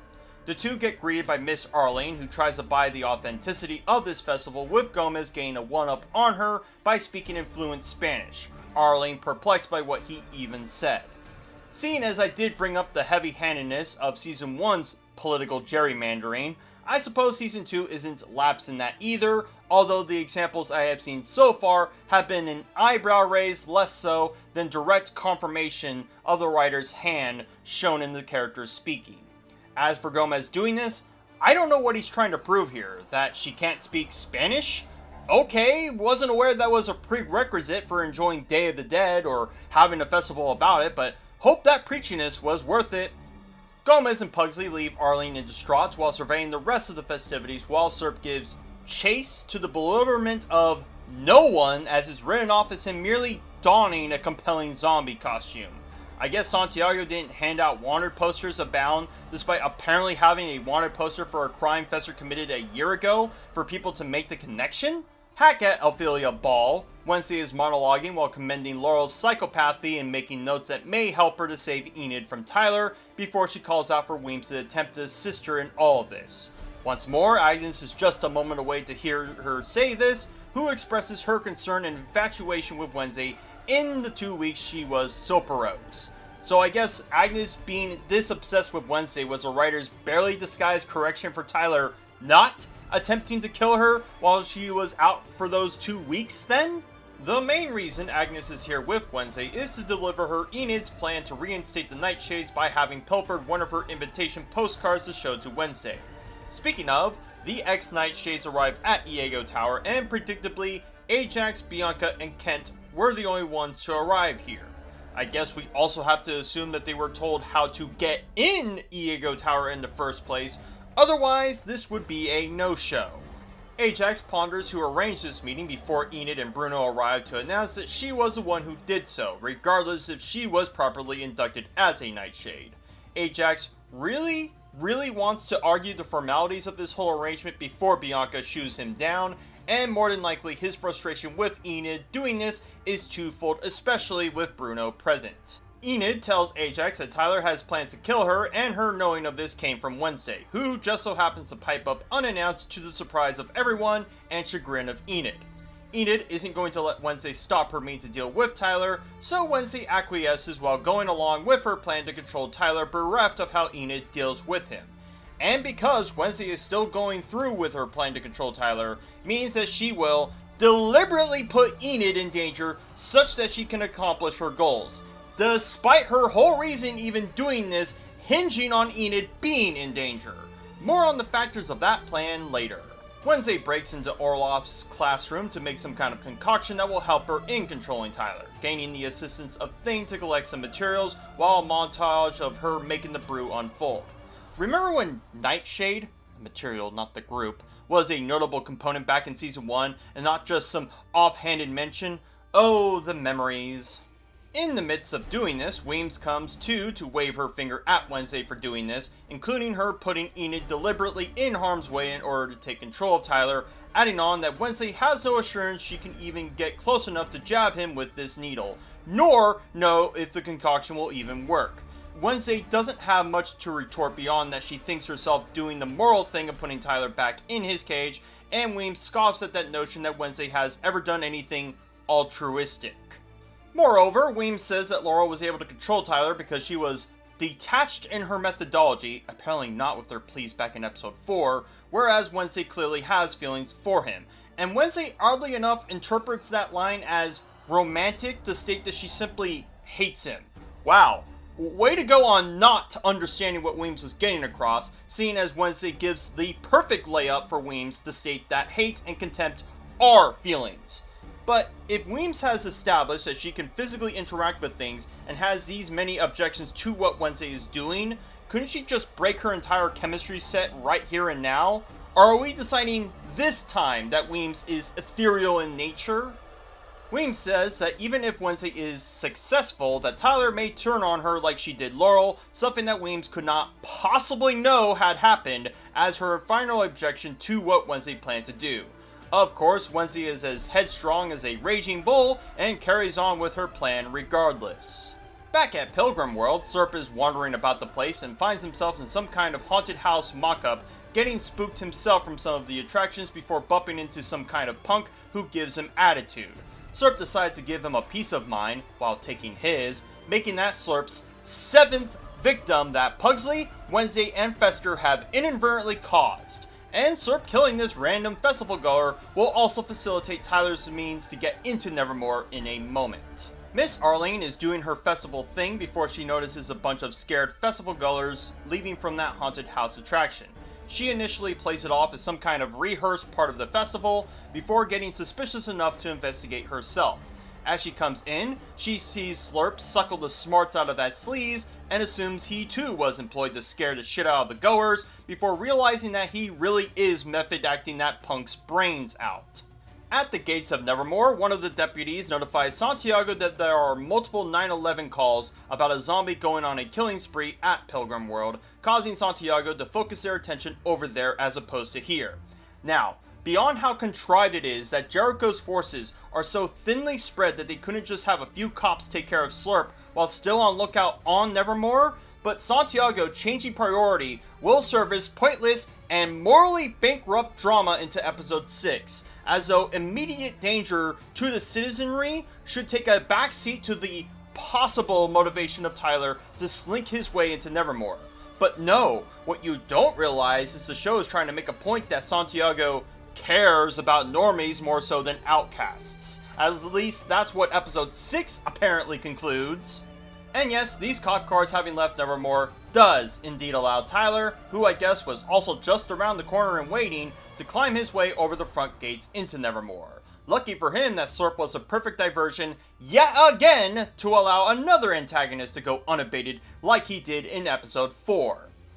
At Pilgrim World once more, Pugsley and Gomez find it only slightly peculiar that a bunch of festival goers are running for their life until one of the patrons just exposits to Pugsley and Gomez that a killer zombie is on the loose in one of the attractions. Pugsley immediately knows this to be Slurp, and while Gomez cautions Pugsley to confront Slurp at duress of his own safety, Pugsley reassures Gomez that he can take care of Slurp when and if he gets dangerous to him, and leaves Gomez to ponder. Oh, won't that fare badly for Gomez's own culpability later? Pugsley walks his way into the haunted house and inevitably finds Slurp cowering behind some mannequins. Pugsley immediately shocks him when he dares get close, only for Slurp to share his first words with Pugsley, calling him by his name and how he was able to regain a part of himself.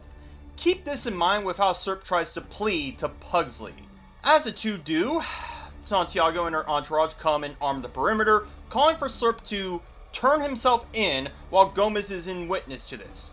Assuming that Santiago believes that this dude is a zombie, how does she expect him to understand what the fuck she's even saying? And where is the SWAT cars if this dude has killed at least 2 people by their knowledge, and who knows how many more inside of that building? Oh, speaking of killing, with Pugsley within earshot of hearing this, Slurp decides to plead to Pugsley to let him go on account of giving him a second chance of life and being his only friend. Now, Slurp being the callous, cold-hearted son of a bitch that I've seen of him, and will see of him, it would make perfect sense that Slurp would try to plead to the only person who has some kind of bond with him. But for Pugsley, not only to hear him out, but let him go, as he lets Slurp out the back fucking door, is absurdly irresponsible for Pugsley to do. Not only for Pugsley to be contradictory as to believing he's responsible for him, but also for knowing full well Slurp has killed and will kill more people after being set loose again. If Pugsley sincerely believes that Slurp deserves a second chance on life, then I guess fuck the 7 people who lost their first chance of life just to perpetuate his by his flagrantly moronic standards. And Pugsley knows it must be that many because that punk's corpse would still be warm by the time Pugsley got into that house and more than likely would see it when waltzing in. At this point, Pugsley might as well be Slurp's accomplice with how much he runs interference for him, simply because Pugsley is so pea-brained to accept any friend, even if foe. As Pugsley abets this doubled-over serial killer, Gomez notices Slurp slink out the back, with the two sharing a glance that has more subtext behind it than you'd realize, while Pugsley walks into the front to notify the police that it was just him inside that building. Pugsley lies to Gomez that he couldn't find him, and Gomez, knowing full well this is a fucking lie, plays into it that it was likely for the best that they didn't. So now, Gomez has officially been added to the list of those complicit in Slurp's killings, at least pertaining to the killing of that punk and any afterward. With 3 Addams family members already being made unwilling accomplices to his actions, I wonder if Morticia will somehow play into his actions later. But Morticia will hold a different, yet special place of contempt for later. Speaking of, Morticia is setting the stage for her own Day of the Dead ceremony before being randomly inundated with who else but Subject 1938. This subject also knows Morticia well, and Morticia to her as Francois, who, if that name rings a bell, was the name very briefly mentioned being none other than Tyler Galpin's mother, who Wednesday assumed died as a Hyde and was covered up as a postpartum depression. So let's get into the meat of just how badly this fucks up the timeline of things, now knowing who she is. Initially, I didn't take anything about Francois's death being ruled as a postpartum depression until I realized that in order for this cover-up to be convincing would require that Francois had died shortly after giving birth to Tyler, as this condition is specifically tied to childbirth. As for how old Tyler is in this story going into season 2, we can only guess that he's anywhere from 15 to 18 years of age, although we will get more concrete evidence of his age into episode 6, if Nevermore is trying to poise itself as a high school with all the stupid drama that comes with it. So, in those 15 years that Francois's death was ruled as that, had went completely under the nose of Sheriff Galpin, who must have also been lied to about the circumstances of her death, but that now also means that Galpin wasn't merely afraid of Tyler becoming a Hyde and suffering a similar fate if he had known how she actually died. And if Galpin did know how she died, means that he would have already noticed a similar pattern with outcast patients seemingly dying at Willow Hill far before Tyler had even been sent there. But remember, Francois apparently did not get an obituary writ out for her. But that also doesn't make sense, as Wednesday apparently got a biopsy on her from Willow Hill back in episode 8 of season 1, meaning that there also wouldn't have been a death certificate and thereby a obituary for her regardless if she was a Hyde or not. Also, Weems said in episode 7 of season 1 that Hydes were officially banned at Nevermore 30 years ago, meaning that Francois having attended Nevermore and building a friendship with Morticia would have had to occur prior to that. Despite that Morticia and Gomez attended Nevermore around the same time they were outlawed. So did Francois go to a different school to have shacked up with Galpin, or was just fortuitous enough to attend it before that ban too? Regarding the time between her experimentation at the Lois program and now is perplexing as to how soon Judy got involved with it and whether Judy had a hand in putting Francois there personally.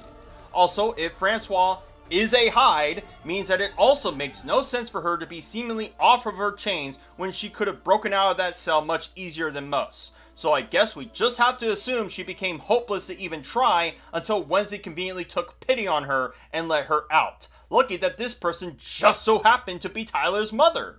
As for Francois managing to even get to this cottage before Tyler did, yeah, your guess is as good as mine, unless this cottage is outside Nevermore grounds yet simultaneously is within walking distance of it.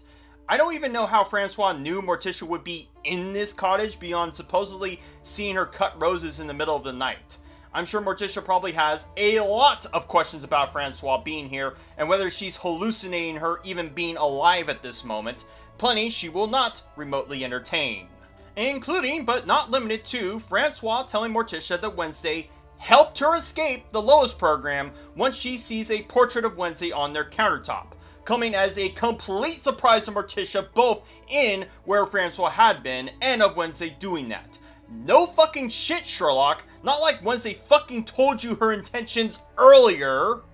Morticia thinks it's possibly a good idea to call the cops to his sister as Francois gets these coughing fits. This too will be narratively important for later, before Francois shoots down that option on the concern that someone is out hunting for her, whether that be that dead hitman or Judy on her own moxie. The main reason that Francois came here to Morticia is that she needs help in finding her son, as she too believes Tyler intends to storm Nevermore, and Morticia concludes that Tyler is here for Wednesday. This is a scene that, yet again, cuts off before the conversation properly ends, as the two arrange something that will disrupt both Wednesday and Enid's plan, and the circumstances of this arrangement are important to understand Morticia's rationale for agreeing to it. The Outcast Day of Remembrance commences in solemn fashion, with Tyler having inexplicably found himself a cloak to cloak himself amongst the crowd, while Wednesday and the crew are on the outskirts waiting to make their play. Enid asks Wednesday if Tyler will even come, a question that should have been first on Wednesday's mind before even doing this, but regardless, she sticks to it, with Thing watching the crowd from a vantage point. Dort mentions some outcast phenotypes that don't walk the earth anymore, so in a sense are extinct by how he describes them as, while Thing gives the thumbs up once he notices Tyler amongst the crowd. Wow! Didn't know hands have imperceptive sight like this. That would have been useful when he got gutted back in episode 7 of season 1. With Thing giving Wednesday the signal, the group go into position, with Wednesday positing that Tyler needs to transform and that they can't merely improvise this plan. Unfortunately, a lot of improvising will be done purely on Wednesday's part, meaning that Wednesday was completely bullshitting and also didn't expect outside factors to occur. Thing gets Tyler's attention by throwing a pebble at him and points him to Enid, who is perfectly poised like a deer in headlights for Tyler to give chase to. I'm sure you're wondering why Tyler doesn't immediately suspect this to be a trap with how scripted this whole thing is, but when he does route Enid to this abandoned building, he does assert that Enid isn't acting alone in all of this. Of course, Enid isn't, with she and the Nightshades all armed with swords towards Tyler. Tyler isn't intimidated by it and attempts to transform, but finds the process difficult while the Nightshades taunt him for it, as opposed to trying to throttle him from transforming. And if you think that won't work, yeah, episode 6 of season 2 will disprove that as such. Of course, the Nightshades aren't trying to fight Tyler, but distract him long enough for Wednesday to get the jump on him with her needle. Once Tyler has properly transformed, Wednesday makes her approach, but unfortunately, Tyler heard her from behind and slaps her clear from him. This prompts Ajax to attempt to stone him, which, again, why didn't he open with that before Tyler transformed? But Tyler swipes he and presumably Bianca, Kent, and Bruno away while Enid falls down in fright. The choreography here is a bit confusing as to what transpired, but perhaps the writers once again treated Bianca and Kent as non-existent for the sake of it. With Enid on the ground, Tyler has the perfect opportunity to go kill her, what with there being no full moon, before Wednesday gets his attention merely by calling out to him. Somehow this works, and as Tyler has his third chance to go kill Wednesday, Wednesday tries to trick him by stating that she was infatuated with him, alluding to what he said back in episode 2. Tyler once more disarmed in the moment for Wednesday to go plug Tyler as his new master. But in we get Deus Hyde Machina, as Francois, transformed as a Hyde, comes between both Tyler and Wednesday, and seems prepared to kill Wednesday herself for what she likely assumed was trying to kill Tyler through lethal injection. Morticia just so happens to stumble in to stop Francois short of killing Wednesday by reminding her of the deal they made. What deal that was apparently made off screen and for the benefit of the writers not to elaborate? We shall know very soon. But as for Francois and Morticia being here, how did they know that Wednesday and Enid had planned to stake Tyler at this abandoned church? How did Francois time her approach at just the moment that Wednesday was going to attempt to make Tyler his new master? Well, regardless of all that, Francois is able to escort Tyler away from all this, while Morticia bemoans Wednesday for what should have been plainly obvious to her the moment she found Wednesday battered at Willow Hill, or perhaps bemoaning Wednesday's futile attempt to take control of Tyler. Morticia is so furious at Wednesday that if she pipes up one more time that she'll personally take her out of Nevermore, and despite Wednesday uttering a peep, Morticia does not, in fact, hold true to that threat. But more on Morticia's callous disregard for things in a hot minute, as Wednesday is surprised to hear that the Hyde who escorted Tyler away is in fact his mother, and the one whom she escorted out of Willow Hill, well curious as to what deal these two arranged. Morticia says that Francois will take control of Tyler while making themselves scarce from Jericho, and Wednesday poses a good query as to how Morticia can even be certain she can trust Francois. And in Morticia says, I believe the word of a mother. Oh my god, bro. Oh, hell no, man. What the fuck, man? Okay, Morticia, regardless if you think Francois is good on her word, you do realize that Tyler has killed 9 people, 8 by what you likely know of Wednesday's own testimony. He shouldn't be allowed to see the fucking light of day with his actions, much less be allowed to roam free with his mother just on the basis of motherly trust. Also, given you don't know Francois all that well, nor know if she's changed in the 15 years she was secluded from society, how can you be so certain that she's completely altruistic in her actions? And does Francois know that Tyler has killed people between her internment and now? Or was that not part of the discussion when you two were making that deal? Because sure, Francois did come to you to help collect Tyler by precept of him being a Hyde, but she doesn't know who was his former master, nor what they got up to in that amount of time either. Also, knowing the events of episode 6, Francois is not as good on her word as Morticia claims, as we'll also discover, making her extremely loose appeal to kinship worthless and morally dubious as well. So do keep in mind, if Francois and or Tyler kill or abet the killing of people after her decision henceforth, as that will be blood on Morticia's hands as well, completing the Addams family's culpability regarding our central antagonists.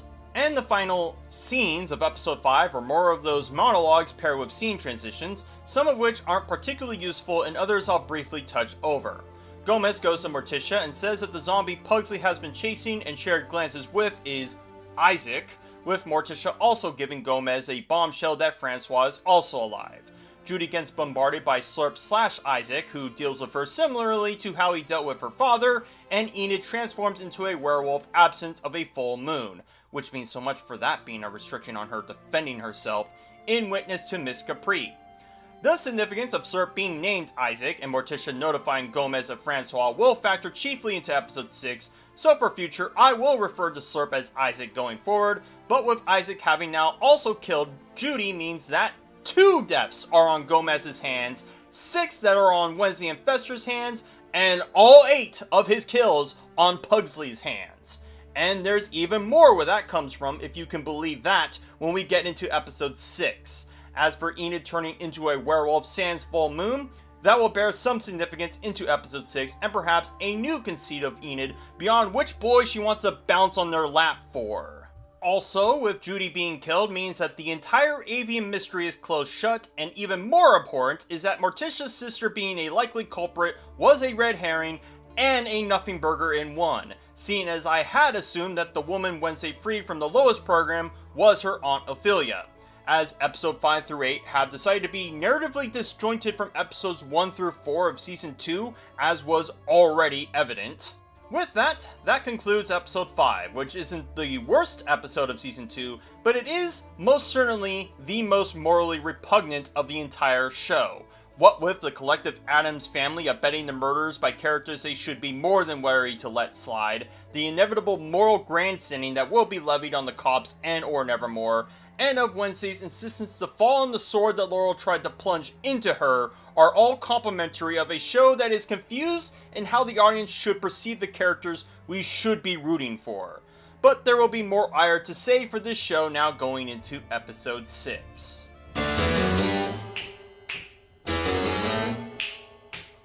The Wednesday show going into episode 6 is going to be taken into a very, very strange turn, as it starts off with Wednesday having presumably lost her mind as she's wearing glitzy colors, dancing a bunch, and making a public spectacle of herself to the rest of the Nevermore students.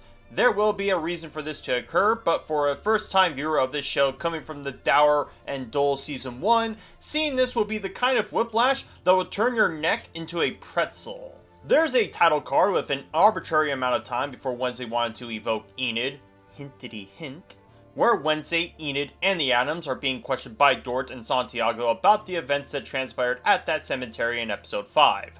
Wednesday chastises Dort, although somehow lumps Santiago into this, that she explicitly warned him about Tyler and that Enid and them were only so lucky to divert his attention away from the ceremony and have their plans foiled with Francois butting in. Of course, Wednesday, as always, thinks she's the smartest person in the room as she proclaims her plan went accordingly, not even in the slightest even disregarding the Hyde intrusion, so do prepare your anus for more of her grandstanding later. Dort dismisses Enid as Santiago rips into the Addams about the sudden revelation of there being a second Hyde and of Francois being that Hyde after presumed dead for 15 years, according to her. So, with that explicit amount of time means that Tyler is currently 15 years of age during the events of Season 2, and 14 regarding the events of Season 1, and importantly, this is within the years of 2022 to 2023. I'm putting strict attention to these numbers as Episode 8 will bend the timing of things in the least unlikely way you would expect. After Wednesday chimes in that Francois was being experimented upon by Judy and her father, Santiago raises a good point that none of this incriminating info was brought to her attention, only for Morticia to butt in that she allowed Francois and Tyler to flee based solely on the notion that Francois is good on her word. Dort sees the bright side of this, although more than likely he's just trying to dust this off his shoulder quick as he can, but Santiago is not having any of this, saying, I should arrest you right here for aiding and abetting a murderer. And honestly, based response as far as I'm concerned, because Morticia has no way of knowing Francois will be good on her word, and Morticia's own words are going to seriously bite her in the ass later. And whether Morticia does believe she is good on her word, Tyler is still a career criminal who shouldn't ever see the light of day again. So in, Wednesday and Gomez decide to play defense for Morticia, with Wednesday chastising Santiago for prioritizing saving normies at Pilgrim World over the outcasts, with Gomez adding that having done that would look bad on the public. Where to even start with this nonsense? First off, Wednesday never told or warned Santiago about the prospect of Tyler even going to Nevermore, nor even knew Santiago had planned to defend it until now, and Santiago only managed to do this because of discovering the hitman's corpse in close proximity to Nevermore in the first place. So if Santiago didn't discover that body, she'd have no reason to think to defend Nevermore based on what Wednesday didn't tell her, the stupid cunt. As for Gomez, yeah, tell me how bad it would look on the cops if they decided to hold their nest while a zombie rampaged at Pilgrim World, and that you abetted said zombie to rampage because Pugsley wanted a friend. Fucking moron. Of fucking course the cops are going to deal with matters that are immediately pertinent to them rather than acting on a possibility. It's not Minority Report, you dumbass. Also, are we now deciding that the outcasts of Nevermore are helpless? Because apparently they should be more than capable of dealing with Tyler because, you know, supernatural powers and all, even with how often the show itself forgets that when convenient. And while that isn't an excuse for the cops not to watch over Nevermore, it certainly makes what Wednesday and Enid did suicidal if the rest of Nevermore could have prepared themselves to fend him off. Dort, being the impromptu mediator, quells the beef by stating that while no one was hurt, that he's going to take extra precautions by issuing a school-wide curfew. Jesus Christ. The more things change, the more they stay the same. Hopefully, this time Dort can actually enforce this curfew rather than just being hot air blown out of Weems's ears. Speaking of, Wednesday looks over her shoulder as she suspects Weems is scolding her to follow. Inside Orlov's classroom, Weems correctly lambasts Wednesday for having let two Hydes go on the loose while having done little in the way to change the premonition, while Wednesday is only linearly focused on finding out whether the Galpins were good on their word of leaving Jericho. After much pushback from Wednesday, she finally asks Weems how she can regain her psychic ability, to which Weems sits her down to tell her an uncomfortable truth. That's something Wednesday likes, apparently, about them. Mainly, Wednesday has to repair the relationship between her and Morticia, as these psychic abilities are a familial link to her psychic abilities, which is not only contradicted by what Weems said about them in episode 5, but also contradicted by Wednesday having her powers during a time when she was extremely distant from both of her parents in season 1. Wednesday isn't the least bit interested in harboring emotion, and much less about having Morticia insert herself into her life, echoing similar attitudes Wednesday had about Morticia back in season 1 that were quickly as resolved that they had been brought back up again, so suffice it to say it's not remotely compelling. Seeing as Fester isn't around to deliver Wednesday important information regarding Isaac, Orlov will be his surrogate, as so far he's been nothing but informal, yet also at times hazy, about info important to Wednesday. Example being, Wednesday asks Orlov if he ever taught Francois, to which he confirms as such, and that her surname used to be Knight before marrying Galpin. Additionally, Francois had a brother named Isaac who was mentored by Dr. Stonehurst up until the incident at that lab at AIO Tower cost Isaac his life. The only thing Orloff doesn't know, but heavily alludes to, is whether Isaac's body went missing, whether he ran away, or was buried at that skull tree, clocking to Wednesday Pugsley's own culpability in having revived Isaac. Yeah, motherfucker can't remember Dr. Stonehurst's daughter's name, but can vividly recount his association with Isaac, apparently knows the secret, not much of one, lab at AIO Tower, and of his relation to Francois. I totally buy that logic. Also, Orloff mentions that Dr. Stonehurst and Isaac were thick as thieves, but seems to exclude a certain other person being close with Isaac we can get into when that is thrown at our feet later. Wednesday and Agnes storm into Caliban Hall to stop whatever scheme Pugsley and Eugene have gotten themselves up to in order for Wednesday to interrogate Pugsley about the last time he saw Isaac/Slurp. Pugsley isn't willing to pipe up about the information until Wednesday threatens him with waterboarding. Wait, I thought Pugsley missed being waterboarded by her. And Pugsley pipes up that he saw him at Pilgrim World and let him go, assuming he was just trying to live his life. Fuck it. Waterboard his ass, regardless if he told you this. It's the only justice we'll ever get for his actions. Although, for Wednesday's sake, she's not in the clear either, as she wasn't nearly as suspicious about Pugsley as she should have been when he fibbed about lugging Slurp to that camping trip in episode 3. Wednesday has Agnes go fetch up any dirt on Isaac like the good little soldier she is, while she continues to badger Pugsley as to anything else he can attest about Isaac. Apparently, Isaac left the Subject 1938 photo he took from that hitman at that haunted house for reasons that seem purely down to allow Pugsley to grab it and for Wednesday to retrieve it from him so that she can conclude that Isaac is looking for his sister. Because if Isaac is looking for his sister, then there would be no reason he would leave the only visual clue as to what she looks like for Pugsley to get his hands on. As for the Galpins, Tyler awakes astonished that his mother is indeed alive and in the flesh. The place they're currently holed up is some kind of secret bunker that Galpin made in the off chance that either she or Tyler had inexplicably transformed as a Hyde. Which means that with Galpin never using this bunker for Tyler during the events of Season 1, assuming this did exist during that time, vindicates him as not knowing for certain that Tyler was the Hyde rampaging. Tyler is still flummoxed that she's here, saying that he remembered her funeral like it was yesterday. So he remembered it when he was an infant then? More to the point, if she had died shortly after he was born, would he really have that much of a connection to her to garnish this kind of reaction? But despite what I said about how definitive Francois had been absent from Tyler's life, there will be additional crumbs of contradiction going into episodes 7 and 8 we can discuss when they happen. Also, despite what you likely assume is a warm reunion, Francois and Tyler are not exactly on the best of terms, as Francois has seen fit to chain Tyler to his bed because of his transformation, and that Tyler doesn't take kindly to her babying him or insinuating that she's his new master now. Francois asserts her position as his master by slapping him after he raises his voice, and then immediately shifts into overbearing mother mode, as though the dichotomy wouldn't be apparent. Much of how their relationship unfolds will pay dividends for things that happen into episodes 7 and 8 soon, especially when another of the family enters the fold, so keep in mind this dynamic for later. Akbay, Atway, Ophelia Way, all hay, Enid is solemnly sitting at her window before Bruno barges in to see how Enid is doing.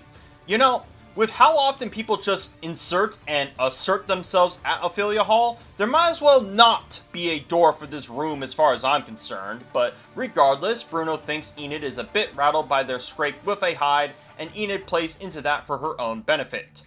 In the midst of their conversation, Bruno's phone is getting blown up in text in a language Enid and the audience can't discern, but knowing it is going to incriminate Bruno for later, prompting Enid to assume that it's his mother again.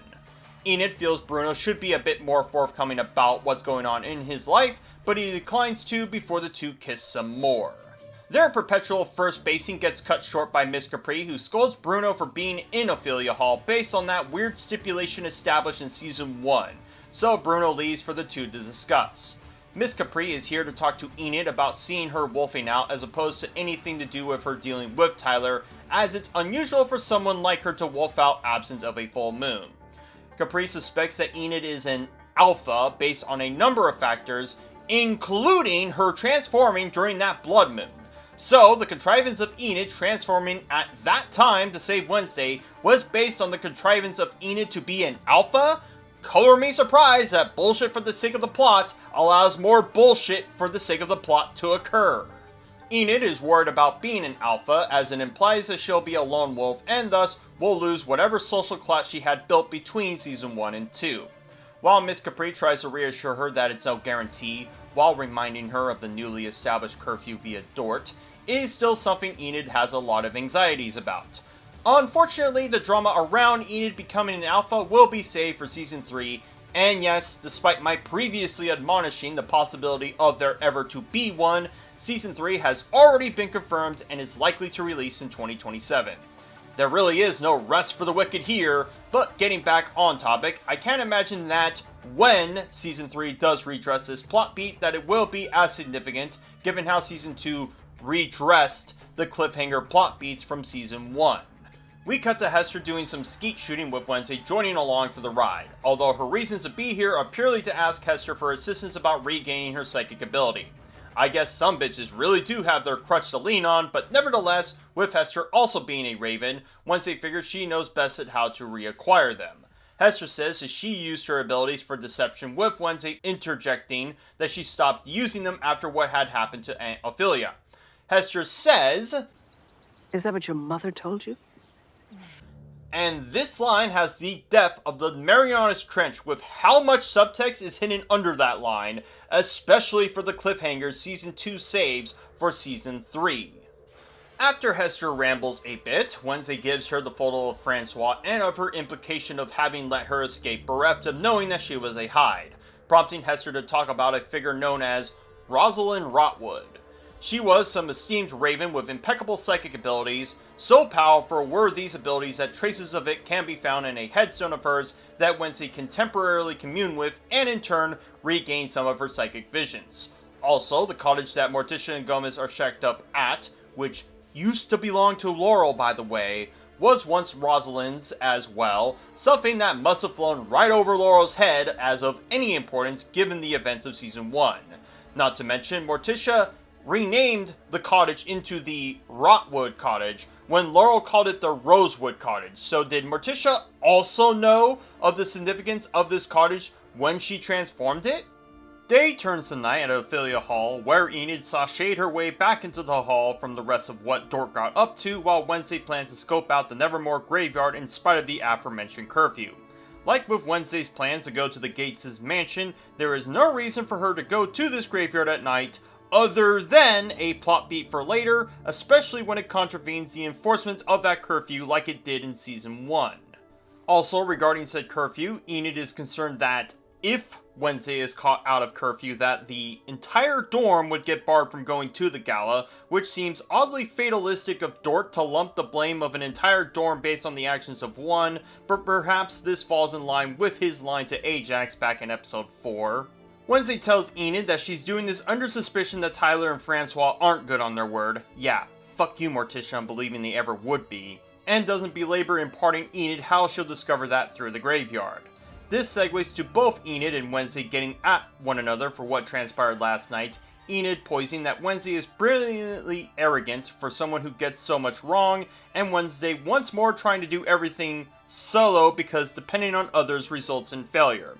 I'm sorry, but I thought Wednesday learned that it is sometimes good to lean on others, especially with her realization of how lonely she truly is at the tail end of episode 6 of season 1, and little in the way of what the Nightshades did that night had anything to do with failure and played out exactly as Wednesday expected it would, apart from Tyler somehow incapacitating all but Enid.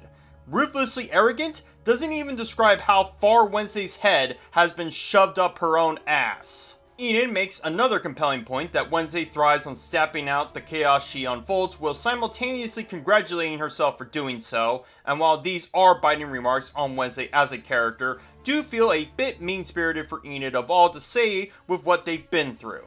Wednesday assumes that Enid thinks she's hot shit because she can transform before Enid ominously says, "You have no idea what I'm capable of."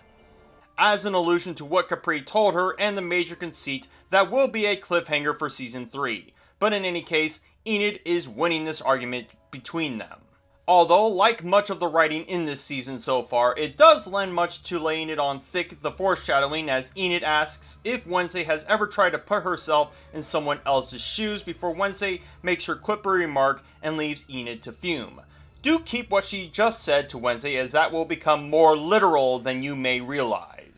While Wednesday heads her way to the graveyard, we awkwardly cut to Thing storming into Ophelia Hall. Don't ask me how he managed to open the door this quickly, to let Enid know that Capri is doing dorm checks as part of the curfew, prompting Enid to chase after Wednesday so that she doesn't get barred from the gala by her Moxie.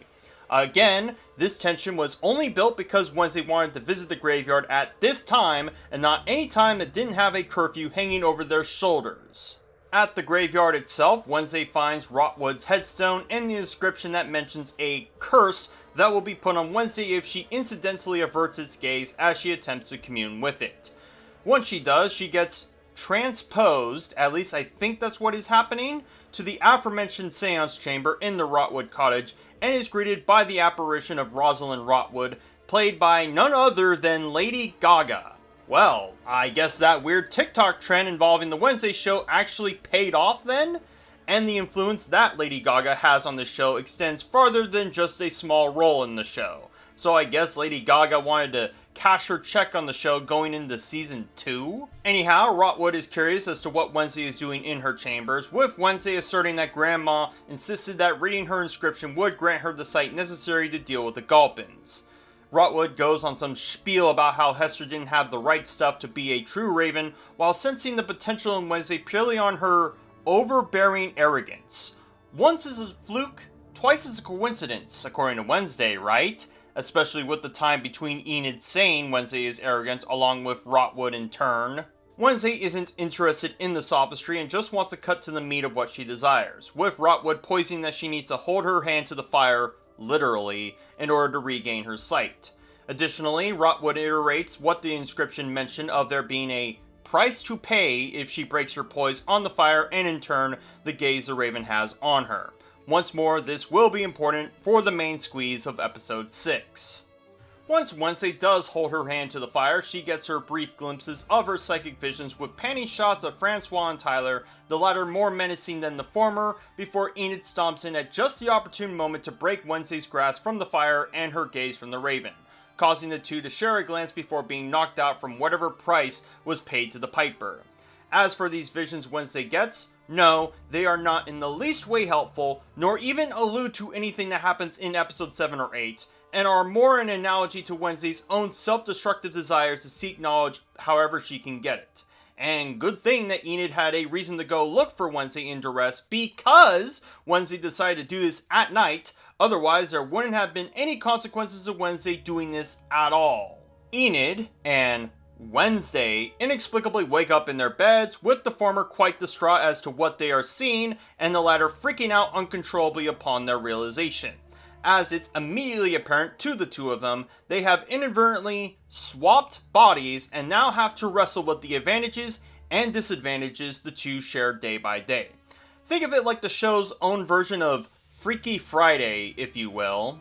Also, because I know you'll be confused if I refer to them by their names until they turn back, I will refer to Wednesday and Enid's body as Weenid, and Enid and Wednesday's body as Ensday going forward. As for how the two managed to get back into their dorms without causing them or the dorm to get barred from the gala, yeah, feels like a consequence the writers did not want to tussle with, especially with the matter of events regarding episode 7. I also like how having the two swap bodies gives great opportunity for the actors to flex their acting chops, as despite the two maintaining the same voice and body, had to adapt to the particular mannerisms and how they carry themselves, as Jenna Ortega has to look meek, helpless and disarmed in her cadence, whereas Emma Myers has to maintain a stony glare with a completely rigid posture and monotone delivery. There is unfortunately a bit of an inconsistency as to what particular drawbacks the two do carry, as despite Enid being trapped in Enid's body, still has Weems as a spirit guide as opposed to Wednesday being inundated with Weems. Not to mention, Enid will also inherit the werewolf qualities of Enid, leaving Wednesday with not much to take advantage of, save for Agnes.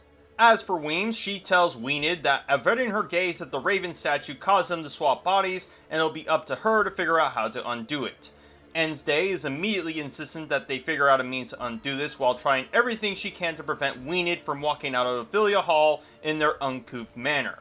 As the two walk out, Enid advises that the two keep their body swap a secret between them, Wednesday adding that Enid should avoid Bruno, while Enid tells Wednesday to avoid her family as well. Of course, this means hijinks will ensue, and the two will inevitably have to contend with the things they are trying to avoid to obfuscate this predicament they are in. And usually situations like this do a good job of excavating these characters and exploring their worlds in another person's body, or shoes as Enid put it. As an example, or many, regarding Wednesday, Bianca calls to Enid to come take a seat with Wednesday responding enthusiastically, getting looks of confusion from her that Wednesday is the one acting like this. Enid tells Wednesday to act natural as far as Wednesday Addams is concerned, with Wednesday doing very little in the way of acting naturally as her. This extends to Wednesday being jump scared by Agnes, who was out to give her the morning coffee along with any info she dug up about Isaac Knight, given Enid's own disposition to Agnes thus far. Wednesday is of course completely in the dark as to who Isaac Knight is, as well as Agnes being Wednesday's personal chauffeur, and much of Wednesday's behavior to Agnes will become immediately suspicious to Agnes most of all, given she would know all the ins and outs about Wednesday. As for Enid, she walks out somewhere before getting surprised by Bruno, who gets immediately tossed by Enid because of her inexplicable kung fu knowledge, and is equally as perplexed as to what he assumes is Enid's sudden new outlook towards him. Enid, having the kind of knowledge she does pertaining to parts of the plot, will be important regarding Bruno later. Back to Wednesday, she had ordered Enid's usual espresso drink, which is typically saturated with color, and Agnes did make a comment about how Wednesday should be allergic to color. This was something that was also established in the first minutes of episode 1 of season 1, and surprisingly, this is consistent with how Wednesday had been around color, even as far as cupping her hand when she opened that door with the scrunchie.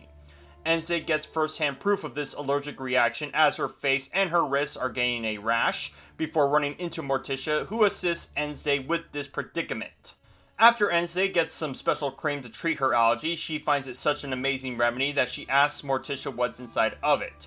Morticia does answer, but doesn't find it immediately peculiar that Wednesday is asking her this, when Morticia would likely assume Wednesday already knows what's in said cream, but regardless, Morticia does find it peculiar that Wednesday calls her mom, and that her spirits are, well, more spirited than usual. There's some other hijinks involving some kind of prescription medication before Morticia invites Wednesday to a family dinner this night, something Wednesday wants to say no to on account of the awkwardness, but does try to stammer her way out by mentioning Dort's school curfew.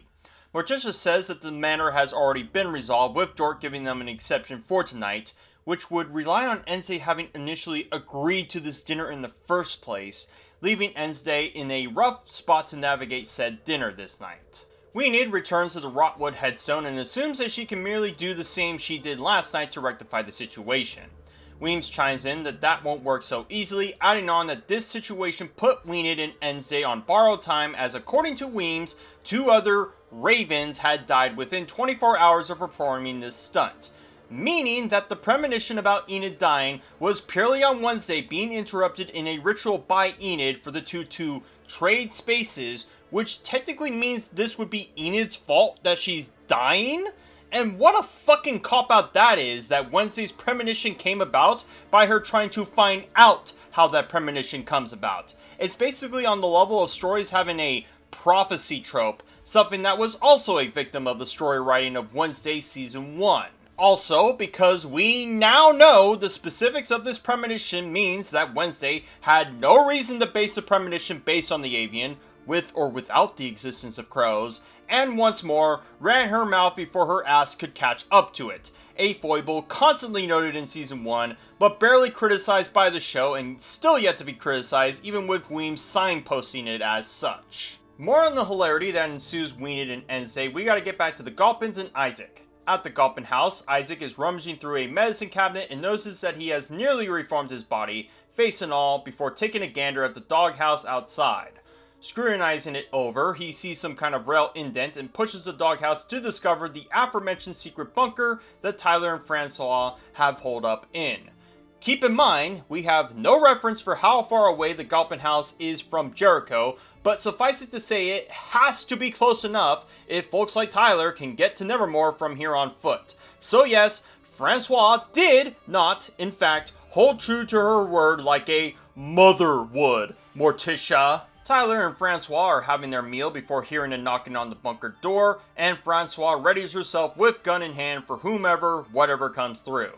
Isaac slowly enters and Francois can't believe what she's seen, as though the concept of anyone actually dying in this fucking story is an absurd stretch given that many assume she died as well. Isaac helps reassure Francois that it's really him by mentioning some anecdote about her first transformation as a Hyde, and the details of this are vague but could be alluding to her dating Sheriff Gulpin from what he says, and that's enough for Francois to embrace him. Francois introduces Tyler to his long-lost uncle, something Tyler is taken slightly aback by and unsure of how to respond to that revelation. Before the two can get properly acquainted, the matter regarding Francois's cuffing fits hits center stage, as Francois tells Tyler that being a long-lived Hyde comes with its own problems. Isaac pipes up that it was his dream to try to help Francois any which way he can to extract these Hyde powers, with Francois chiming to Isaac of the complications regarding the Stonehursts. Of course, Isaac had that matter already taken care of regarding both Judy and Augustus. Yeah, want to tell us how you managed that? And insists that they can use the machine retrofitted at the Lois program in Willow Hill to assist Francois. What with her mentioning that the Stonehurst copied similar schematics to one at Nevermore. Yep, that means that when Judy told Wednesday that all she'd find at Willow Hill was some dusty files, that was a load of horseshit, and additionally, Fester's superpowered shock did not cause any permanent damage to the machine when it was right behind them when they made their escape either. Lucky for the three of them. Also going forward, what with these three being their own troupe, I will delectfully call them the Gulpin Gang whenever they get up to shenanigans. Isaac says that he needs to visit an old friend, euphemism for his next victim, at Nevermore before they can go about saving Francois from her condition. As for Nevermore, we cut to Weenid performing on the cello as per usual before Miss Capri walks in and is utterly surprised that Enid could play so effectively, such that she believes Enid has evoked Wednesday. Okay, how many more times are characters going to lay on the foreshadowing like this? Weenid plays it off as some kind of thinking exercise before the matter of Enid being an alpha rears in, much to Weanid's surprise and Capri's concern that she's trying to deny her being an alpha. Miss Capri emphasizes that Weanid needs to get into the looping cages before sundown, which will factor plot-wise, and as Weanid walks away, she notices a portrait of Rosalind Rotwood at her cottage. This, for some reason, clues Weanid to go investigate the cottage itself when Hester earlier told her about the seance chamber in said cottage and was physically transposed there too, no less. And are we also supposed that this is the first time that Weanid has seen this portrait in the first place? Regardless, Weanid waltzes into the cottage and once more is quick to find a fake panel in one of the bedrooms that has hidden said seance chamber. As she snoops around, she notices some kind of romance novel and a transcript of another written by a pseudonym of Morticia, as apparently she too is a novelist like Wednesday is. This will only factor into some drama regarding episode 7, but do keep a lid on this as to Morticia's reason for hiding this part about herself.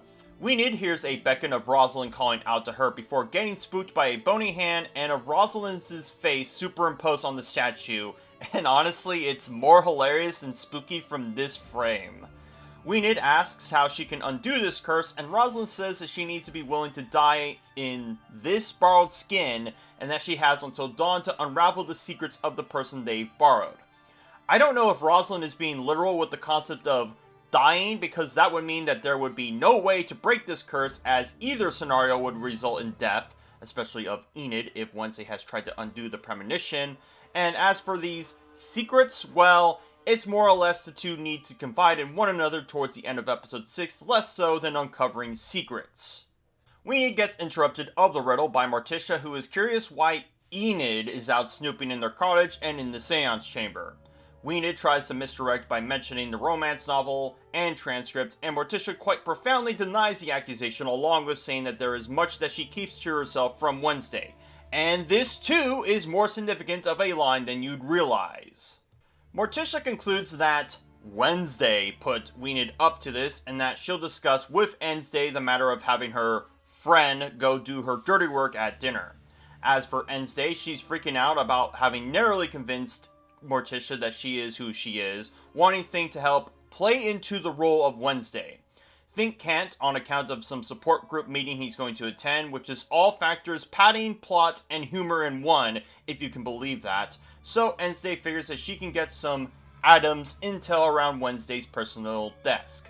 Thing is a bit nervous about Wednesday doing this, as she comes across the partially burned manuscript that Wednesday, by the way, doesn't care if anyone would read it, and finds the fictional version of Enid Wednesday wrote about her. To her frustration, she finds that Wednesday's fictionalization of Enid are what Wednesday actually thinks about her, mostly negative, a slight too far for Wednesday that she'll do something drastic to embarrass Wednesday in her own body. So the things that Wednesday describes this fictional character are things that Wednesday has said directly to Enid's face, and that, regardless if Wednesday does think that way about her, her actions towards Enid speak more so than any words could.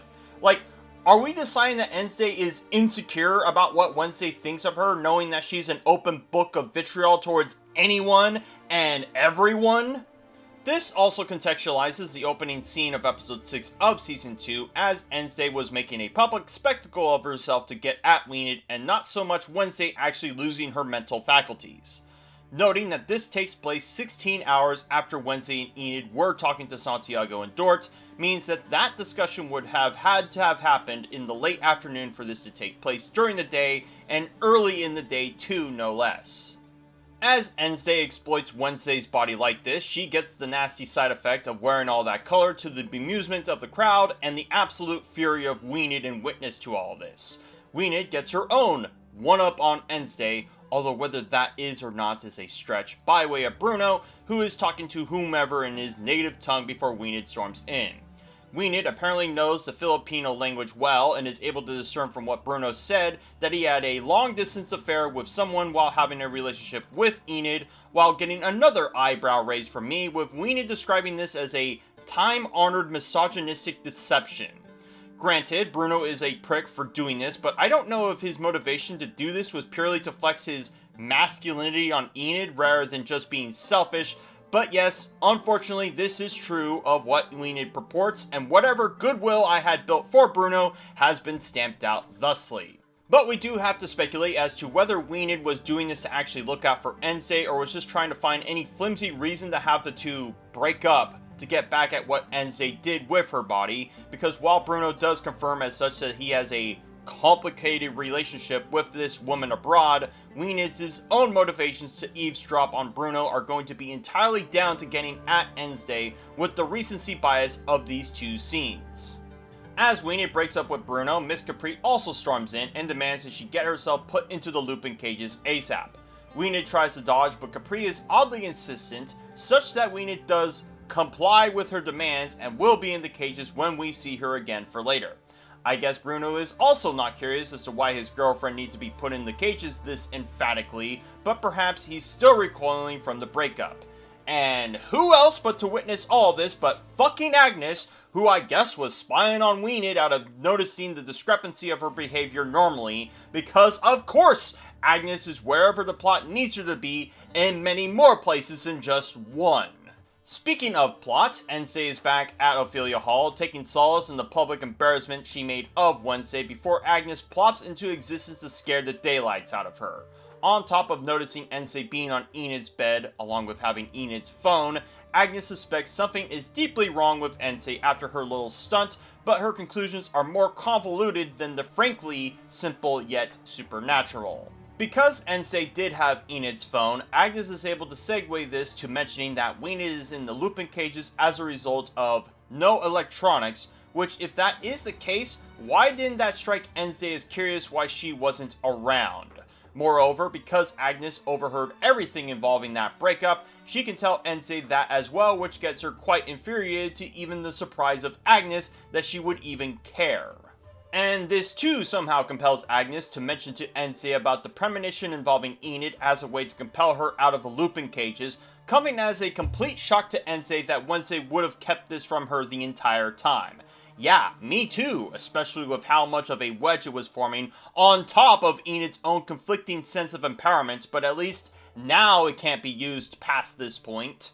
Because of Ensei feeling at a loss about this discovery, Agnes decides to make a dangerous proposal that Enid has been causing problems for her and that she should disconcern herself of Enid in favor of having Agnes be their best friend, while throwing some other shade at Enid.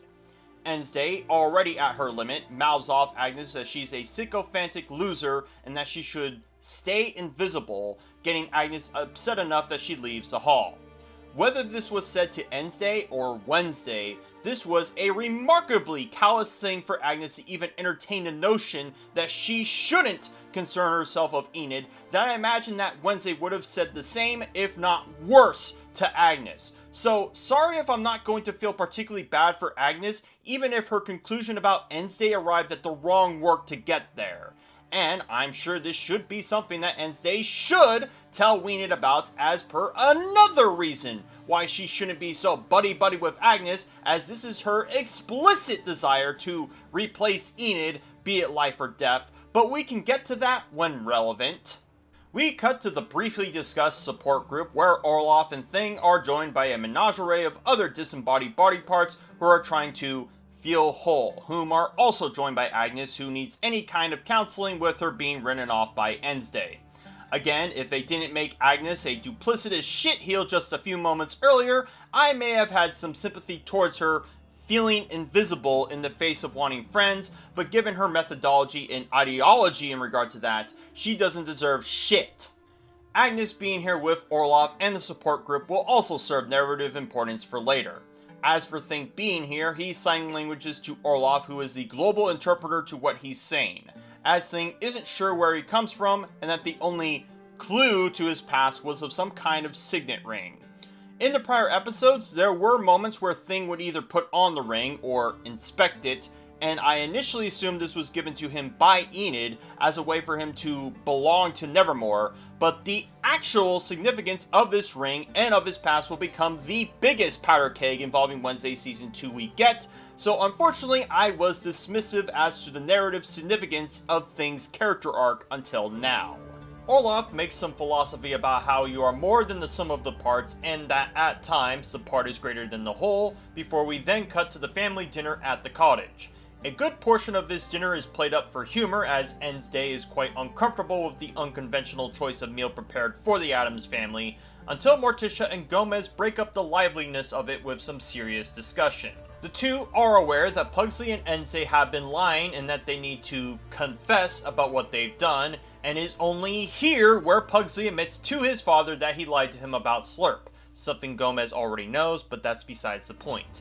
Seeing as this too is only used to joke about what kind of punishment Pugsley will receive, as opposed to capital punishment, the writers have yet again swept his bloodshed under the tablecloth. As for Ensei, she initially assumes that Morticia is going to discover that she isn't who she's pretending to be, until Morticia brings up seeing Enid at the secret seance chamber.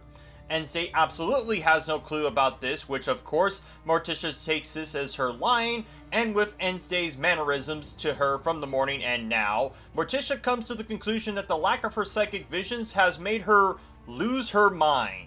But before Morticia can properly handle treating Ensei properly, she gets upset about some other presence intruding upon the conversation until Weems inexplicably shows up, despite having prior established that Enid still is in tune with her spirit guide.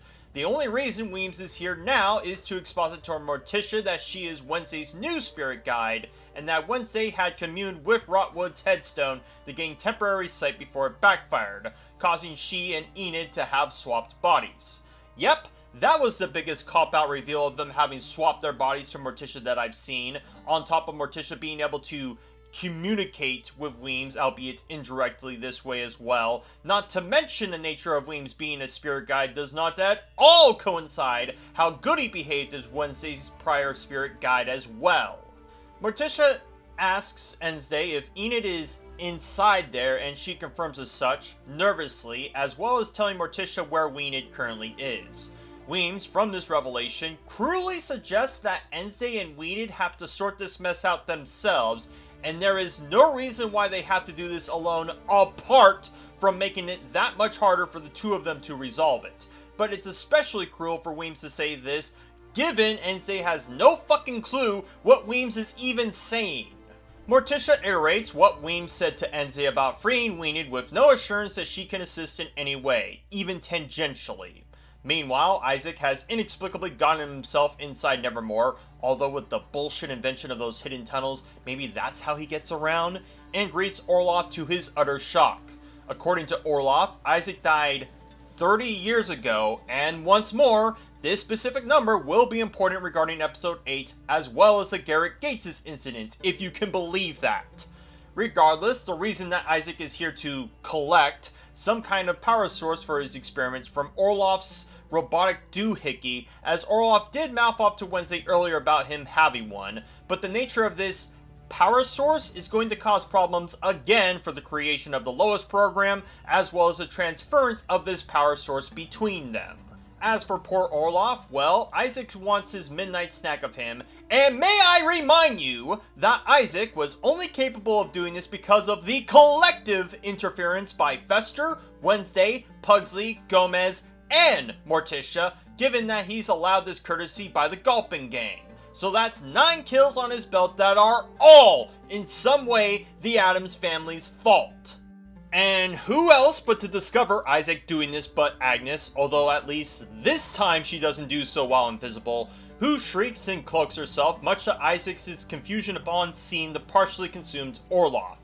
Assuming that Isaac has been had, he decides to book it with the power source to the witness of Agnes's despair. Not sure what Agnes had planned to do going to Dr. Orloff's class this late at night before Isaac ran in, and feels purely for the sake of Agnes becoming more than dutiful in dealing with the Gulpin Gang later. Outside of Nevermore, Isaac returns with the power source, explaining to Tyler and Francois briefly that he needed it after the electrical systems in Willow Hill got fried. How would he know this, even with him being present at it? And this detail will get convoluted when we discover the exact nature of this machine later. They hear a bit of commotion outside, so Francois has Tyler go investigate around. Tyler notices the trunk of the car is ajar, so he opens it to only now discover the corpse of Judy stuffed inside. Given that the car the Gulpin Gang are driving was also Judy's car, did that not ever occur to Tyler how Isaac got his hands on it? Tyler returns to the car to say that there was nothing, and of course, Agnes pulled a Wednesday by stuffing herself in the car while invisible to, I guess, see where they are heading. Again, this will be important for how Enid and Wednesday get roped up into this.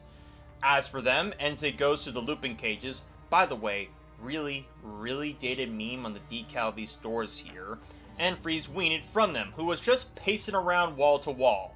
Wednesday also informs Enid that she knows about the premonition, as well as of the two of them dying if they don't resolve this body swap by dawn.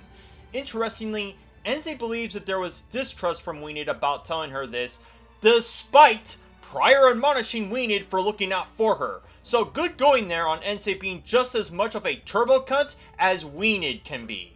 Before the drama between these two can devolve, Wednesday gets a call from Agnes on Enid's phone, whom also has Agnes as a contact. Remember, these two do not like each other, to tell Wednesday that she discovered Tyler and Isaac and stuffed herself in the car that they are currently driving.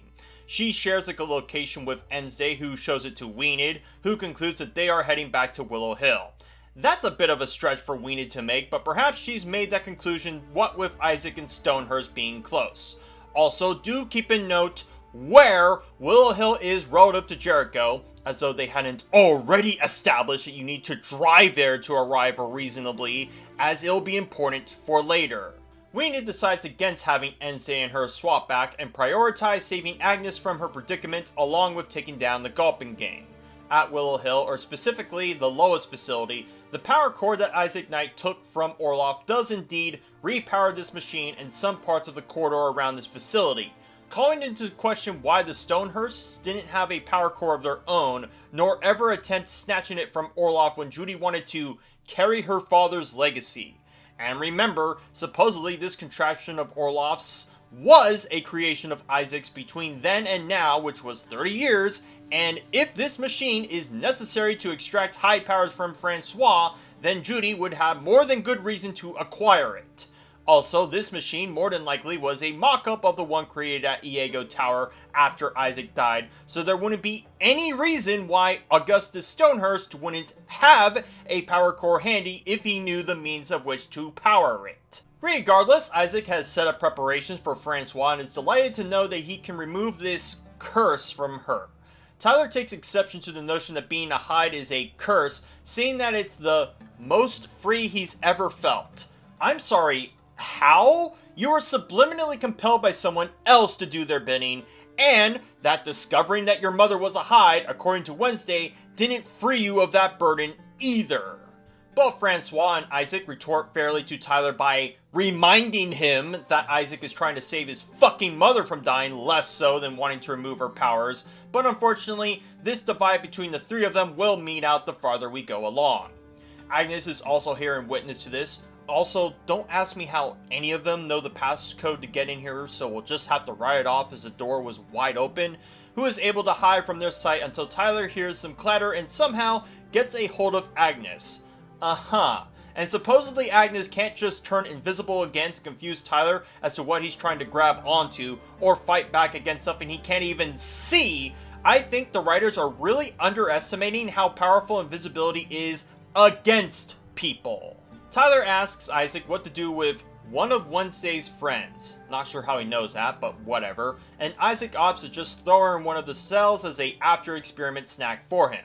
As for Weena and Wednesday, they just happen to show up just as the experiment begins, despite the prior establishment of how far Willow Hill is, as well as that image proving just how far it is from Jericho and by extension, Nevermore. Guess Wednesday didn't need to hide in Miss Capri's car, nor steal the driving instructor's car then. Once Tyler returns to the console, he sees Isaac power up the machine, which, by the way, is being powered by a core that was used for what was basically a mobility scooter for Orloff, so a bit dissonant as to how much this core could power, while Weena sneaks into the cell to assist Agnes. Tyler returns to see Weena attempting to free Agnes before getting jostled a bit by Wednesday. He's able to throw her off, but as he does, Weena gives him a Sparta kick clear back into the halls of the cell. And I guess while all of this is going on, Francois and Isaac are non-existent to react to any of this happening. This sudden surge of strength by Weena was foreshadowing for her to begin wolfing out to the fear of both Wednesday and Agnes, who the former gets thrown aside by Tyler as he attempts to close the cell in front of Weena, and the latter turns invisible to fuck around with all the knobs on the console to bring the machine haywire. Just a demonstration of how easily it is to mess around while invisible. Tyler tries to fix his situation to no avail as he turns his attention back to Wednesday before a thumping can be heard from the cell door. Weena has transformed, although taking the qualities of Wednesday a la Skyrim werewolf more so than werewolf during Pride Month like Enid. Tyler attempts to transform to fend off werewolf Weena, but gets distracted by Francois before getting throttled by Weena. Yes, this does make it so Tyler can't turn into a Hyde at this moment, meaning that with enough bodies you can't just smother him from doing so like the Nightshades could have done towards the end of episode 5. Now, Weena has many good reasons to kill the fuck out of Tyler at this very moment, and there's basically nothing stopping her but time. But alas, Wednesday yells to Weena that they have to leave, and she acquiesces, throwing Tyler aside. Would you believe me if I were to tell you that Weena will have another opportunity to kill Tyler later, and doesn't? Yeah, better saved for episode 8. The Galpin Gang's plans to save Francois from her condition are foiled as they and the triage of Ophelia Hall run from the lab before it explodes. Should we discuss how what Isaac and Tyler were doing was noble, even barring that they've killed people to get to this point? Was that not ever a consideration to Agnes when she tracked them this far, or likely overheard their conversations before deciding to mess up this console? As our plucky band of ne'er-do-wells run away, Enid is recoiling from transforming back into herself as Wednesday comforts her. It is here where Wednesday for once thanks Enid for saving her, finally clocking to Agnes that the two had swapped bodies as a misunderstanding. Lucky for Agnes, then, that Wednesday does not bring up to Enid that she wanted her to forget about Enid, nor did Agnes feel any regret about what she said to Wednesday, whether or not she said it because Wednesday wasn't acting herself as of late. So she too can join the morally reprehensible bunch. Agnes thinks this body swap is permanent, reminding to both Wednesday and Enid the urgency of them fixing this issue. They head back to the Rotwood headstone where Enid tells Wednesday that the two need to unravel the innermost secrets about themselves, as was stated by Rotwood. Wednesday starts by confiding in Enid that while she is fearless, that her one fear is of her mother and whether she'll accept her as who she is, and is why she constantly pushes her away. Enid finds this illuminating and compliments Wednesday for her quiet strength and that she shouldn't let people like Bruno mistake her kindness for weakness, something that I did not get any inkling of in the time those two were together, and if anything, Wednesday was the one who mistook Enid's kindness for weakness. But I suppose this is Enid's single moment of introspection that she underestimated Wednesday's potential, as per that line by Enid, and this confiding in one another is enough for the two to once again slump over the headstone and return back to their original bodies. Thank God I don't have to refer to them as Enid and Wednesday anymore, because it was starting to get confusing for me to make the difference. As the two are reunited back in their bodies, Weems comes in to give a distant glare to Wednesday. She has Enid go back to her dorm so that she and Weems can discuss. Fortunately, Wednesday has stopped the premonition of Enid dying, but as a result of her actions, has put the death of another at risk. Who, you might ask? Well, Weems and Wednesday walk to another spooky hallucination of a grave, where Weems points to a broken headstone of a Addams family member written on it, and that now, any one of the Addams family members may die, and it's up to Wednesday to figure out whom before the episode ends. Unsure of how what transpired during episode 6 led to this moment, unless Agnes destroying the machine at Willow Hill was the culprit of it, actions of hers and not Wednesday's. But more to the point, why was the premonition of Enid's death only extend to 6 episodes out of the 8?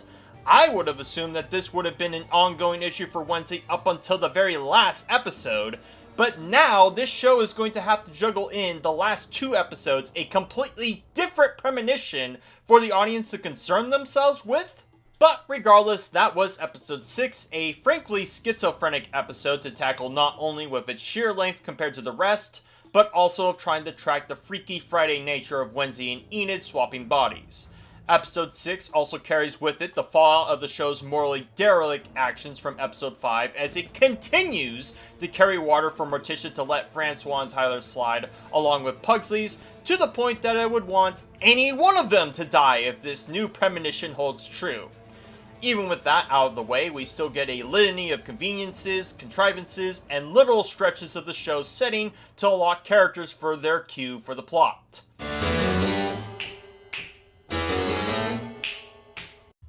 We start episode 7 with a flashback scene taking place in Morning Song, Florida, where we get some much needed context as to the Morning Song subplot and principally Barry Dort's involvement with it.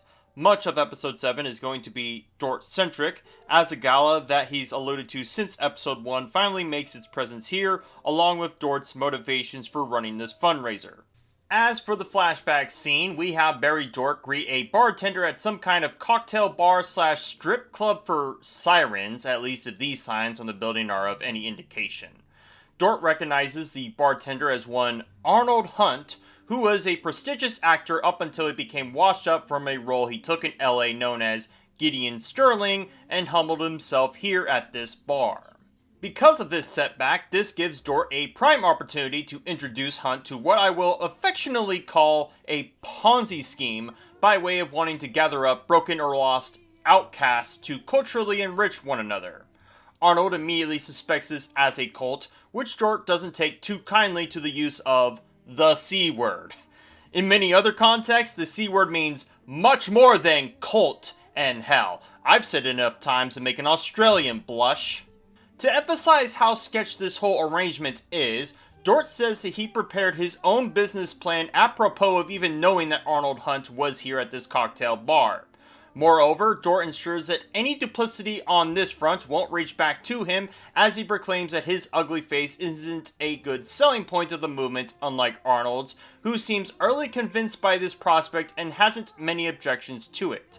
I don't know about you, but if some guy I've never seen was trying to gas me up, then prepares documents to get me roped up into some larger-than-life plan, I'd expect this dude thinks I'm wet around the ears. Arnold asks if this movement of Dort's has a name, to which Dort immediately comes up with the name Morning Song from the coaster he sees, and the two toast in agreement to this arrangement before we segue to the present, with Dort looking at a newspaper article about Gideon Sterling. Dort isn't exactly pleased to see the news of Gideon on the loose and nearing ever closer to Nevermore, although at least his reasons to be as close will make sense in a moment, until Dort douses the flames of the fireplace to use his secret button. Now, what happens next is quite inexplicable both for Dort's reasons to walk around the hollowed halls of his secret contraption, and of Bianca and Gabrielle to not expect this would happen, as the two get caught by Dort in the burned out classroom.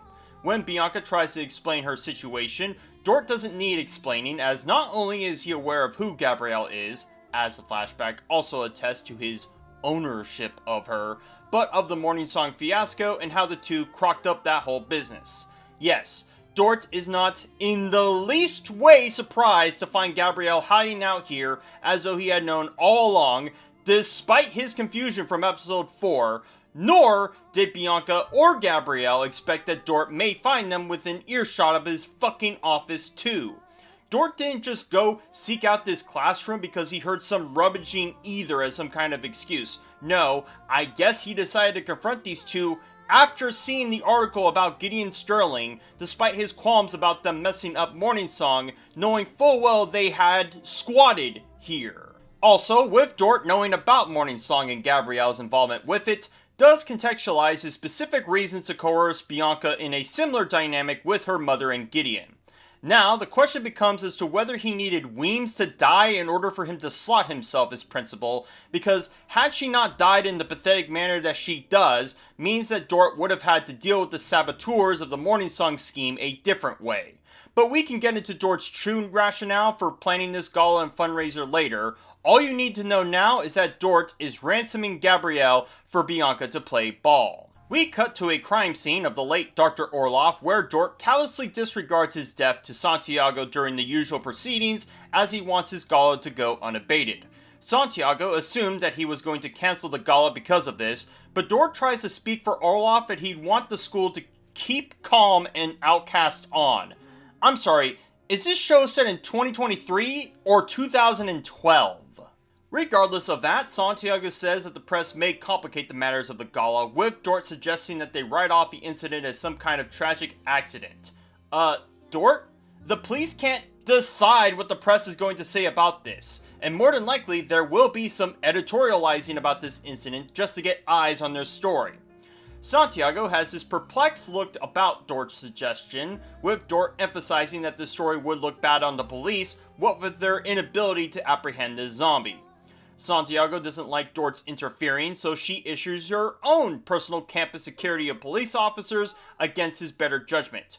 Okay, so Santiago can provide Nevermore with round-the-clock police officers, but can't divvy up her police forces to watch over Nevermore and Pilgrim World back in episode 5? Talk about contrived. Enid and Wednesday oversee this new enforcement by Santiago, with Enid criticizing their ability to stop the Gulpin Gang of all. Yeah, I'm sure they do better than you chuckle fucks could, what with episode 5 and 6 in mind. Speaking of fucking chuckles, Agnes comes into the page to mock Enid for wanting her to stay invisible, as though expecting an apology from Enid. Agnes, you should be the one apologizing to both Enid and Wednesday for wanting to cut off Enid, but I guess Enid can't use that against her.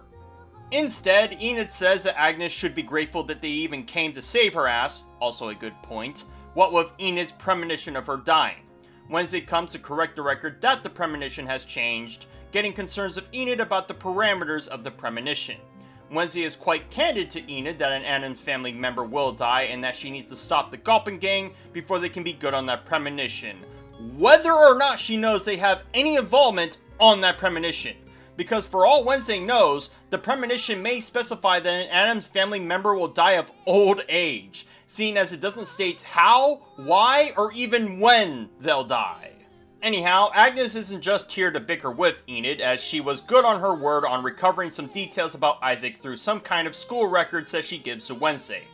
This services similar drama to when Tyler gave Wednesday the mugshot of Gomez Adams, and of her confronting them on that in episode 5, as we cut to the cottage where Wednesday confronts Gomez and Morticia about the secrets they've been keeping from her. Wednesday belittles the two that not only did they know about Pugsley Zombie, but that Isaac was a roommate of Gomez. Gomez adds that Isaac wasn't just his roommate, but one of his closest friends, a detail, I remind you, Dr. Orloff did not spout to Wednesday, despite her relationship with Gomez, as well as his description of the relationship between Isaac and Stonehurst. Also, that means that when Gomez told Eugene and Pugsley that the friends you make at Caliban Hall are ride or die, he was a lot more literal than he aimed then. More on Gomez's relationship with Isaac will be shared for episode 8 as additional secrets the two are keeping from Wednesday. The parents are keen to exposit to Wednesday much of what she knows of Isaac and Francois, as Gomez feared that people like Stonehurst wanted to use Isaac's genius for their own plans in mind. Gomez does give himself some credit that he didn't know the zombie that Pugsley was looking for was Isaac until he saw him, which doesn't give him any excuse to let him go, or let Pugsley let him go either, for that matter.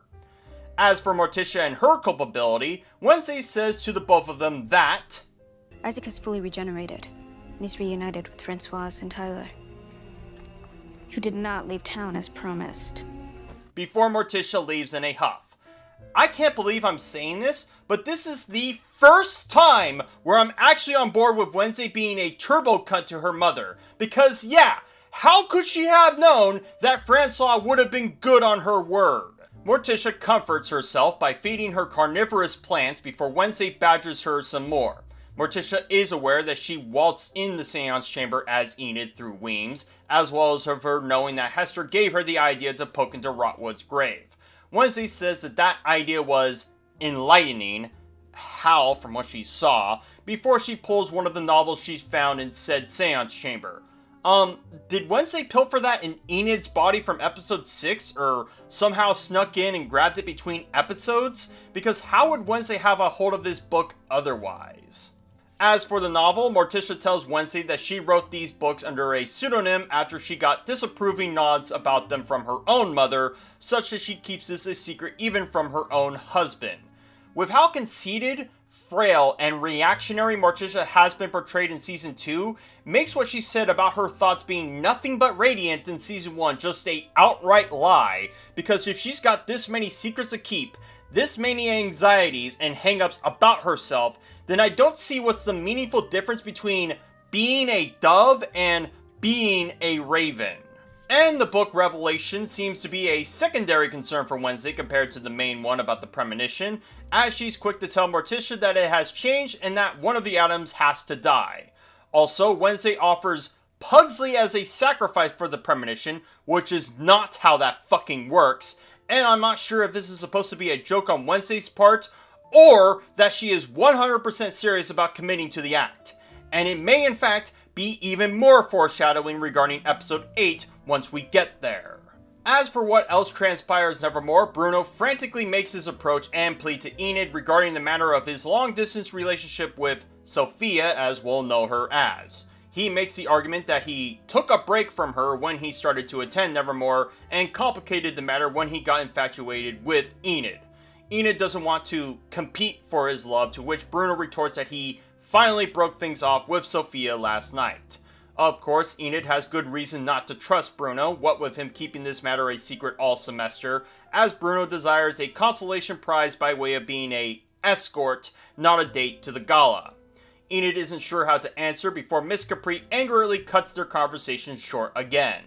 Miss Capri interrogates Enid as to why she broke out of her looping cages, to which Enid, knowing that it was Wednesday who was in Enid's body, has to play it off as not being herself.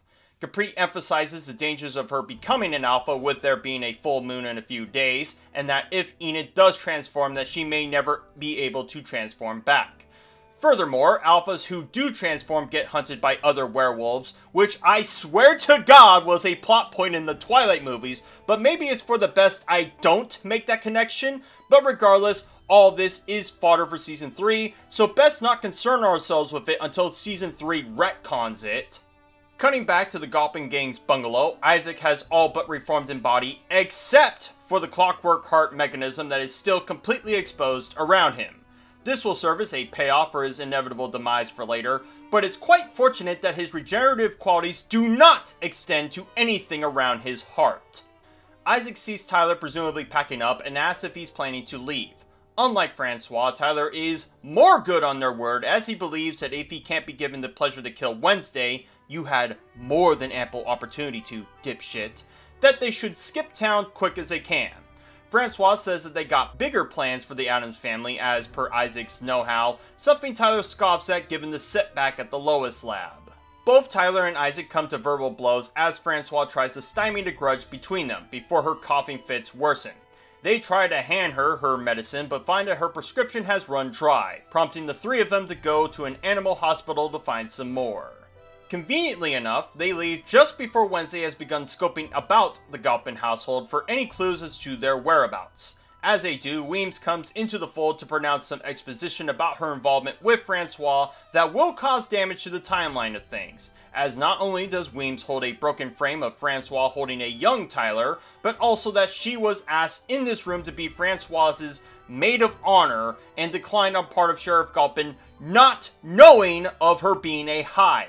So, not only is Gulpin vindicated yet again for his behavior in Season 1, but that Tyler is now seemingly older than what I had assumed was 15 years, meaning that the postpartum depression excuse in Season 1 can't make any sense as a cover-up story for Francois to be detained at the Lois program.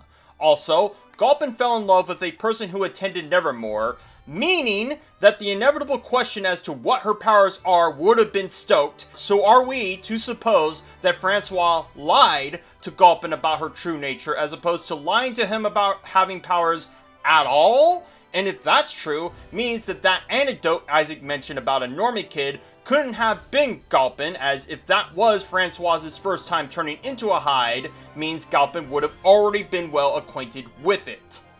Additionally, Tyler has been quite on the fence about accepting Isaac as his uncle, which also means that Tyler would have had to have been born after Isaac died at that experiment, which is plausible given the 15-year gap between them. But did Gulpin know about Isaac? Did Gulpin start to date Francois before or after Isaac died? Did Francois never mention to Gulpin or to her son about her dead brother? Maybe I could buy that it might have been an uncomfortable thing for her to mention, but that detail would rely on Gulpin not knowing anything about her extended family during the time he started dating her, which he dated Francois while she was still attending Nevermore, making the window of time between Isaac attending and dying quite tight for Gulpin to not have known. Anyhow, Thing returns to Wednesday to get her attention to something he's discovered, and in the two find the secret entrance to the bunker of the Gulpin Gang. Not sure if Thing opened the entrance himself, or the Gulpin Gang just left it open in a rush, but regardless, Wednesday has Taser in hand to defend herself, which is a comically rich item for her to expect to work on a fucking nigh invisible zombie and 2 Hydes. Might as well not have been armed for all that'll help you. Wednesday and Thing don't find much in the bunker, save for the empty prescription bottle, the bloody cloth, and a peculiar moth hovering around the bunker. Wednesday surmises that Isaac is trying to save his sister, who's on borrowed time, but as for the importance of the moth, well, that'll be a job for Eugene to solve. Speaking of, isn't it crazy that Eugene has been more sidelined in Season 2 than he was in Season 1, given he was a literal plot device in Season 1. Like, honestly, if you were to take Eugene out of the equation of Season 2, you wouldn't have to change much around his absence. As for him, he's merely here to exposit to Wednesday the usefulness of these moths, as he was able to pluck some out from Isaac while he was a zombie back in episode 2, as said moths will track Isaac as he's their host body. Confusingly, this is to establish that the Gulpin gang fled from their bunker as their current hideout when they only left to go fetch some medicine for Francois, as they'd have no way of knowing that Wednesday found this bunker between the scenes we do get. Otherwise, Wednesday already knows where to look for Isaac absent of these moths. Pugsley is also within earshot to hear that Wednesday found a means to track Isaac, as he's still calling him Slurp, whom tries to lazily justify his reason for reviving Slurp as wanting a friend. Even more dour than that, Wednesday ponders why he couldn't find a living friend, and Pugsley states that no one was interested, before Wednesday shares a glance at Eugene, insinuating heavily that he's at fault for what Pugsley did. No, he fucking isn't, because as I just said, you could cut Eugene out from Season 2 and Pugsley still would have compelled himself to go seek out the Skull Tree, and regardless if Eugene didn't immediately let Pugsley glom on him, doesn't justify Pugsley's actions hereafter, especially in regards to letting Isaac go, knowing full well he's killed several people based on the article that he was reading. Is this show trying to be as morally derelict as Has-Been Hotel is now? Getting back to the morning song routine, Bianca is walking around the halls, noting the presence of Santiago's campus security before Ajax barges in to inform Bianca of Gideon's encroaching presence in Nevermore, along with the sudden absence of Gabrielle. Bianca has to lie to Ajax outside of using her siren song that Gabrielle fled, knowing that Gideon was onto her.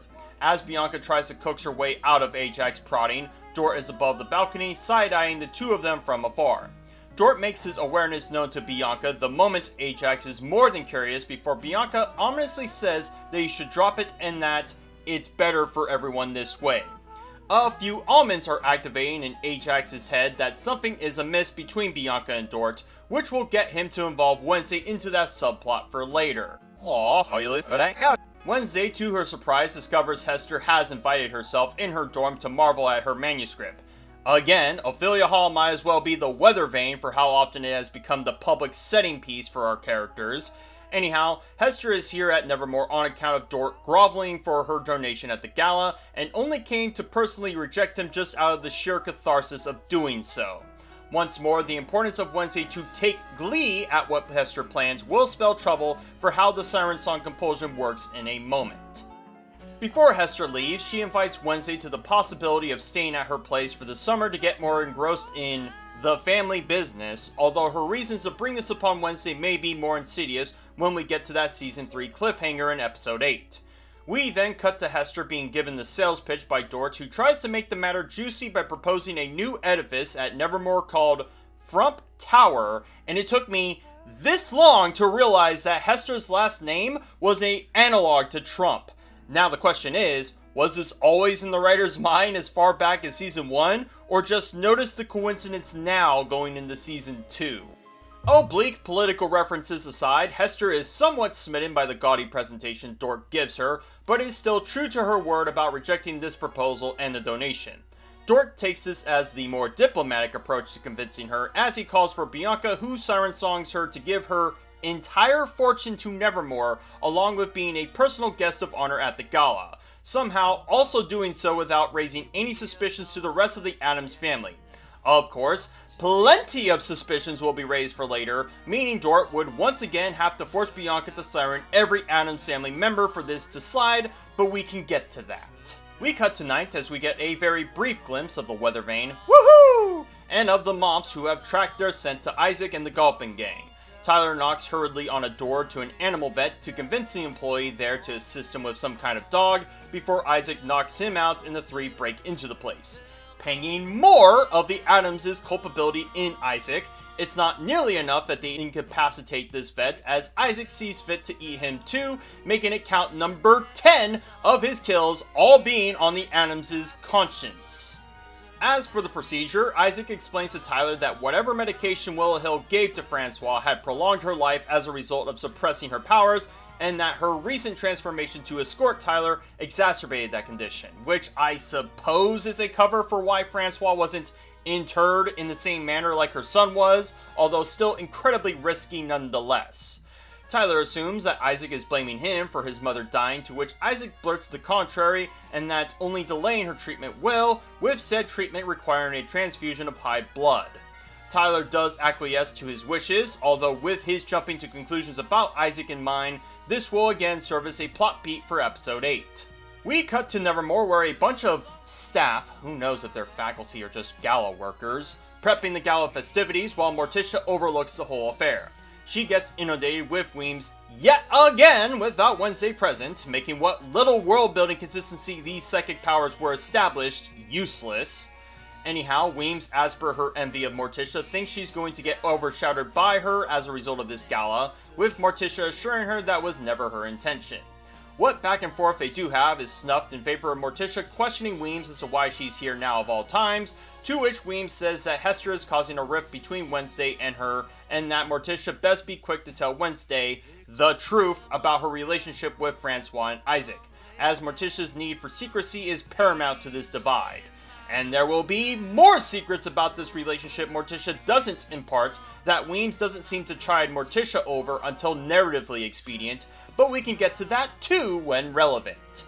Regardless, Weems re-emphasizes the point that an Adams will die and that she shouldn't let her need to be closeted undo the family she's tried to protect, as though that wasn't already apparent to Morticia.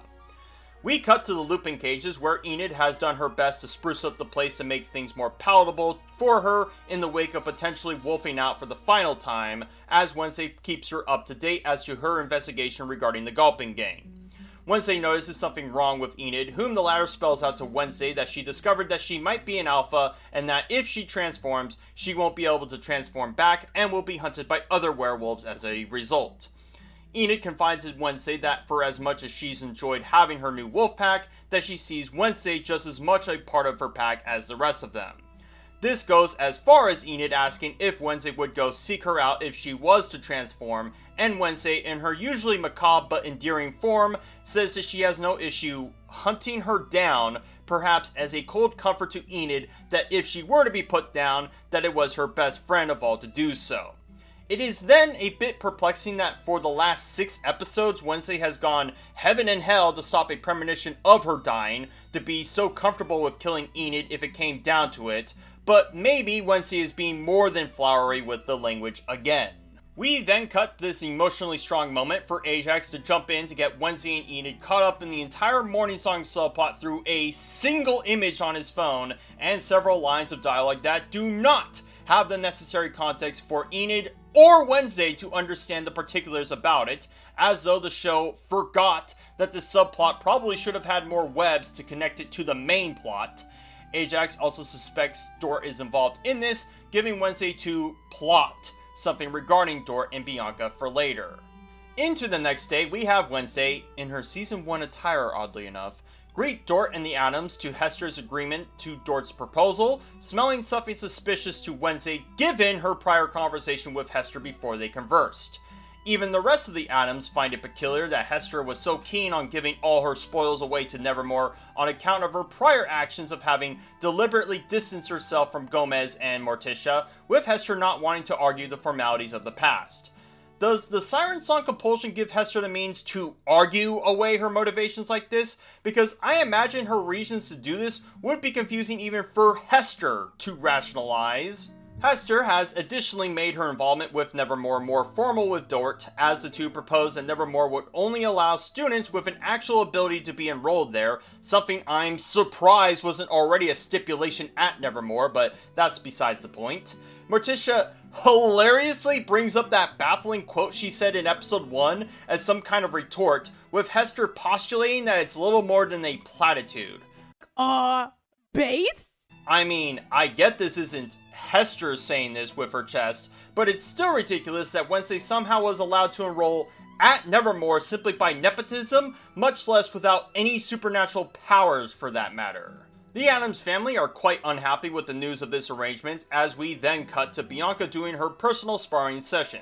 During it, Wednesday chimes in to Bianca's surprise, and the two have an impromptu rematch of their dueling session from episode 1 of season 1.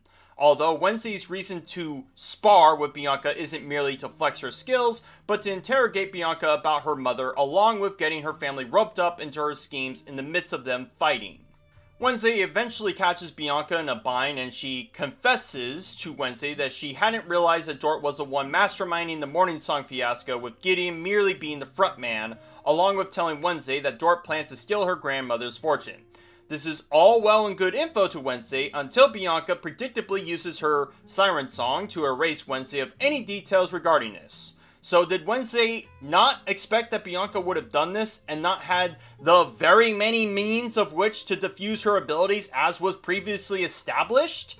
But no need to fear, Agnes was here this entire time, I guess expecting that Bianca would have siren-songed Wednesday so that Agnes could overhear the entire conversation and retell it to Wednesday. You know what would have also worked that didn't require your invisible cohort? A fucking recorder, or a pair of earplugs for that matter, but I guess we gotta force Agnes wherever we can, don't we?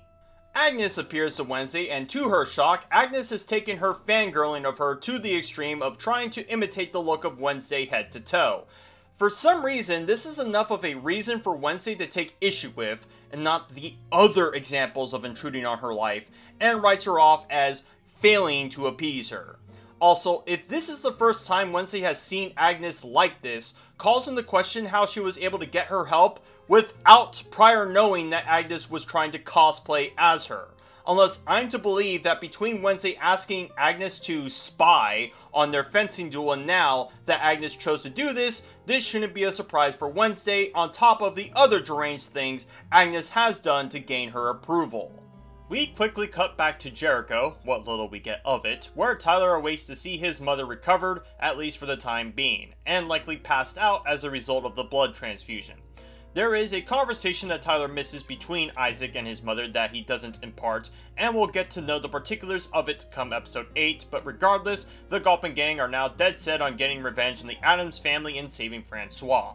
I guess Francois doesn't pose any objections to this on part of Wednesday saving her from that Lois lab, but maybe her actions in episode 6 are her justification for going through with this.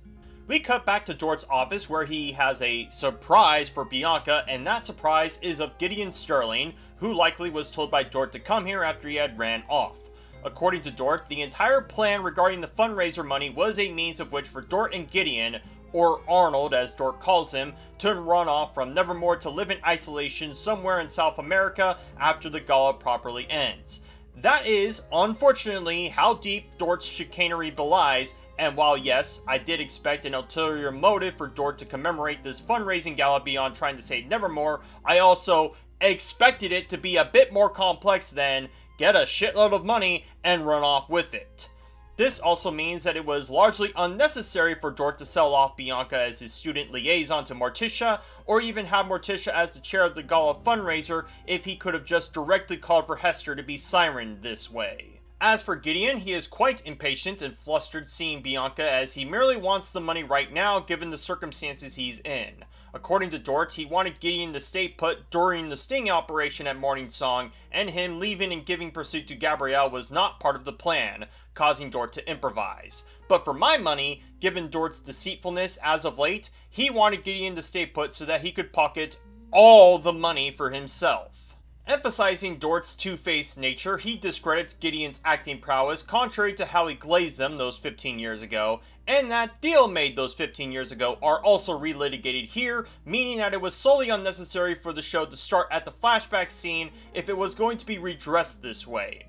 Gideon is nevertheless on the offensive to Dort, who tries to douse the situation by having him stay at his apartment with Gabrielle to cool tensions. Gideon crosses a line by iterating that he's only here for the money and that he's done dealing with freaks like Dort, obviously alluding to them being outcasts. Dort decides to do his usual analogy by mentioning why Venetians wore masks as an allusion to them going mask off while wearing them. Dort extends this mask he's wore to Gideon, saying that he's burning it and incinerates Gideon right down to the bone. Well, so much for Gideon's involvement in the show regarding both seasons, if him being a bigot was enough of a straw to break Dort's resolve this way. And yet another cliffhanger from season 1, cast aside like the bones of Gideon, Dort cast aside in his fireplace. We cut to the gala proper with the Addams family present sans Wednesday to witness the gaudy and intoxicating display. Dort makes his entrance with Hester on boat, whom the latter loudly proclaims that she is firing the board and introducing corporal punishment, with Morticia rolling her eyes at that statement. I'm sorry, but does Hester have the authority to do that, even with her throwing all her money at Nevermore this way? I thought Bianca only compelled her to be a guest of honor for the gala, not the second in command to Dort? Morticia and Hester bicker a bit as to where Wednesday is before she introduces herself, fairly lapse in any quipping for the rest of the family or even Hester when she wants Wednesday's guidance as to what else to do about Nevermore. Clearly, Wednesday knows that Hester is being compelled by this stage, so she goes to confront Bianca again as to the matter about her mother, something Bianca is surprised by given her successful compulsion of her earlier. Wednesday emphasizes that she needs to trust her if she's going to bring down Dort, to which Bianca says that her mother is in Dort's apartment. Yeah, the use of this word is going to be confusing once we figure out where Gabrielle is. Near the entrance of the quad, Enid is pacing around awaiting Bruno before he makes his appearance, and shortly after, seemingly on cue for this dramatic quibble, Bruno's long-distance affair as well. Enid surmises that she got the red eye from Manila, which is some euphemism for some overnight flight that allowed Sophia to come by at this hour, but the question is, did Sophia do this of her own accord, or did Bruno ask her to despite what he told Enid? Not that it really matters, as this is curtains for Bruno and whatever relationship he tried to build with Enid, who decides to be the bigger woman in this instance and leave for Bruno to fraternize, saying that she has her own path to build. What is that? Two men who she dumped for that same reason? Maybe Enid is better off with women, if Twitter weirdos would have me believe that Wednesday and Enid should be more than friends. Enid decides to sorrow in Dr. Orloff's classroom until she hears Agnes whimper, who also decided to ball here as well, remarking that she can't even get peace in a crime scene. If that is the case, then how was Enid able to come here in the first place? Anyhow, Enid is curious what has Agnes so broken, and Agnes tells Enid that Wednesday wrote her off on her feeble attempt to mimic everything Wednesday, personality, clothing, and all. Enid gives Agnes some insight that one Wednesday Addams is enough for this world. Honestly, too much if you ask me, and that if Agnes doesn't want to be invisible, that she shouldn't hide in the personalities of others. This goes as far as Enid stating that, Be your own psycho, Agnes. Trust me, you'll be good at it. What? I mean, I get the broader point that Enid is trying to say here, but it's a bit disorienting that Enid is telling Agnes to be her own psycho when she's used that as a pejorative to her throughout. Agnes takes solace in this camaraderie that Enid shares and does away with her wig. I honestly thought she just dyed her hair, but whatever, before asking Enid about the dance routine she had planned for the gala. Enid says she's declined to do so after breaking up with Bruno, with Agnes offering to dance with her on account of also spying on her dance rehearsals. And honestly, should I be surprised at this point what her invisibility allows her to do? Also, Agnes being a dance partner for Enid will allot for how Wednesday involves them in undermining Dort for later. We cut to the dinner at the gala, where the patrons seem utterly bored by the dullness on display here, at least exposited by Hester if it wasn't already apparent to the audience. Dort says that there will be a dance routine to spruce things up, some closing remarks from Hester, and then the paperwork to properly submit her livelihood to Dort. One patron is notably left out, as we cut to Bugsley seemingly walking out of the gala, downtrodden simply down to missing out on Slurp. Eugene gives him an update as to his lack of whereabouts before asking him why he isn't with the family, to which Pugsley says that they'd likely not even notice that he's gone. Again, this will service most of the drama regarding episode 8, as Isaac, somehow knowing that the gala was taking place today, disguised himself as a gala patron overlooking Pugsley's isolation. Meanwhile, during this, Ajax breaks into Dort's office to find something pertaining to saving Gabrielle from her situation, and finds a key in one of the desks to open a door to said apartment. Apparently, this show is using the older English verbiage of apartment as a series of rooms and not a separate building in of itself, which means that Gabrielle could have banged on this door when anyone who isn't Dort or Bianca were present at his office. But I guess it's a good thing the show contrived itself in a different way to make it nigh effortless for Ajax to save Bianca's mother. Enid is psyching herself up for the dance routine before Wednesday rounds the corner to give them an update as to the matter regarding Bianca's mom. Ajax was able to free her. I also assume Wednesday had instructed Ajax to do that, but needs some extra assistance, expecting that Agnes is only a moment away while invisible to be that help. To Wednesday's surprise and commemoration, she sees that Agnes has become her own person and isn't concerned with what Wednesday thinks about her, something I guess Wednesday was trying to drill into her from the moment she became loyal to her. It should also go without saying that there's no reason for Agnes to be invisible here other than for it to be a discovery to Wednesday that she's not pretending to be her, but I guess we needed that character payoff some way. Agnes asks what is the plan, and said plan is not told to the audience, but unlike some of the other scenes which cut away before the conversation, it's not necessary for us to know as we'll discover it during the dance routine. As for the dance routine, it's a duet of Enid and Agnes dancing together to the tune of some more copyrighted music, this being The Dead Dance by Lady Gaga, as I alluded that she would get her tendrils into this show another way. As for the song, it's extremely catchy and actually fits with the tone of the show and of the two dancing, and more than likely that was deliberate as the single for this song released on the same day as the second half of Wednesday Season 2 released.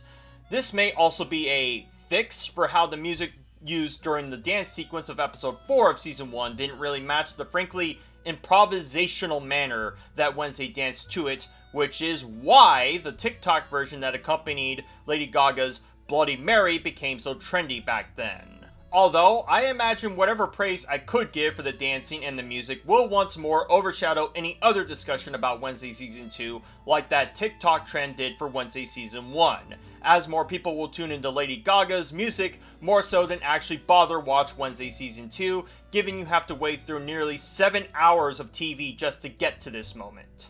During the dance routine, Agnes takes advantage of her invisibility to make it seem as though Enid is suspended in the air, but more so as the opportunity to have the audience enthralled by Enid's performance as she swipes something from Dort.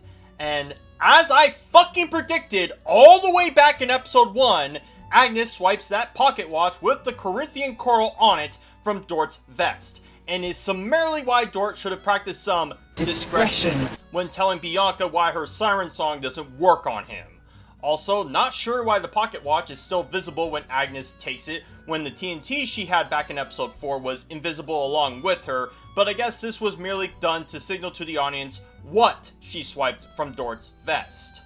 After the dance routine ends, the stage is quickly, almost too quickly, changed to the rehearsal as was ordained by Dort. Bianca takes the stage, a bit anxious what with everything riding on her, before she sees Gabrielle, Ajax, and Wednesday with the pocket watch to ease her mind. She uses this as an opportunity to call Dort and Morticia to the stage, although Dort is chiefly of circumstance as she proceeds to remove her damper and compel Dort about how this gala truly came together. Now, every other instance that Bianca had compelled someone, they acted purely as a drone acting on the whim of whatever Bianca said. But with Dort, for some reason, he confesses what he did to Bianca, Gabrielle, and Gideon through gritted teeth, as though knowing he is doing this against his will but can't stop himself from laying out his dirty laundry to the entire audience. This will be important for how Dort tries to get out of the mess Bianca put him through in a moment. As Dort confesses, he's clearly wetting his britches while Wednesday gets that self-righteous indignation she so desperately desired, as he also confesses that he killed Gideon simply because he didn't want to split the money with him. If that was his reason for killing him, then why bring him all the way to Nevermore on the pretense he was going to share the money then? Because Gideon couldn't have known to come to Nevermore unless Dort told him that Gabrielle and Bianca were here? Was it in Dort's mind to kill Gideon at his office as to not leave a trace but plan to do so after the gala instead of before it? Dort, knowing that he's royally fucked, frantically takes Bianca as his hostage out of here, as I guess Bianca didn't expect him to do that with what little she compelled him to do. but I guess telling the audience that Dort will not bring harm to her or anyone here would be a bit awkward to segue to Dort confessing his sins. The cops rear in with arms ready as Dort tries to make a wedge between the crowd and him by burning a rope holding a chandelier above him. Unfortunately, Dort gets caught off guard by Ajax yelling from behind him, gaining his attention long enough for Ajax to stone him. This in turn causes the chandelier to crash onto the stony Dort, smashing him into several pieces. Given that being turned into stone is temporary, it's going to look real awkward when Dort turns into a fleshy mess for later, but I guess you're probably expecting me to say that Ajax is responsible for Dort's death, right? Wrong, because Ajax didn't cause the chandelier to fall down on Dort, and only wanted to turn him into stone so that he could likely be apprehended for his crimes later. But yes, that is the end of Dort, somehow dying earlier than Weems did in Season 1, and now has started a trend of Nevermore principals biting the bullet in this show. How will the death of this principal fare for the longevity of Nevermore, given the fundraiser was a complete sham? We'll discover that regarding Episode 8. Although, now with him gone, one does ponder whether Nevermore actually was in financial debt, or that was Dort's guise in order to justify sending money his way. Hester is positively thrilled by the death of Dort, interesting given her associations with him, as the police and the crowd deal with the aftermath of his death. Bianca thanks Wednesday for getting her out of this pickle, as Wednesday suggests that it is Ajax who she should be thanking, which is oddly humble for a narcissistic little snake like her to say. Hester then approaches Wednesday on the possibility of staying with her this summer before Wednesday properly shoots that down as to her statements about Gomez not being a true outcast, while relaying that Wednesday would technically not be one as a result of her losing her psychic ability. Here's the kicker, Wednesday. I don't think you're an outcast even if you had your psychic ability. As for what Hester said to Gomez, does Wednesday know that was supposedly under the compulsion of the Siren Song, or if that was her true dogshit opinion about him? Because knowing that should change the context of Hester saying it. Regardless, Wednesday uses this as an opportunity for Hester to have Wednesday reconsider her decision if she instead donates to Nevermore in Gomez's honor, to which Hester agrees. She also commemorates Morticia on having made a gala so chaotic in this manner, adding that she's never felt more alive from being nearly conned of her entire fortune before leaving them to their glory. Unsure if Hester knows exactly how she excused her decision before realizing she was duped, but regardless, we have to fast track to the cliffhanger for Episode 8. As for it, Wednesday peers over Morticia to see Weems giving a disconcerting glare, something Morticia is also aware of somehow. Morticia assumes Pugsley is in duress with his absence, and if it wasn't already exposited like this, Eugene runs in to warn Wednesday that Isaac is here and at the Nevermore graveyard. So Eugene presumably saw Isaac with Pugsley, seeing as Pugsley is also at this graveyard, and didn't think to warn the cops or the rest of Nevermore and just beelined, pun intended, to Wednesday only? Or if he knew Isaac was at the graveyard, why didn't he warn Pugsley or brought him along either? As for Pugsley, he catches some whimsy with the mops before Isaac introduces himself with his iconic catchphrase to Pugsley, who the latter still refers to him as Slurp.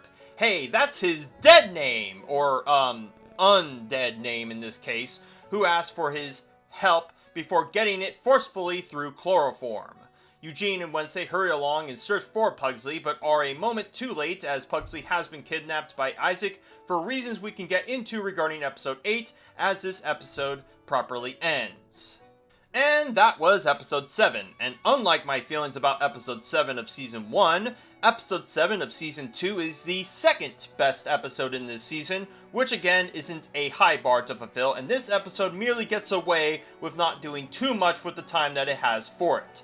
Not that it doesn't have its own hijinks and contrivances to fulfill, or the dissatisfying conclusion of the Morning Song arc for that matter, but alas, all the bullshit this show has bottled up will be better saved for the final episode of Wednesday Season 2.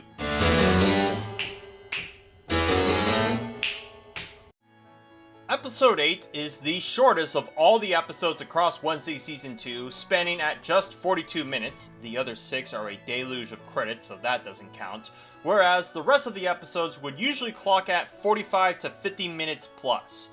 The reason I'm putting emphasis on the length of episode 8 is that it's amazing the sheer density of how much nonsense it is able to pack in just that amount of time, as we'll soon discover. In fact, there is a single frame of this episode that has as many problems, if not more so, than Xavier telling Wednesday that he should have let Rowan kill her, if you can believe that.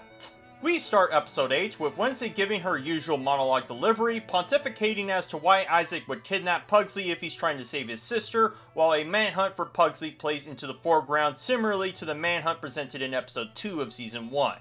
I'm assuming that Wednesday assumes there is an ulterior motive behind kidnapping Pugsley beyond the usual reasons for kidnapping people, that being ransom most of all, but that thought never seems to occur to the rest of the Addams family. Speaking of, Santiago lets Gomez and Morticia know that they've been unsuccessful as to finding their son and wants any info that would attest to the motive behind his kidnapping.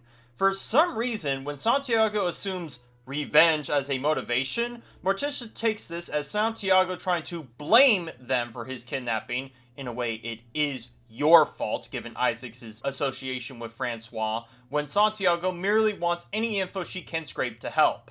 And the parents are loath to impart any info that would help Santiago, despite what they will tell Wednesday as a through line for Isaac's motivations later, so once more, the Addams family continue their criminal negligence. As some other developments with Pugsley's disappearance and Dort's death, Santiago says that the folks at the gala have left Nevermore and soon all the rest of the students as well, which I guess is a through line to the timetable Weems gave her expulsion to Wednesday back in episode 8 of season 1. It's not definitive whether this means Nevermore will be shut down for good, as it rightfully should have been back in season 1, or just for the time being given the circumstances, but the state of Nevermore will have to be saved for season 3. Back at the Rotwood cottage, Weems, Wednesday, and Morticia convene as to their game plan involving Isaac. Weems suggests that the two convene with their psychic ability, with Wednesday countering that she's currently lost hers. Yeah, not sure why Weems posed that if she already knew, the dumbass. This in turn directs Weems' attention to Morticia, suggesting that she can get the help of Hester with her being a raven for the three to make the trifecta of stuck-up bitches to find the Gulping Gang. As for Hester, presumably she did come by Morticia's summons to assist while pondering like the rest as to why Isaac would capture someone like Pugsley before Wednesday makes the obvious conclusion that it's a ploy of theirs less so than ransom money. Also, why are the Addams family so dismissive as to Pugsley's value as a family member that they find it peculiar anyone would kidnap him? I don't even understand why the show thinks Pugsley is beyond any worth when his greasy little tendrils have laid in place the entire plot since episode 3. Anyhow, the three crones convene at the chamber to converse with their spirits, Hester and Wednesday making light of the situation while Morticia emphasizes the seriousness of it. Shouldn't it be the opposite way around given their mentalities? Whatever. The three eventually get some semblance of a sight along with Wednesday, who is brought back into a vision of the past where the young Gomez and Morticia are burying the dead Isaac in front of the skull tree. Hoo boy! There will be a lot to discuss about this flashback scene and all the problems that come with it, but this is a teaser into the long-winded intro sequence like episode 1 of season 2 had, and what episode 1 and 8 of season 1 had. I can also definitively prove that most of the visuals in this intro have no bearing on the story, starting with... This had only relevance into episode 2 as Agnes never uses this mask again. This was literally just the crystal heart from the duel in episode 3. The cello has no bearing on the plot and is just one of Wednesday's items. No relevance to the plot and is just pure visual. This is the only thing that has some bearing throughout the show regarding Thing. Absolutely no basis in the show at all. Merely an allusion to the Day of the Dead episode. Just the fireplace for the principal's office, nothing more. The skull tree hasn't been visually relevant since episode 1 until now. So, with those visuals in mind, only one has any consistent bearing on the show rather than being a one-off. Anyhow, we cut to episode 8 proper, where Wednesday tells Morticia and Hester that she saw her and Gomez burying Isaac near the skull tree while they were students, getting Morticia visibly flustered that powder keg blew up of all. Wednesday demands some answers from Morticia, whom the latter doesn't impart until Wednesday nearly walks away from the seance chamber. So in Morticia Gives Wednesday a tale of her and Gomez's exploits at AIO Tower, where Isaac had turned to Gomez for assistance in trying to save his sister from her Hyde powers, as the machine required a great deal of power. Through this, we discovered that Gomez, in fact, did have outcast powers, as he too had similar electric powers as Pugsley and Fester did, meaning that bullshit line from Morticia back in episode 1, and in episode 7, was merely a deflection and not, as I surmised, some poorly thought out philosophy. Anyhow, Morticia said that Isaac tricked Gomez into taking a seat on the electric chair, as Isaac was willing to kill him to save his sister, such that he had the grave of the Skull Tree dug out in prep for Gomez. Morticia managed to save Gomez from certain death by sabotaging the lab, and the details of that too will be omitted until relevant, but as a result, Gomez permanently lost his outcast ability. And now with that, let's go over the problems this flashback scene hold. Now, first off, do you remember the Garrett Gates' incident? I certainly did, as the show often reminded the audience that Gomez fending off Garrett happened 32 years ago in 1990. Pitting Season 1 on the year of our Lord 2022. What was notable about that incident was that during the entire fight, Gomez did not once use his outcast ability to cast Lightning Bolt on Garrett to fend him off. And maybe you'd claim that, well, perhaps the Gates' incident happened after the Isaac incident.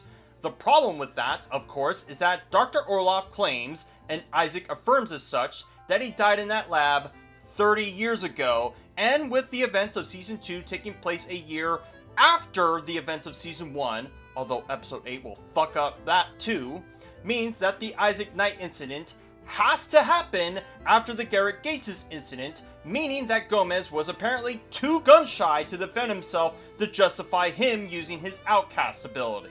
Secondly, in episode 6, Isaac made it patently clear that he needed Dr. Orloff's power core to use the machine at the Lois lab to deprive Francois of her Hyde ability, as that machine apparently replicated the schematics of the lab at AIO Tower.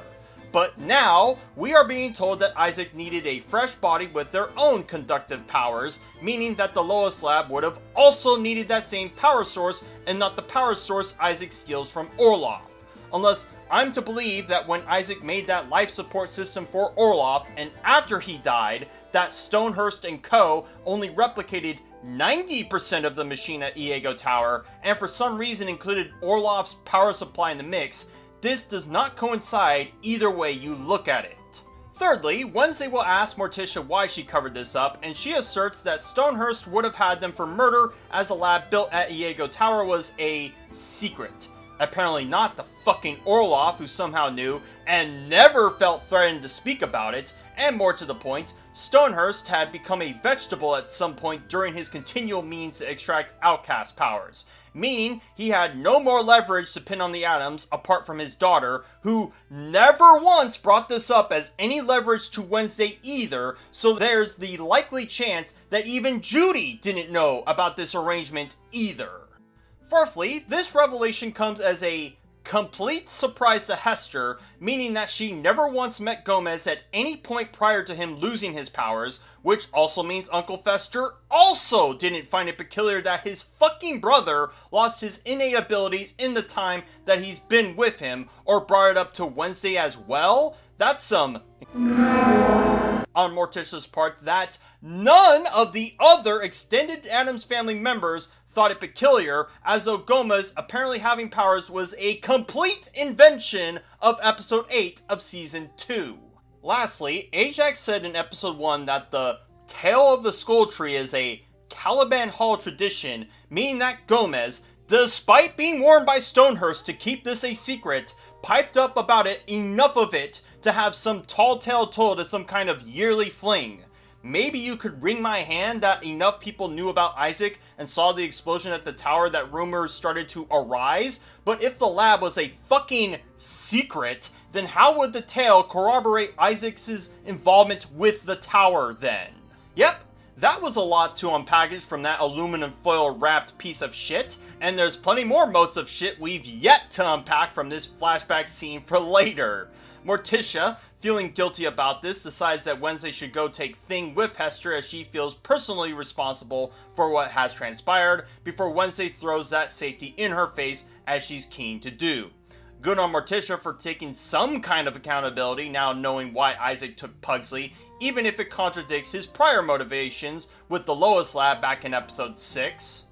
We cut today where Enid gets a long look at Bruno as he leaves at the behest of Santiago and is the last time we'll see of him. Speaking of last times, Ajax butts in to say that Enid deserved better before the two repaired their relationship as mutual friends for the time being.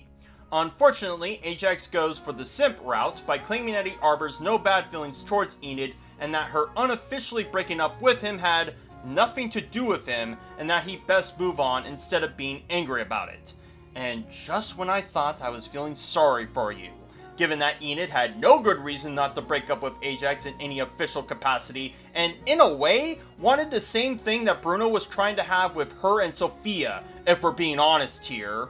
Still, at the very least, Ajax just wants to be on friendly terms, although I suspect this will become more friendly come Season 3, before he leaves and has left as merely a B-plot footnote for Season 2, like he was Season 1.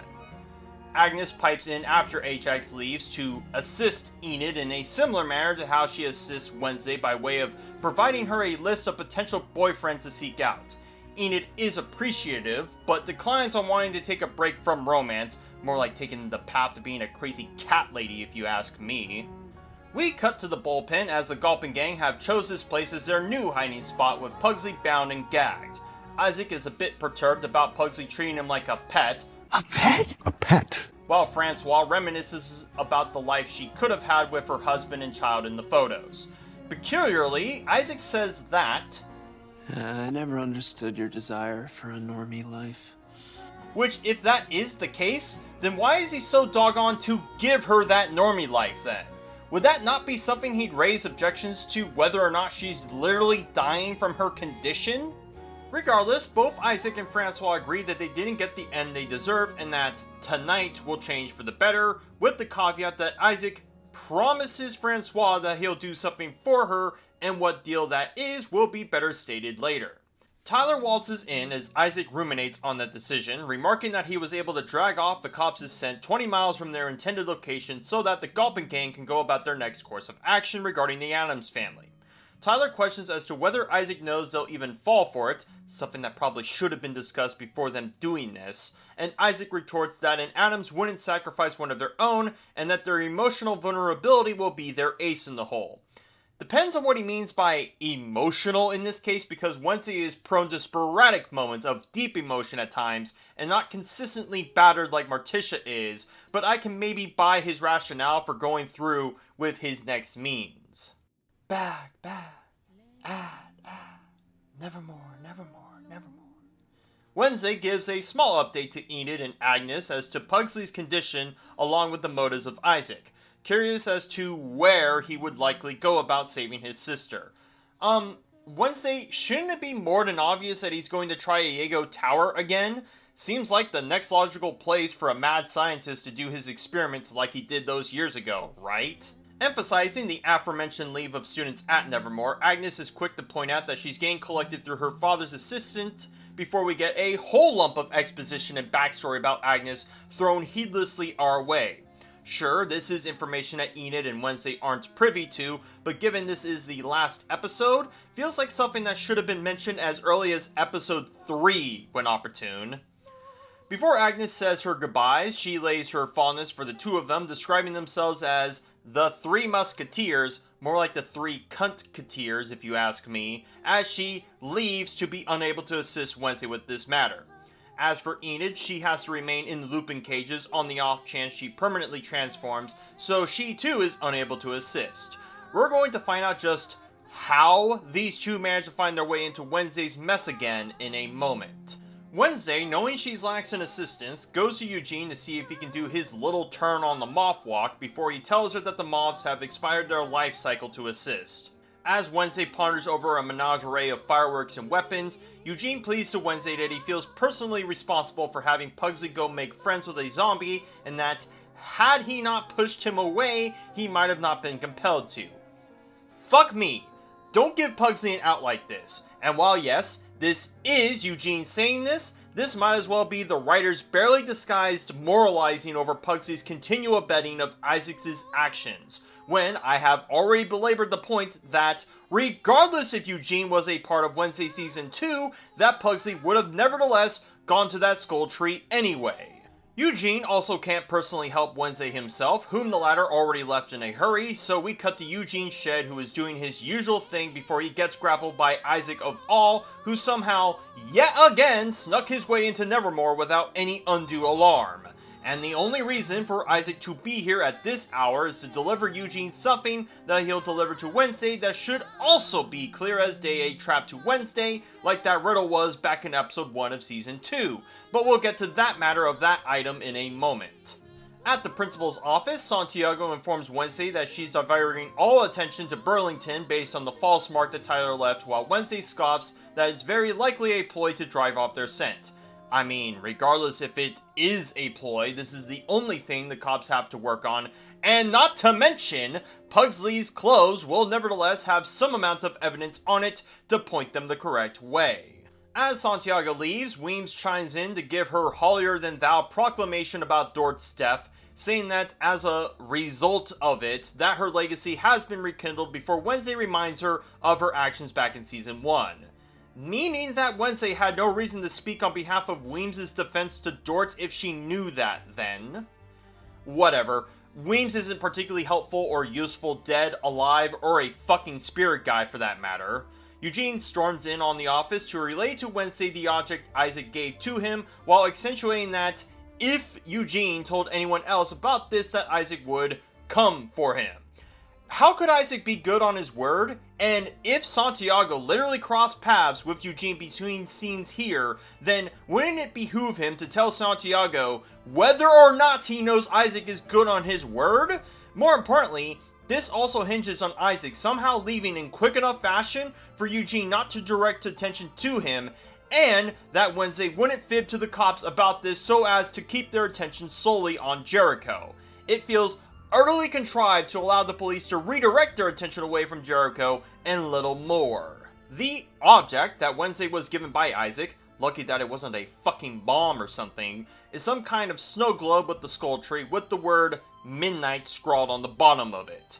Not to be a pedant about this as well, but wouldn't the existence of a snow globe of this skull tree imply that it is more real than fiction to the townsfolk of Jericho? I don't buy that the Gulpin gang were able to just craft this snow globe in due time, so they must have bought this, or stole it, at some souvenir store, meaning that this skull tree shouldn't be some fable that Pugsley had to extensively map out its location for then.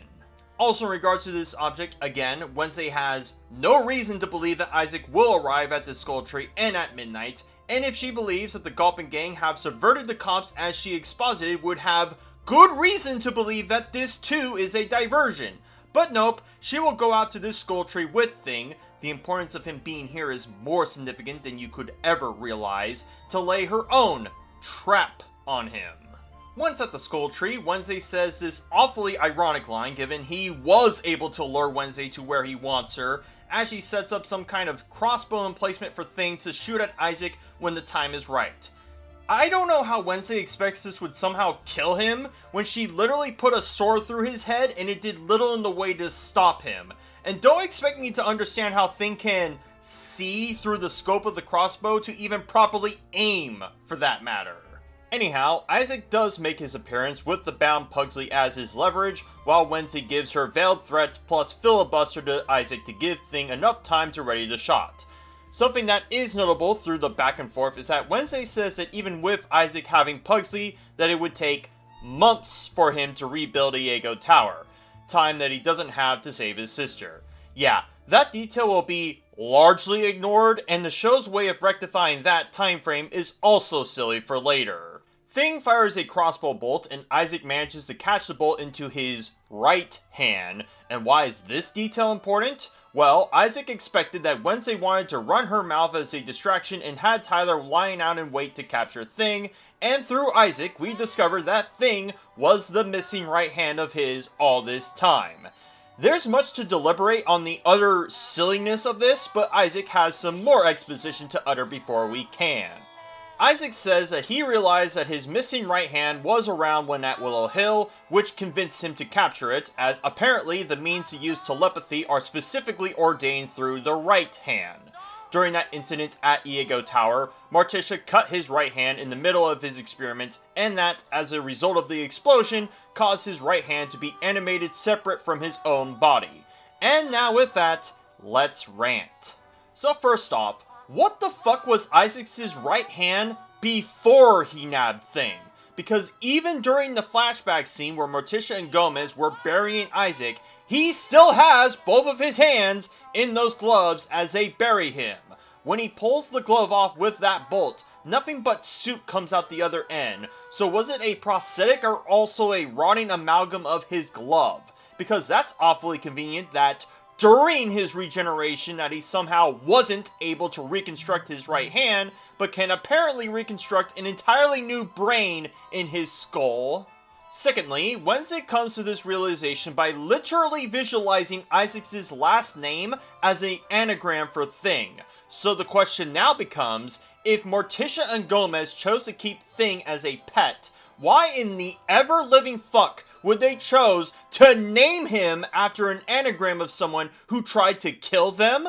I just assumed Thing was named Thing because, well, look at him, and not as an allusion to his past. Thirdly, with Isaac saying that he saw Thing at Willow Hill with this scene, he somehow had enough spatial awareness in his state to remember this detail and conclude that it was his missing right hand.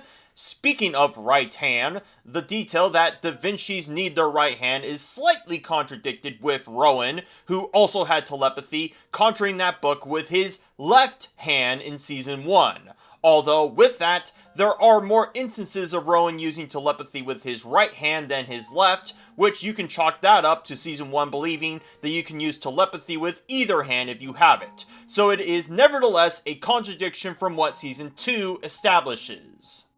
Fourthly, establishing that Thing became its own entity through this freak experiment implies that the other body parts at that seminar in episode 6 also came to from something similar. Meaning that there too is a full person missing eyes, an ear, or a whole leg wanting to be made complete because they too had gone through specifically what Isaac went through. And finally, how did Isaac expect that Wednesday would bring Thing along, whether or not Tyler likely told him how closely associated they are to go about this? Because often Wednesday has not had Thing along, especially in Season 2 with how much Agnes takes his place, more on her as well, and this also relies on the agreement the two made with each other all the way back in Episode 1 of Season 1, something Isaac nor Tyler would be privy to. And unfortunately, even that will not square away all the other nonsense that follows with it, as Isaac makes himself complete by propping Thing onto his stubby wrist and somehow telepathically stitching him together. So the show already contradicts its own established rules by allowing him to do this absent of him having his right hand in the moment, unless we are to believe that the moment Thing makes contact with his stubby wrist that Isaac now has autonomy over him. And speaking of, how? Wouldn't Thing just be wriggling around on his right arm the entire time as a captive like Pugsley is? But alas, Thing is now acting on the whim of Isaac, who makes his Da Vinci prowess known to Wednesday by telepathically throwing her into the Skull Tree grave and proceeds to bury her alive with his telepathy. I mean, sure, there's hardly a chance that Wednesday will survive this, but if his telepathy can conceivably bend her in this manner, can he have her die from a rare case of bonitis? Tyler is even spooked by what Isaac did before they get back to the matter at hand regarding AIO Tower. So I'm sure you're probably wondering how Wednesday will get out of this and stop their fiendish scheme. Agnes. What does that spell? Fucking Agnes, of course, who was here the entire time, yet again, for the sake of the plot. And you may think I'm being unfair to the show that someone who is invisible can show up wherever they want, but the reason it makes no sense for Agnes to be here is that A, her being here requires she knew that Wednesday would go to the Skull Tree at midnight, and B, require that Agnes did not leave, as she stated to both Wednesday and Enid. Francois was waiting in some cemetery for Isaac and Tyler to return to give her the good news that he got his telepathic hand back before they enter him to one of the many contrived secret tunnels invented for Season 2. Meanwhile, Enid gets roped into this plot by way of Agnes asking for her assistance in digging Wednesday out of her grave, saying that she couldn't leave Wednesday and fled the moment her assistant stopped for gas, compounding the ridiculousness of her somehow knowing to go to the Skull Tree at that time. She's also lax on the details regarding Thing to Enid, which perhaps is for the best as Wednesday is most concerning at the moment. Shack at the Bull Tree, Agnes and Enid try to dig Wednesday out, but in their current forms is not going to be enough to dig her out in time. Enid decides to make the sacrifice for Wednesday by transforming again to have the means to save Wednesday from her predicament. They succeed, and as Wednesday wakes up, she's surprised to see Enid transformed, with Agnes saying that she did so in order to save Wednesday. Knowing that Enid likely will be hunted down, takes her opportunity and runs for it, and is the last we'll see of Enid going into Season 2. The circumstance of her condition will only be relayed into the projected Season 3, but as for this, I do find it touching that Enid, knowing full well the implications of her action, does something humbling for Wednesday, given her attitude to Wednesday throughout Season 2 has been quite uncouth from Season 1. Wednesday has Agnes go track Enid as Morticia and Gomez, somehow knowing she would scope out the Skull Tree, happen to barge in the moment Agnes gives chase to Enid. Although, with Weems also being here, there's an implication that she told Morticia that she was buried here, and not that she was going to confront Isaac with Pugsley, the heartless hag. Back at the now abandoned Nevermore, also convenient for the Gulpin gang, the gang arrive at AIO Tower. Tyler asks how they expect to put this lab back together, with Isaac playfully remarking that he is going to put it back together and utilizes his telepathy to move around a bunch of consoles and lab doohickeys. Okay, so this tower that was presumably closed off those 30 years still has all the lab equipment just stored here and is merely covered with some dust? And more importantly, sure, telepathy can make moving the equipment easier, but actually getting it to work, given that it was an explosion that destroyed the lab, is another huge stretch that the show does not earn, as though to insinuate that Tyler merely needed his right hand to get this to work. Okay then explain to me how, despite being made aware of Thing back in episode 4, that Isaac did not go looking for him when they went to that Lois lab in episode 6 perchance. Wow, it's almost like Isaac needing his hand for telepathy was merely an invention for episode 8, with no consideration for his actions in the prior episodes. Gomez, Morticia, and Wednesday are hurrying their way to AIO Tower, with Wednesday confronting her parents as to why they never told Thing about his past. Their claim is that it was a secret better left buried, and that they didn't want to burn Thing with that, suggesting that any good in Isaac transferred onto him. And they also didn't want to burden Thing with that signet ring of his, as well as to his only clue that he's a part of Isaac, right? Which means that every death by Isaac's hands, well, mouth, are on them, as opposed to only Pugsley being guilty of them all. And am I to believe that Gomez posed no questions as to where Pugsley got this zombie between episode 3 and 5 to make this make sense, and that Gomez didn't pose any concern about Thing after realizing that Isaac was alive? Morticia and Wednesday go pursue the Gulpin gang, while Gomez has to hang back to get word in on the sheriff, something that Wednesday could have done the moment she was made aware of Isaac being around Nevermore, no less, but anything for that dramatic tension, right? Anyhow, Isaac puts the final touches on the lab, although the amount he had to do seemed physically taxing for him.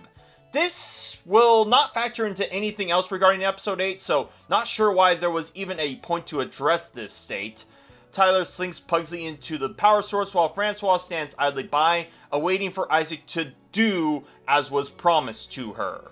And what was promised is that Tyler would be the one to have his Hyde powers extracted instead of Francois, as Isaac forcibly telepaths him to the operating table. And yes, Tyler is helpless to stop this despite having Hyde powers, although maybe this is in line with the show's previous concessions to him being restrained to transform and or likely had difficulty using them with Francois being his master. As for the promise itself, was this a conversation they had after the events of episode 6? Because I'm not sure where it got in Francois' head to have Tyler be relinquished of his powers instead of her between then and now. Did she do it because of Tyler attempting to turn into the Hyde during that experiment in episode 6? Anyhow, Francois tells Tyler that it's already too late for her to be saved, meaning that previously established timetable was also useless. As to her reasons for Tyler to be the subject of the experiment, adding that it's his time to be freed of this curse. Tyler is very adamant to say that it's not her right to take these away from him, and is something to keep in mind given the show's continual allotting of his actions from season 1. Morticia and Wednesday make it to the hatch of the AIO Tower as Tyler continues to plead to his mom to be freed. Wednesday grabbing an axe that I can only assume was left over from that prank Agnes did back in episode 2, what with there being several blades around as well that Morticia grabs for. As the experiment is ongoing against two unwilling subjects, Francois is able to spot Morticia and alerts Isaac, who the two just pace about in looking for them with seemingly no spatial awareness anywhere else. Wednesday manages to sneak up to the operating table to Tyler, who literally pleads her to kill him as though he'd rather die than live without being a Hyde. And once more, Wednesday has every good reason to kill him outside of her own, and what does she do? She breaks one of his binds, which somehow allows him to transform, and also seemingly stop the electricity from surging into him the moment she does this. Am I to take it that Wednesday is taking pity on him, or is it really that she's grown fond of him because holy shit, it wouldn't be a high school drama show without that, now would it? Just bear in mind that Wednesday has no reason to believe that the moment she frees Tyler that he wouldn't take every opportunity he can to kill her along with Isaac and Francois, even with how incompetent he has been to kill her, nor does she know the circumstances as to why Tyler was on the operating table, so needless to say, her priorities are beyond fucked. As Tyler transforms, Wednesday does effortlessly free Pugsley from his confines. Yeah, I buy the believability that she didn't get electrocuted here, show. Before Tyler does the usual trope of throwing someone across instead of just ripping someone apart, as he does to Isaac, and as he does intend to do to Francois. Wednesday, for some reason, takes this as an opportunity to spectate this conflict between them, instead of just running away like she did back in episode 6. Again, where the fuck are your priorities? Tyler once more decides instead of just mauling his mother to throw her across, giving her ample time to transform herself as we get some Hyde-on-Hyde action. This inadvertently causes destruction to the lab, along with Wednesday doing her own to the console as Morticia helps Pugsley along. Isaac awakes from being thrown across to the witness of the Hydes fighting on the Ophelia Hall balcony, realizing that things are getting incredibly out of hand for him as he desperately tries to unfuck the situation at the lab. During this, Wednesday does take notice of Isaac, and while Morticia escorts Pugsley to the hatch with Gomez, approaches Isaac with the intention to use the axe to rescue Thane from his confines. Wednesday, how the fuck do you think this will fare for you given Isaac has telepathy? Am I seriously to believe that, like with Crackstone, that he won't use his telepathy when convenient to her? But before the two can tussle, the lab properly explodes again, which also causes the two Hydes to be thrown off from the top roof of Nevermore. Tyler manages to hold onto something, but Francois is losing her grip, and in a moment of humanity for a Hyde, Tyler does attempt to reach out for her. Francois, supposedly knowing it's too late for her, decides to let go and plummets to the werewolf statue in the quad, killing her somehow? Like, she doesn't even get impaled by anything. She literally just gets held up by the statue as though it's holding her, and given that their fight scene implies that fall damage doesn't work the same way transformed, would this actually be fatal? And alas, that is the end of Francois, and effectively the end of the Gulpin Gang, a bit of poetic irony that Tyler had inadvertently caused her death after years of believing she was already dead, to the witness of Santiago and her troops who have just arrived at Nevermore.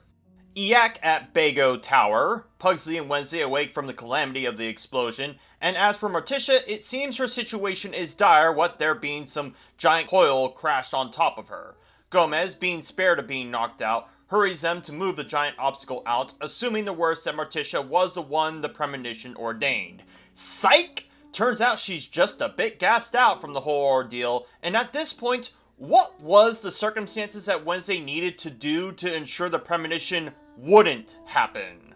But maybe I'm biting my tongue here, as Isaac also returns to telepath Wednesday to him, must be familiar territory for Wednesday given Rowan, and force chokes her to the witness of the Addams family. He claims that he's doing this because he lost the only person he ever truly loved, and wants them to feel the same pain he's going through.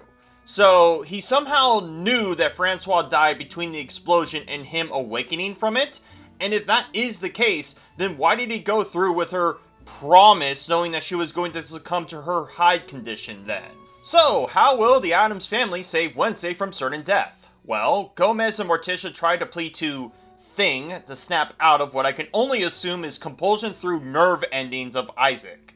This initially doesn't work, and Morticia takes notice of the axe Wednesday dropped, and manages to kick it towards her, giving Wednesday an opportunity to throw it at Isaac. She misses, although does free herself from his choking for the moment, and somehow that move does indeed compel Thing to fight back against Isaac. Again, I don't understand the mechanics of why Thing ever was under his beck and call in the first place, as Thing does predictably wriggle around on his arm like I expected he should have from the very start.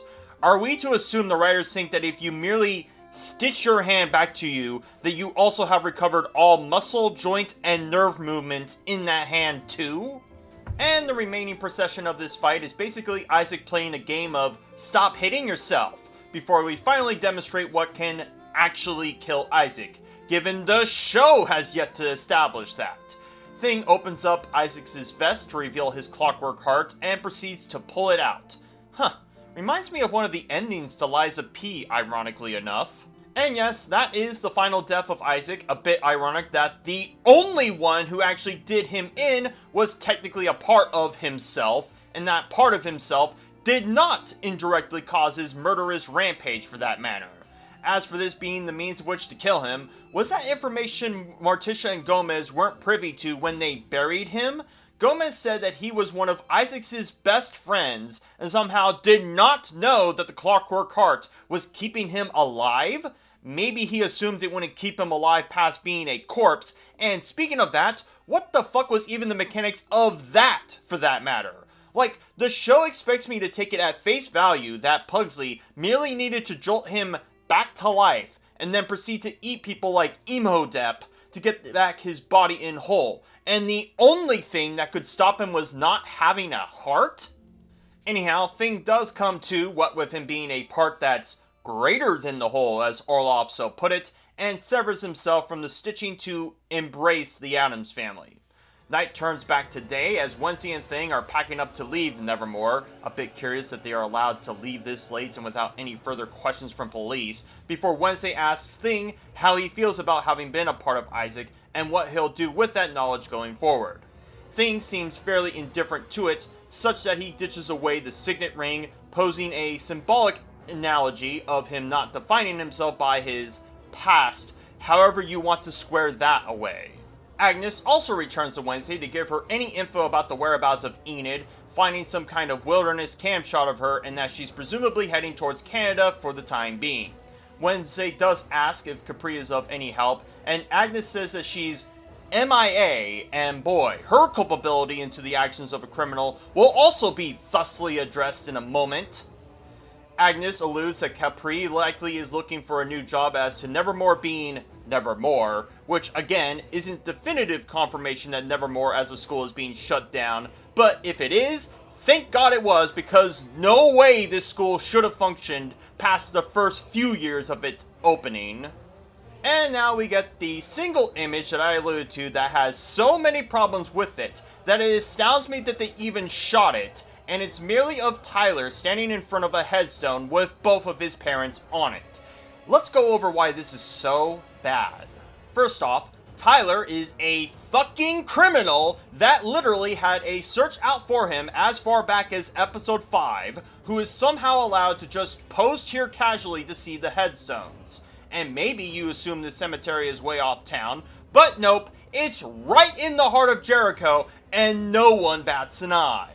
Secondly, take a closer look at the dates on these headstones. Do you see the problem yet? Well, starting with Francois, her date of death was 2010, which is likely alluding to the fake death Judy or Augustus signed for her, which is an issue in of itself if Wednesday didn't have an obituary for her.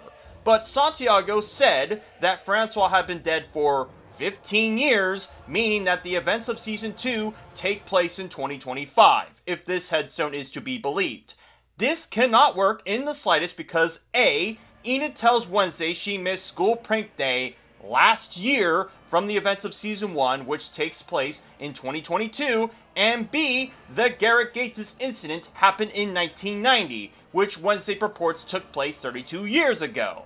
Unless Enid is somehow stupid enough not to distinguish last year from a few years ago, which also means Wednesday must be as well, this does not coincide and feels put there merely for the sake of the show to take place in the same year this season aired.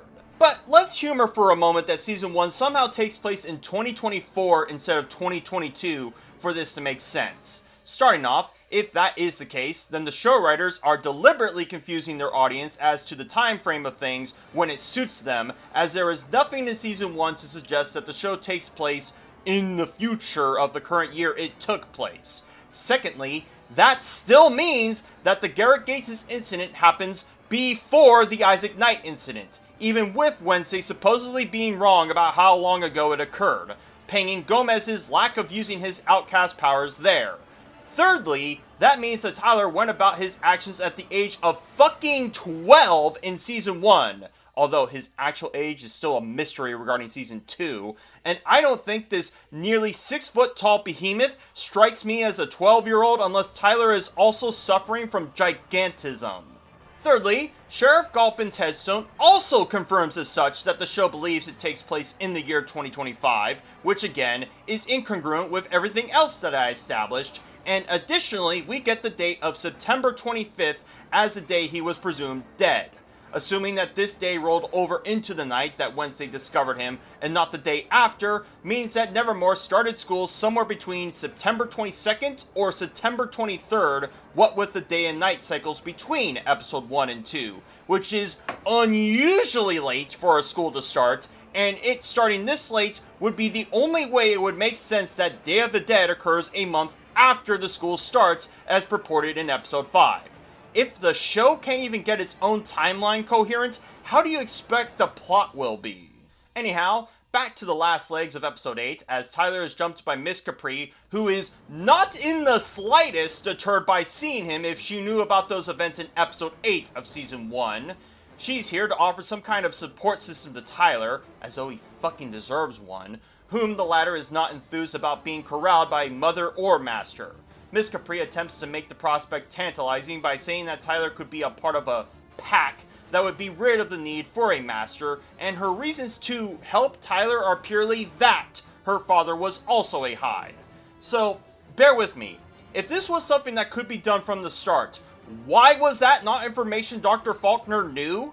Curious how Miss Capri is somehow even more knowledgeable about Hydes than he was, and that, conveniently enough, she's been round the block with Hydes personally for this to occur.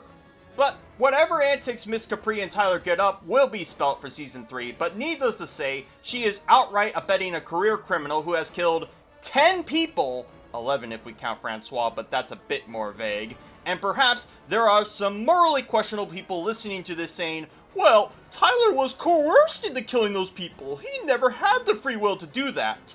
Keep in mind, Tyler said to Wednesday that he took pleasure in seeing the fear in his victims' eyes as he killed them. He doesn't view being a Hyde as a curse to Isaac, and that he wanted Wednesday to kill him, knowing that he likely would lose his Hyde powers.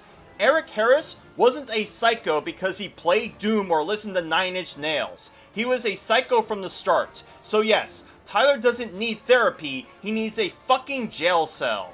Rounding out the remainder of arcs in episode 8, Pugsley is packing up his things before he gets a complimentary snack from Eugene.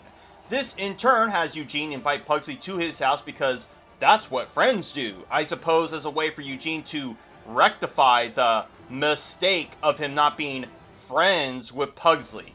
The more you tell me it's Eugene's fault, show, the less I believe you, and the more I believe you are morally fucked in the head to try to convince anyone that.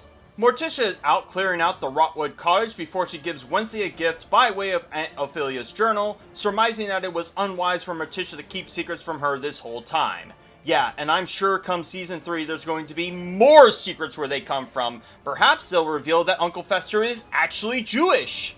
As for Weems, she chimes in to state that having restored their familial bond was only the first step into regaining her psychic ability, however inconsistent her having those powers have been, before she properly adios out of the cottage. I guess spirit guides can take a break from being a spirit guide? What the hell does Weems plan to do outside of it? Unless this is to establish that Wednesday also lost Weems as a spirit guide after restoring that bond? Anyhow, Gomez runs in to have the Adams leave, but Wednesday says that she has other plans in mind, and that plan involves taking a ride with Uncle Fester to go search for Enid out north. And the Adams family are just okay with this? I guess they were okay with her taking a flight out to Missouri, so I guess this too shall slide. And what little remains of episode 8 is the typical monologue with a orchestral cover of Sweet Dreams by Eurythmics, and I don't even get the through line of using this song as a cover to bookend season 2, but regardless, there is more to opine on the few lines of dialogue expressed. Firstly, Wednesday ponders as to why she decided to free Tyler instead of kill him. Yeah, we're all wondering that, writers, while still having distrust over the whole of the Addams family. So, better get prepared for season 3 to be more of the same, motherfucker! Lastly, Wednesday goes over Aunt Ophelia's book and inextricably does get her first psychic vision since episode 1 of season 2 of what Wednesday assumes is Aunt Ophelia still alive all this time. As I stated, can't anyone actually die in this show unless it's visually shown that they died? But emphasizing Aunt Ophelia's survivability, the final cliffhanger that season 2 shakes at us is that we see Hester go into her personal dungeon to open a cell with Ophelia in it, calling to her with a bloody scribble of Wednesday must die, Ace Ventura anyone, plastered across her cell. As I stated back in episode 6, that line by Hester had more subtext than you'd realize, and now we have to speculate as to whether Hester's reasons to invite Wednesday to her home were more insidious than what was previously expressed. Although, given my last attempt to speculate as to cliffhangers onto the tail end of season 1, I'm not going to do that for season 2 as the actual reasons may be even more retarded than what I would give the show credit for. And that is it for episode 8, and by extension, Wednesday season 2. And like with episode 8 of season 1, is the second worst episode in season 2, mainly as a result of all the secrets it unburied with the finesse of a Jackson Pollock painting, having bottled all of its plot beats into an incoherent mess, the continual moral gaslighting the show puts on the audience, and of course, the literal timeline breaks from that single frame of episode 8. But perhaps, I should save my summary of Wednesday season 2 for, well, the summary.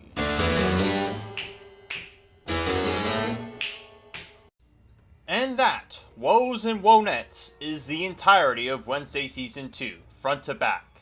Heralding much of the faults of Wednesday Season 1 has added a schizophrenic manner of pacing, an overbearance on juggling too many plot beats such that they fall to the wayside, mired by the lack of acknowledgement of the abhorrent actions of our protagonist, to abet the antagonists their continual means to advance the plot.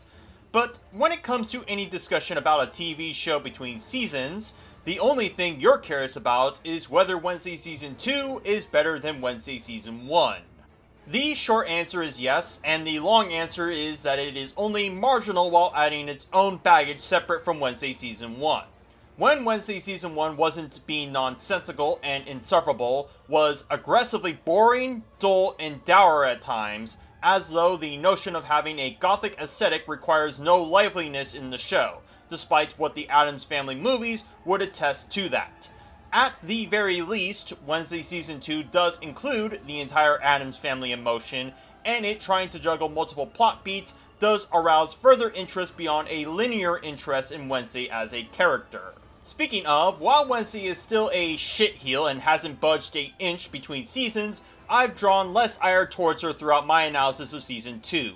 Why? Well, it's not so much that Wednesday herself has dialed down, but that other characters have dialed up that behavior in turn. Notably Enid, who seems just as conceited, envious, holier-than-thou, and frankly inconsistent with her standards in comparison to Season 1. Which I'm unsure as to whether the writers wanted her that way to wedge drama between her and Wednesday, or that Wednesday rubbed off on her in the worst kind of ways. But even foregoing Enid, Morticia is equally as infuriating going into Season 2, and Agnes is cunningly nefarious as well for how much the show wants to establish this friendship triangle between them. And I can only assume that with Wednesday having less screen presence, that someone else had to compensate for the lack of that extremely unlikable characteristic. Wednesday Season 2 feels frankly all over the place across the board in terms of its plot, story, characters, and mystery construction. Season 2 advertised Enid's premonition throughout the teaser trailer, but its relevance dies the moment episode 6 ends in favor of a new premonition.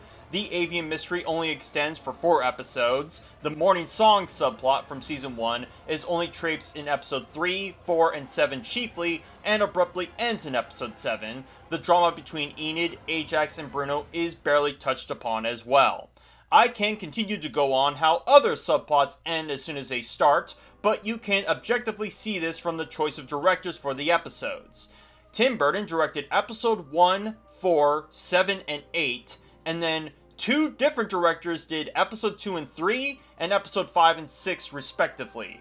Whereas with Season 1, Tim Burton at the very least directed the first half of that season, and then a different director took the helm for the latter half. This incoherence extends to the overall world building of Wednesday Season 2, as Jericho has taken a considerable backseat to the overall setting of the show compared to Season 1. There are only minute glimpses of tangibility in regards to the other locales we go to, but as for where the inn at Apple Hollow is relative to anywhere else, or the Gulpin House for that matter, your guess is as good as mine. Even Nevermore suffers in that department with the new development of AIO Tower and the litany of secret tunnels and passageways that comprise it, making the Overlook Hotel in The Shiny seem coherent by comparison. You can see this with how much of the public school activity takes place at the Link instead of the Quad in Season 2, when the Link in Season 1 was supposed to be the driveway entrance into Nevermore. This may also be as a result of all the characters that Season 2 had to juggle in the interim, even if some of these characters don't get a lot of screen time between them. The characters we do lose from Season 1, that being Xavier, Sheriff Gulpin, Lucas, and Laurel Gates, which I didn't even expect her to be in Season 2, we gain with Agnes, Bruno, Dr. Orloff, Dr. Fairburn, Miss Capri, Pugsley, Hester, Isaac, Francois, Principal Dort, Augustus, and Judy Stonehurst. And all of them are going to be rubbing shoulders to fight for whatever screen time they can to shine, and as a result, means they all collectively get little to impart upon. In essence, I always prefer a show to baffle me with bullshit rather than a show that bores me to tears, and is thusly why I rate Season 1 of Hazbin Hotel higher than Wednesday Season 1 for that reason. And thus, Wednesday Season 2 ranks higher among Hazbin Hotel, chiefly of how much potential Hazbin Hotel Season 1 squanders. Speaking of, it is peculiar how the parallels between these two shows is noted, as though Wednesday Season 2 had to amp up the craziness to get more attention on it, and well, how that fare for it. It's interesting to note that a show that somehow got a Season 2 and even was approved for a Season 3, that this show still has very little in the way of a cultural touchstone across social media. Using Twitter as an example, here are several cursory glances at how much engagement Wednesday Season 2 truly derives, and the most engagement that I was able to scrape was of a teaser from a whole year ago with 2.5 million engagements. Keep in mind, engagements, not likes, retweets, or likewise, so imagine how many of those people got filtered to actually watching Season 2, much less all the way through. You'd think that Lady Gaga cameo and dance routine in episode 7 would have at the very least been something to drive interest in the show, but nope, it only drew more attention to Lady Gaga herself like that TikTok trend did for season 1. It's like Netflix is the CW of streaming services with how much money it seems to piss away on projects that go nowhere and are awful in their own right, like with Zack Snyder's Rebel Moon or The Witcher. So what does that leave us with left? Well, the themes, of course, and the main one that I could wade through the nonsense was the need for attachment and belonging.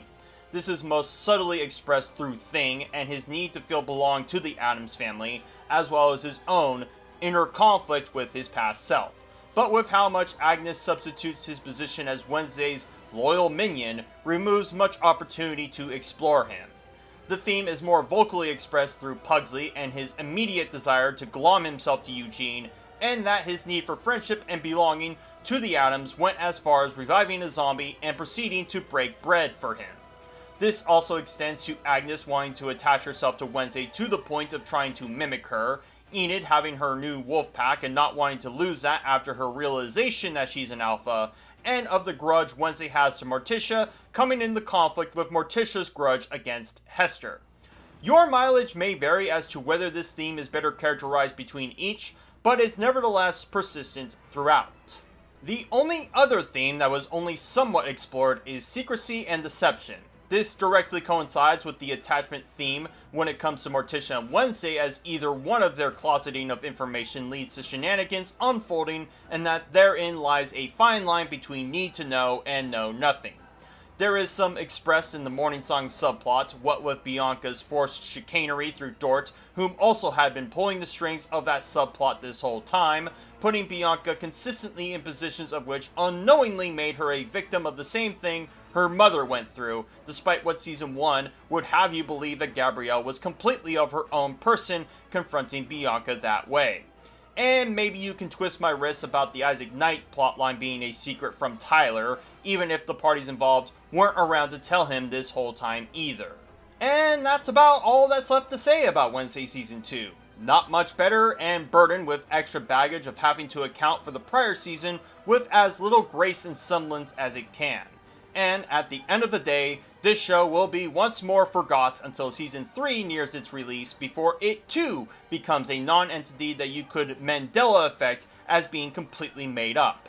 And hey, perhaps Season 3 will actually have to kill Wednesday and revive her so that it can coincide with Jenna Ortega now looking like a living skull emoji as the only pull Season 3 has going for it. But regardless if no one sees it or everyone does, I'll be here to laugh at it and analyze it as always. That's it, folks. This was quite the undertaking of a project for me to get done in due time, somehow beating my previous record from this year of completing the Tales from the Borderlands project in a measly 4 months with nearly 7 hours of footage to analyze in just 2 months. So with that out of the way, what's next for me going forward? Well, Hazbin Hotel Season 2 also had its announced date of October 29 come around, and while I did have plans to cover that as well, I've been quite rattled trying to get this project out in time while juggling the odd architecture vids I've made in the interim. This year, thus far, I've done analysis vid after analysis vid with smaller vids to go along with it, so I think I'm going to rest on my laurels for the remainder of this year. Not that I won't watch Hazbin Hotel Season 2, even for how much the creator has soured on me, and do my own note-taking, but it'll be a project that I'll likely start into the next year, assuming that the next Borderlands analysis vid doesn't take priority over it. Of course, smaller videos are to come abound, as there are still a few more odd architecture vids regarding the Ravenholm maps to follow, along with the usual TF2 odd architecture vid after completing a chapter of Half-Life 2. As my usual bookend, citations will be provided in the pinned comment of the video as always, and if you've gotten this far and liked everything that I've made, consider throwing a few bucks my way through my Patreon as gratitude. There will also be some blooper reels I've saved from my recordings on Wednesday Season 2 as a final courtesy to the audience who suggested I do. I've hoped you enjoyed my long-winded ranting and raving, and at the very least got something illuminating from the experience, and hope to see you in future videos.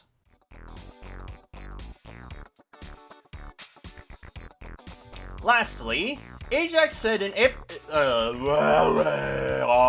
I guess Santiago didn't hand out wanted posters around. So his Gorgon gaze can work past him being a jar. In a jar. Fuck. I was trying to say it, I didn't put it in there. As for Gideon, while Bianca does reassure her of that, Ajax Berex? What the fuck am I doing? And we're going to see just how much of a butterfly effect Slurp having escaped his facility. His facility? It should be cell. Whoops. Siren sung into two of them. Fucked up. Wednesday and Fester decide this is the moment to get out, but Wednesday goes her. Wednesday decides for Weems' sake, if Dort plans to honor her legacy. I framed that like a question, so that she can conclude that Isaac is looking for her sister. His sister. Fuck, why do I always keep fucking messing up the pronouns here? Fucking pronouns! Lucky for him that Slurp was in...